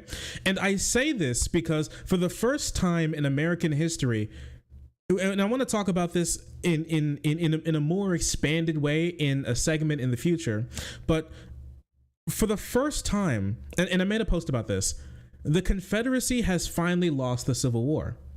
160 years later, the Confederacy lost the Civil War, and many of you may be thinking, "What do you mean they got blown out? They got their backs blown out after they got their shit burned to the ground?" What I mean is the war of ideology, that was the Cold War of ideology that was waged after they lost the Hot War, that was the Civil War. They finally lost that war, and the end of that war has finally begun. Yeah, the war of the myth, the lost cause that they were trekking on. The majority of Southerners now, for the first time in American history, the majority of Southerners now view the Confederate flag as a racist symbol. The first time. And the first time this poll has ever been taken since the Civil War ended, that the majority of white Americans say that the Confederate flag is a racist symbol. The first time ever. The first time ever. And this is finally the end of the real of the real Civil War, the longest one that happened in this country, the war of ideology. It finally happened. We won, Mr. Stark. We won. Finally. It took a really long time, but they finally did it. Now, I think Nikki Haley has a very personal history with this, not only because she messed up one of the easiest slam dunk questions to ever be asked by a human ever, honestly, but also the fact that she controlled, that she governed a state that was a Confederate state in the past. And she actually wrote about it in her book a little bit. I would like to pull this Washington Post article that says something really interesting that she wrote in her book, right? Because back in the day, a little while ago, South Carolina still had a Confederate, the Union Jack. No, it's not Union. That's a much different flag. Sorry. Still had the Confederate battle flag as their state flag. In 2019, Haley writes in her book that includes a chapter on the decision that she made. The decision that she made to remove the Confederate flag as... In 2015, she signs a bill officially removing the Confederate flag after it passed the Senate 37-3 in the House 94-20. A decisive end to the Confederate flag. You know what finally... and for the longest time, she was governor of South Carolina. She pushed to make sure that the flag stayed in place and said that it's history. It's a part of our history. We need to remember the fact that we loved rape, torture, and murder, and that was like our whole thing, dude. We can't forget that, can we? It's our history, man. It was like that until the lives of black people were taken from them once more. And the person who did it was actually Dylan Roof, that mass shooter that racist mass shooter in South Carolina that specifically killed, that shot up a black church, killed tens of black people and did it all under the Confederate flag. The actual purpose of that Confederate flag. He brought back the history, the real meaning of that Confederate flag for the first time, and the first time that conservatives actually had to face their history for what it really was. They buckled under the weight. They buckled under the weight. The thousands, the millions of gallons of blood that were spilled by black people in this country, the first time they ever saw the river of blood that they championed as their history, they buckled under the weight. And after that, after more black people had to suffer for them to finally come to grips with the history that they championed as their heritage, she fell and took the flag with her. She writes in her book that includes a chapter on the decision that she made. She writes of Dylan Roof. The evil act he had committed had robbed the good intentions of South Carolinians who supported the flag of the symbol of heritage and service. He had encouraged everyone's worst stereotypes of our state. Clearly, something had to be done, but at the same time, I worry that allowing a killer to define what the flag represented for everyone was a surrender. Why should he, of all people, be given that power?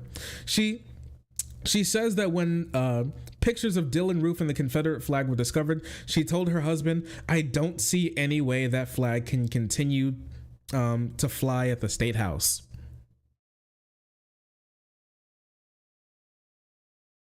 This is still apologia, my God. Yeah, she can't get over the fact that, oh, it's my history, it's our heritage, it's for our service. It's for the service. Come on. Come on. Like, can you even imagine if any other group of people held up their flag as their ancestors fought for literally the epitome of evil? Can you even imagine if in Germany they kept swastikas on buildings because it's their heritage? Can you imagine that? Can you even imagine that for a moment? Can you imagine can you imagine like Mongolians telling Russians and Tibetan, people in Russia, like those smaller ethnic groups in Russia, Tibetans, those people, one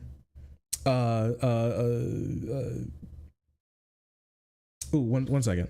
Oh no.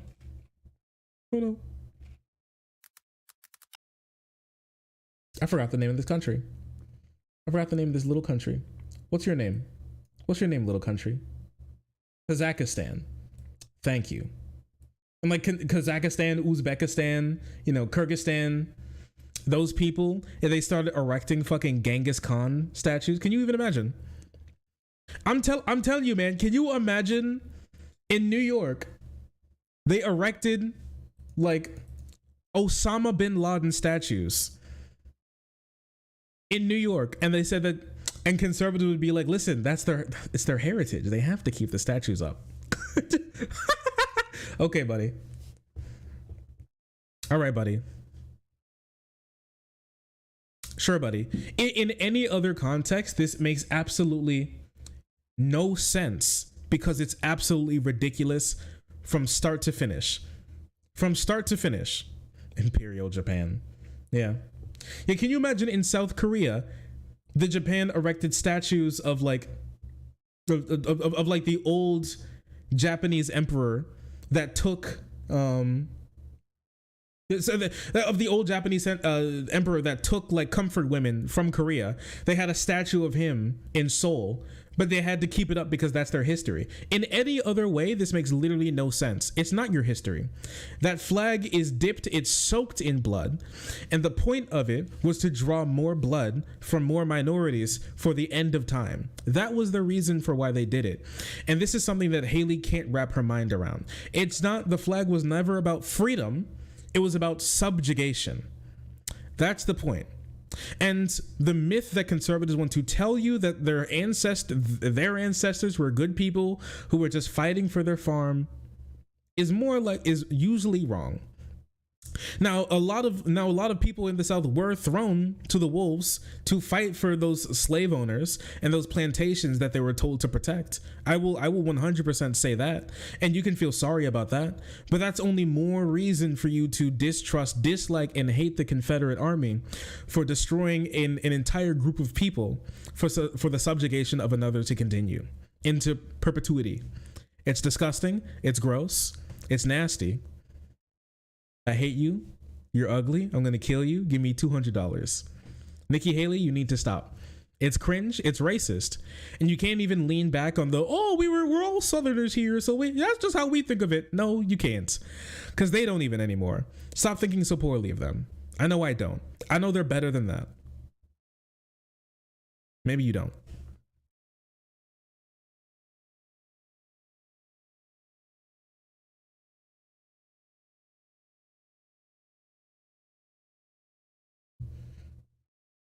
Wait a second.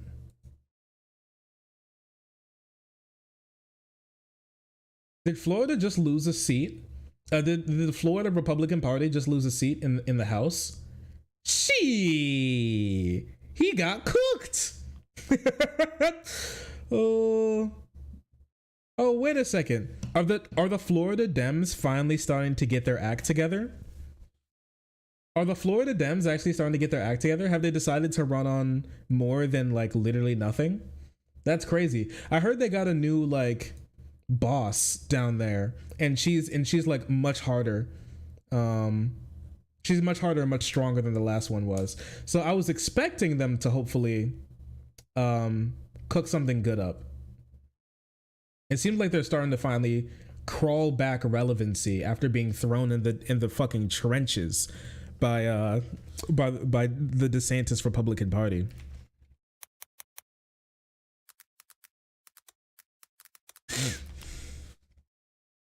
Are they waking up? Wake up, wake up, wake up. Is Florida starting to wake up? Maybe.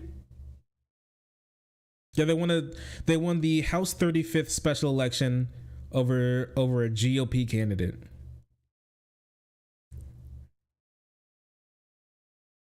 Maybe Florida's waking up. I know Florida's House is still I know Florida's House is still crazy, super duper, double, triple, quadruple, omega gerrymandered. So the likelihood of them being able to get pull that back is low for now. But yeah, hopefully someday. Holy shit, 84-35 majority in the House, dude. The Mandarin is crazy.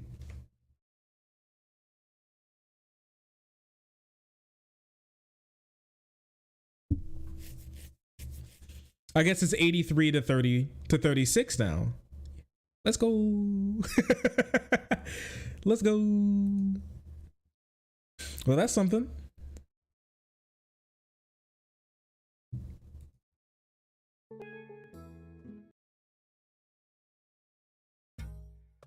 I don't know, maybe they'll wake up and change their ways sometime.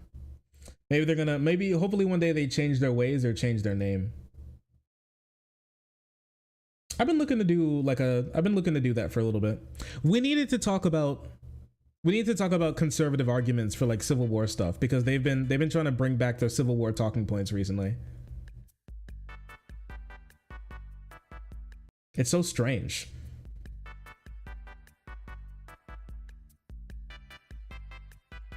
Yo, did you see that Vivek got clapped? He got the giga clap. It wasn't even just a normal clap. He got giga clapped. It was crazy, dude, and hilarious.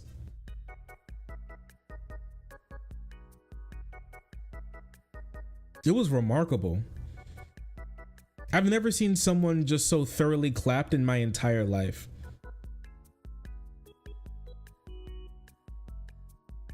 He got BTFO'd. So here's the thing, okay?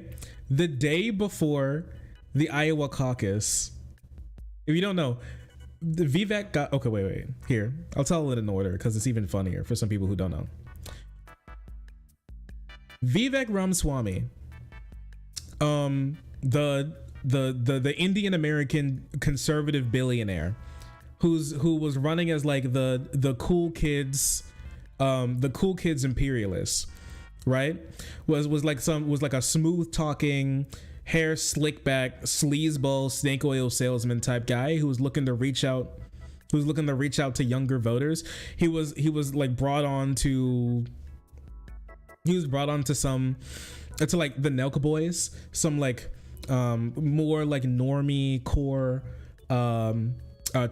talk shows, things along those lines. A decent amount of people were talking about him because he's like a fast talking, smooth talking, sort of, he has some charisma, stuff like that, right? He seems to be a guy who talks to the people. Who we just need one more billionaire to run the country like a company, and we're gonna be set for life, my dude. We're gonna be set for life, my dude. It's gonna be great. So obviously, if you didn't know, he was Elon Musk's pick to be president.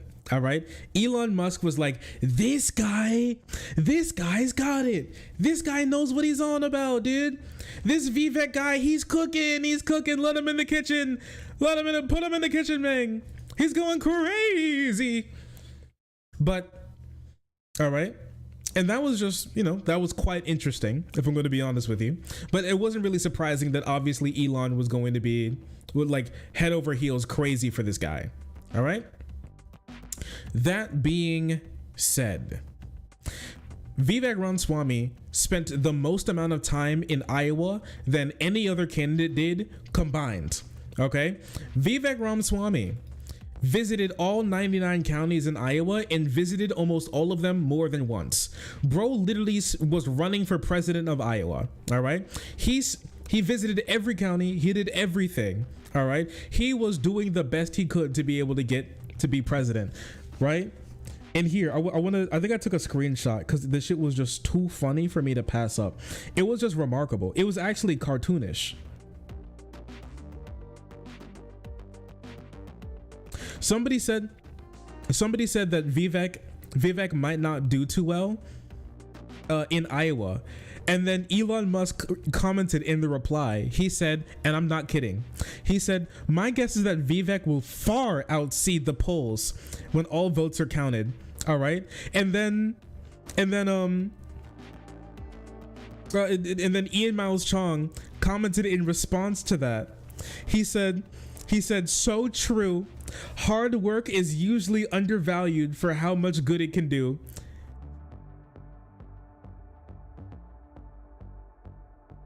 Before the Iowa polls even closed, Vivek dropped out of the race because he came in like 4th place.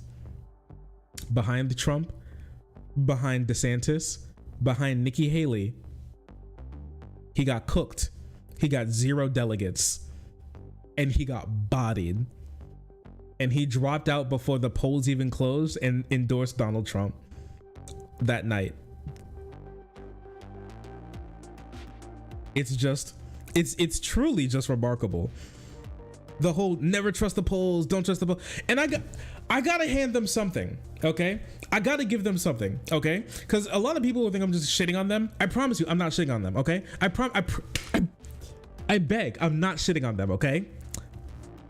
They were right. The polls were wrong. The polls were wrong about how Vivek would do. Okay, they're right. I have to say, Elon, Miles, the rest of Vivek squad, Rami, they were right. The polls were wrong. They said that Vivek was going to get 6% in the polls, and damn it, my boy got 7. Shit. He outperformed the polls. They were right. They were right. He did outperform the polls. They said he was gonna get 6. My boy took home 7. He did do better than they expected. Rama surge. A W is a W. You know? Don't trust the polls, guys. Never trust those polls, guys.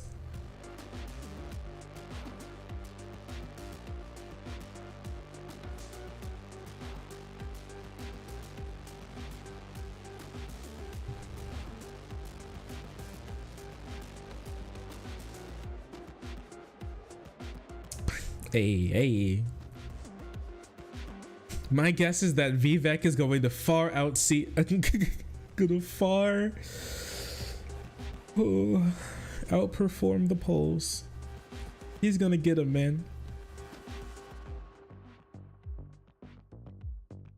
Oh, he's gonna cook him. It's gonna be so crazy, and no one will see it coming. Vivek surge. Kloba surge. I hate to say it. Holy shit, guys.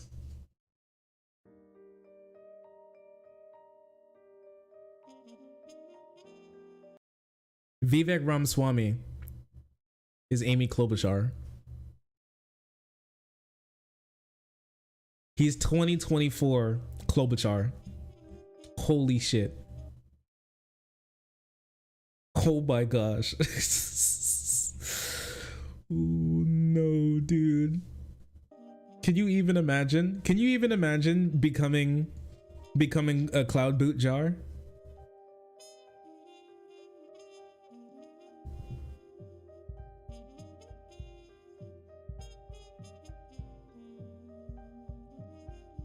His heart is suffering.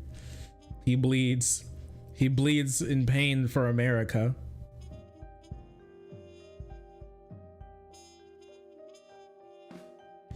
unlocked achievement. Staple fight.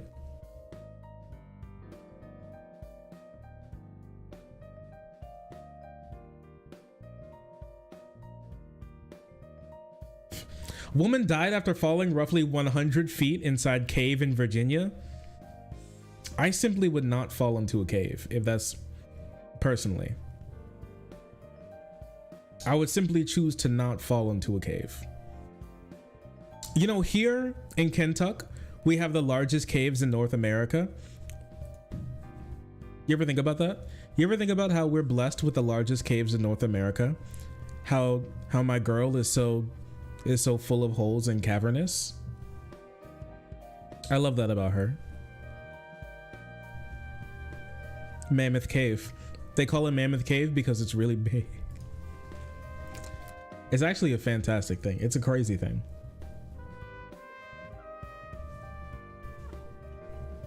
All right. Covered. I think we did a lot of stuff today. What do you all think, chat?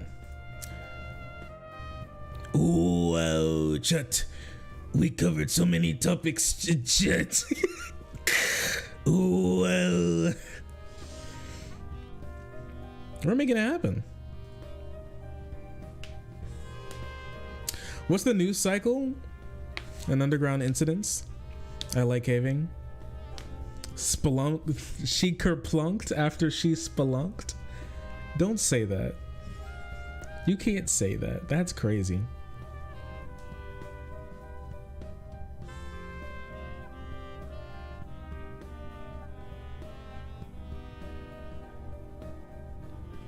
Okay, listen.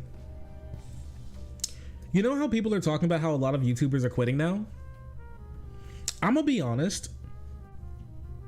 Like, a lot of people are coming up with so many different reasons, but I really just think a lot of the YouTubers who are quitting, they've just reached the end of their career. You know what I mean?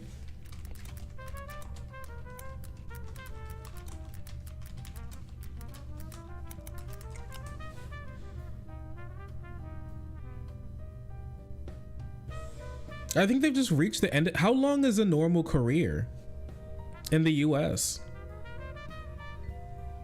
Career length? Yeah, I mean, like, career length for people is usually like 30 years.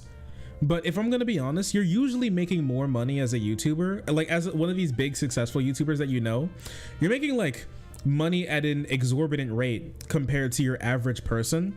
So in my personal opinion, I feel like it just makes sense that you would be quitting after 10, 15 years on the platform. It just doesn't, it seems like half that with the type of, I mean, like, let's look at Matt Pat should be a multimillionaire, okay? If he puts his money in good places, he should be a multimillionaire. Yeah, he like had an entire, like, he had a massive YouTube channel. He was iconic. He got himself into a movie of a game series that he loved, right? He was able to connect to his fans. Like, his career is over. He's done. He can keep working if he wants, but he's done. He's actually reached the apex of his career. 18 million subscribers. You're in a movie. You have massive brand deals. He has a whole family. He's rich. And now he's going to collect money off of somebody else continuing the work that he did on his platform. What more? What else does he's like, he's done. He's done. He probably could have quit years ago. He probably could have quit 5 years ago and have enough money to put his great grandchildren through college. Let alone if he set aside investments. He's done. He can die satisfied. He won you. Yeah, I mean, yeah, he won YouTube.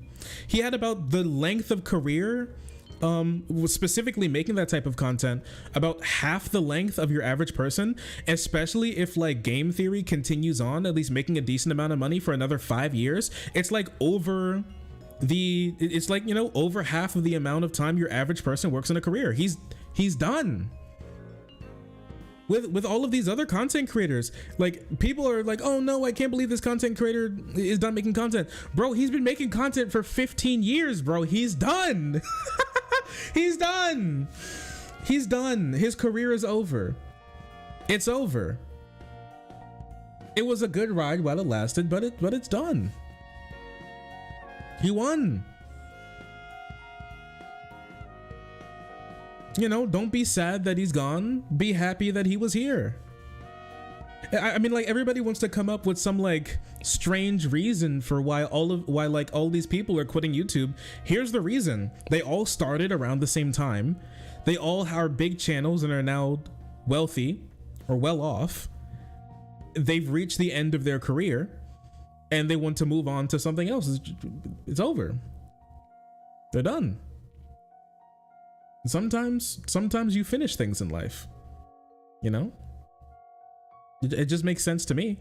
I see people coming up with all these crazy theories to, like, I hate to say it, cope with the fact that their favorite YouTuber or this or that YouTuber is like not making content anymore. Of course, he's done. He beat the game. He's gonna go home. He's gonna, you know, watch his kid grow up. He's going to, you know, age gracefully with his wife. He's going to enjoy life with the success that you gave him after being such a great loyal fan. You know, isn't that what you want? I mean, travel a bit, buy a nice house, send his kid to college, pass all the stuff down and pass away. He's living a dream. If only if all of us could be so lucky, honestly. Whoops, sorry. Only if all of us could be so lucky.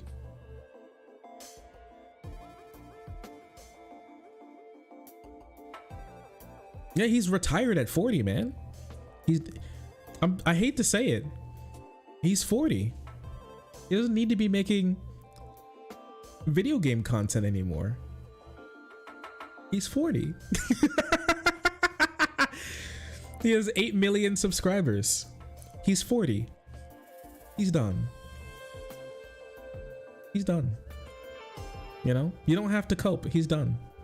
It's okay. He had fun. Did you have fun? By how sad you are, it makes me seem like you had fun.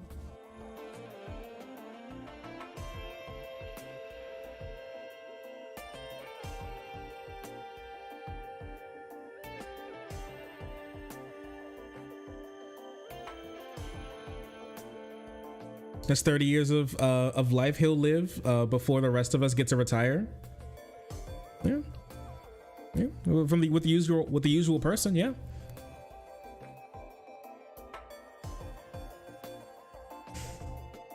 I don't like him, but it's so jarring for them to leave. Yeah, it's because they're so big, they become fixtures of the community. But I'm actually, you know, the people won't say this. People won't like this, but I'm happy they're leaving. I'm happy they're leaving. I'm happy they're leaving.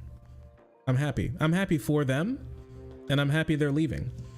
They got everything that they wanted, and it's proof that this career path can actually be successful to the point where you can live a successful life and a decent life by doing something that you love. I think that's a fantastic thing.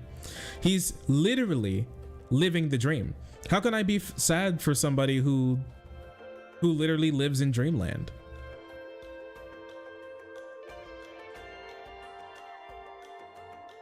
All the massive YouTubers that you think of right now, more likely than not, bro, you're right, they're ancient. Bros are ancient. I mean, like, think about it right now. Like 20% of their viewers weren't even like 20-30% of their viewers weren't even alive when they started their YouTube channel. That's a remarkable thing, is it not? And that's, you know, that's just the world of like MatPat and these other people. You know, they're done. They're done.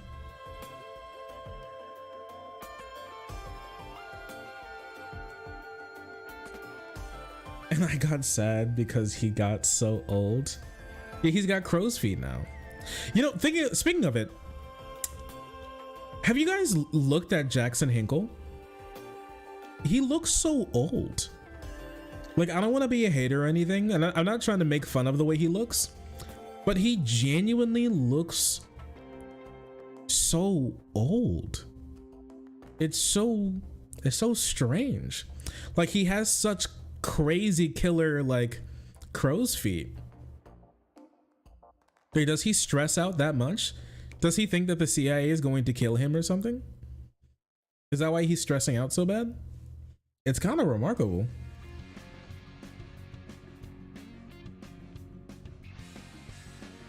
I'm actually a little, when I saw him, I was actually a little flabbergasted. I'm not gonna, wait, let me see. Because I didn't think he looked that old. Like, he's about my age. Don't you think it's crazy how that Jackson Hinkle guy who was like a Haas cocksucker orbiter turned his life around to being one of the greatest sources of disinformation in the United States? Don't you think that's kind of crazy?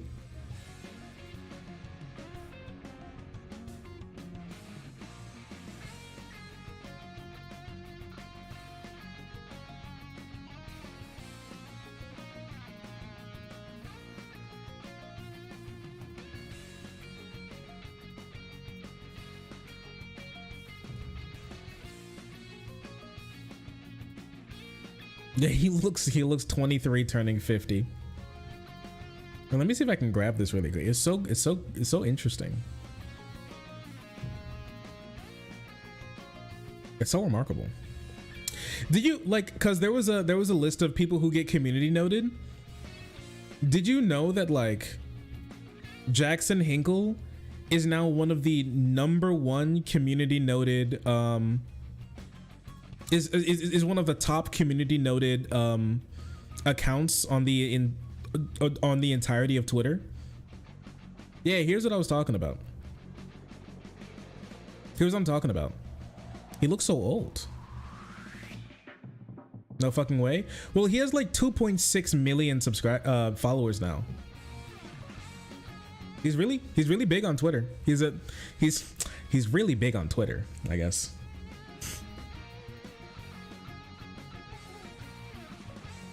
I don't know, maybe it's just me.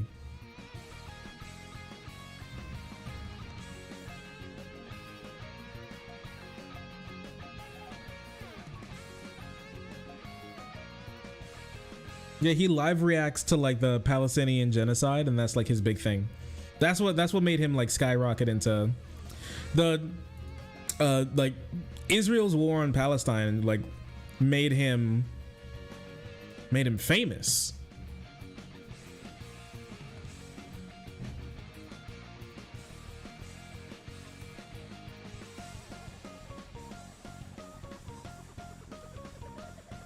If I was a YouTuber, I'd withdraw all my money and make a goodbye video on top of throne of fat stacks. You could. I mean, if you're one of those wealth tubers, you absolutely could. You absolutely could. I was kind of thinking, man, I kind of want to go to the bar. I don't know. Can you imagine reading the JJK leaks while sipping on a mojito at a late night bar?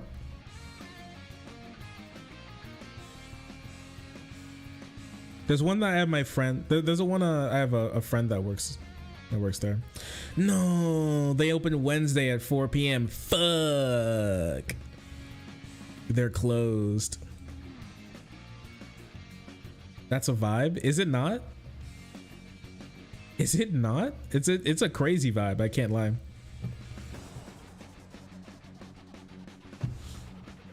There are bars in my area. Fuck. Why do you all close at 12, bro? You're a bar, dude. What the hell is what the hell is the town that I live in? Why are you closed? It's remarkable to me.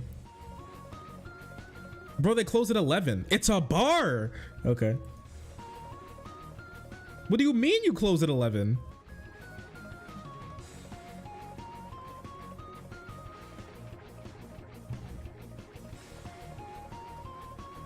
Holiday, I guess. Because it's Tuesday? What does it being Tuesday have to do with anything?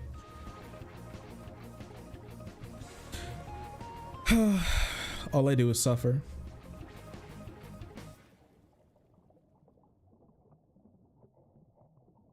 Honestly, all I do is suffer.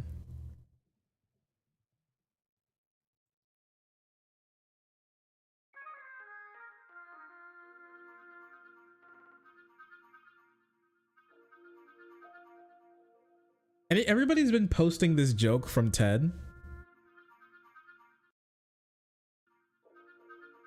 Whoops. I've been seeing everybody posting this joke. Let me ask you something. You ever get self-conscious being the only white guy at your school? I don't know. We live in a Boston suburb. Oh, last year we had an Indian kid. Oh, yeah? Yeah, but they got him. What does that mean? I liked him, too. Wait, what do you mean they got him? He used to share his Dunkaroos. Good guy. Fuck this, Johnny. They got him. What do you mean they got him? He used to share his Dunkaroo. They got him. I liked him. He was a cool kid. But question mark? Bro, that's what Ted was saying. That's what Ted was saying. They got him. Oh no. I think it's actually a funny joke.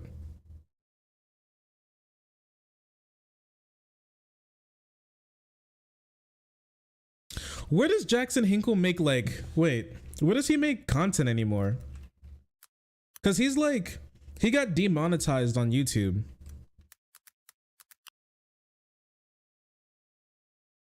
Yeah, he's 20. Oh, he's 24. I'm older than Hinkle by like a couple months, it seems. Where does he make content anymore? He's on Instagram, it seems. He's still on Instagram. Okay, he's an Instagram thought. Okay.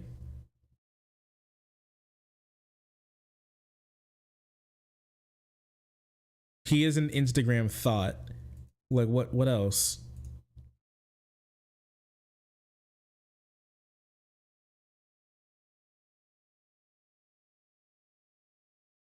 Does he like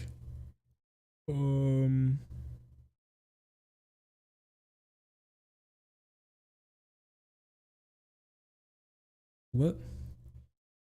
He gets on shows on like RT. Where does he post his content now? Nothing I do is performative. I hope you know that. Nothing I do is performative. That's a really important thing about me. Does he still post on YouTube? Let's see. Holy shit, he's getting cooked. Oh wait, no, that's not him. Wait, did he get deleted on YouTube?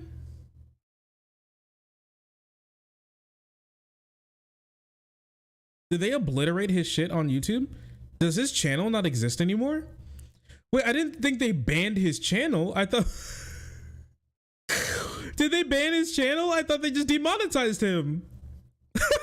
Wait, I can't find his channel anymore.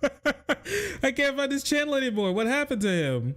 There's only Jackson Hinkle, but it has 2 L's. That's not really him.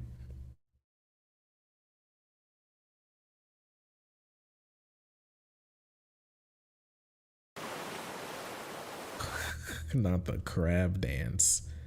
Not the noise storm crab dance. Is he actually gone? Did his channel actually get obliterated? Reduced to atoms? People are saying you're performative, Shark. Oh, they are? That's crazy because... Nothing I do is performative. Okay. And I wouldn't go up to... So, let's take an Indian kid, all right? Who used to share his Dunkaroos. Hinkle got nuked. Hinkle got nuked.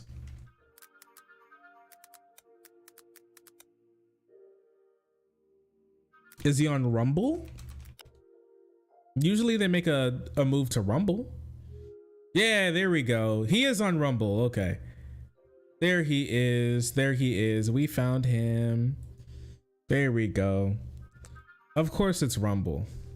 He's making the same type of content he always has. There you go. Rumble.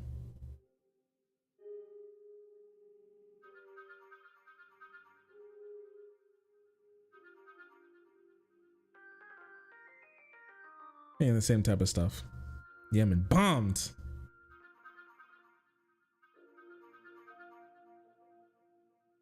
Are these streams? It seem like these are streams. Okay. Yo, he just doesn't make dedicated videos anymore.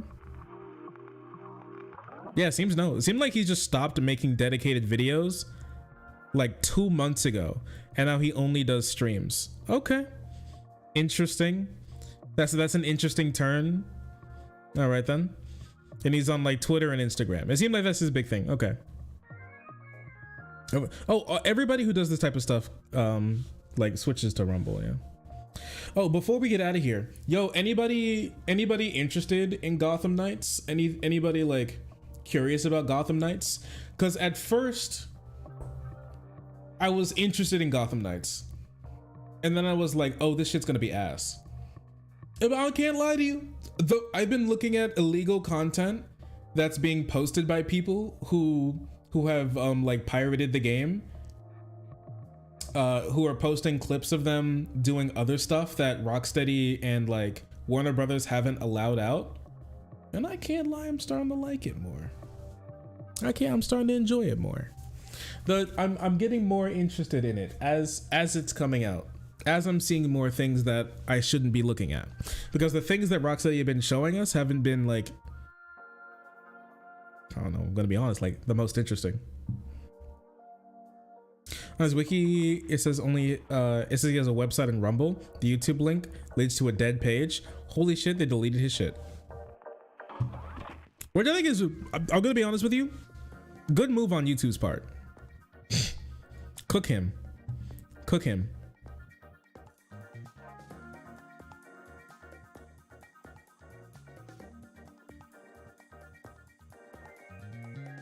It's time for the cookage.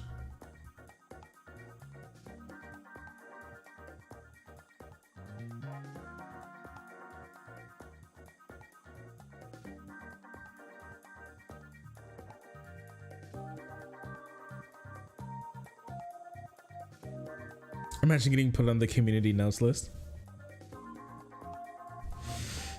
They got him.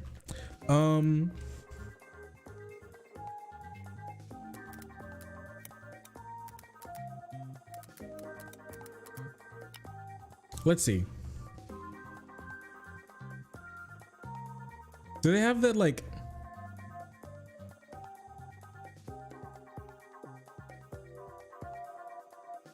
the #1 community? Let's see. Well, let me see if like top community notes the account has what I'm looking for. Oh, what, really? Oh, this isn't right. This ain't right. Where's the community note one?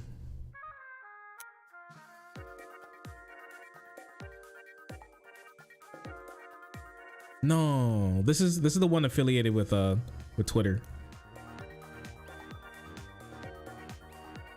Yeah, I think it's community notes violating people. It's that one. I think they posted the top community noted accounts. Yeah, here we go. Here they are. Yeah, this is how bad Dinkle is. So Dinkle is literally at this moment, the #3 most community noted account on the entire platform. That's how salacious this guy is. That's how unscrupulous this man is. #3 most community noted, and he's only in #3 by 2 notes. Okay. I'm a recovering Batman enjoyer. Oh.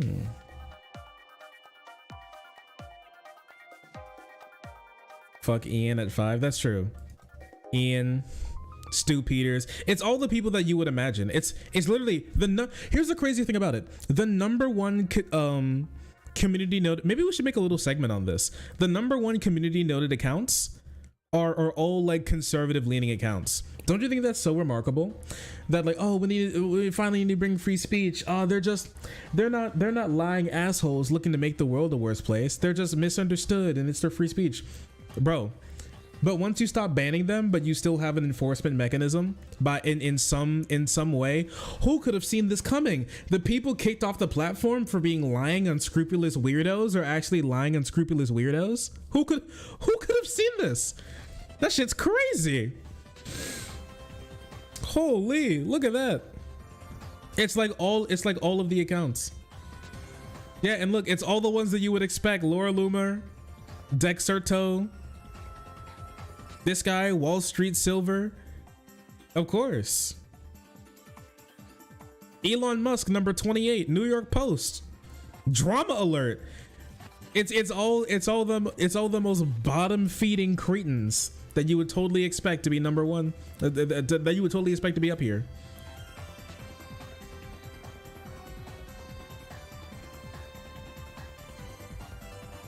It's not even surprising.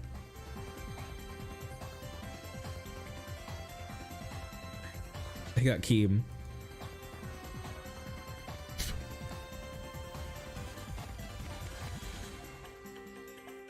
They got Keem. They got him. You know, I really like that Keem guy, but they got him.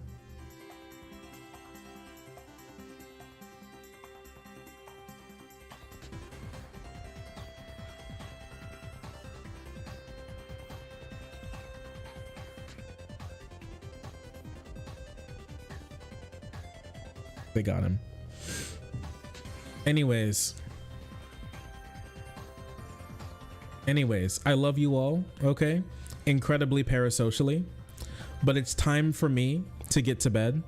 I have to wake up early in the morning so I can ask about the fish that I need for my fish tank.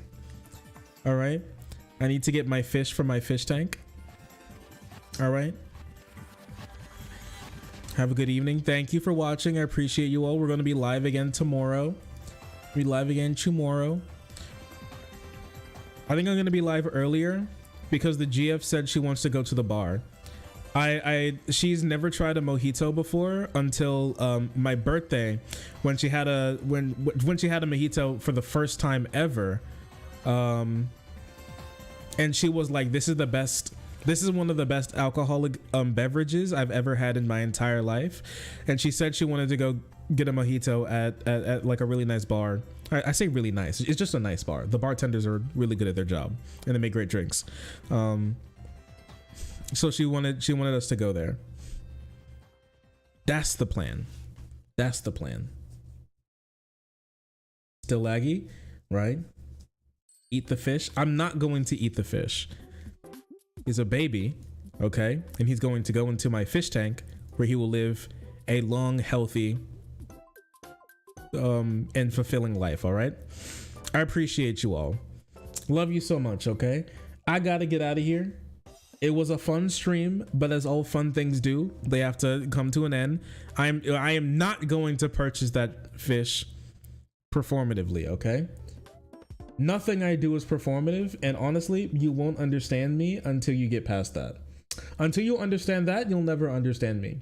I really appreciate you all. Thank you so much for watching, and I hope to have you back on another meme stream. Have a good night.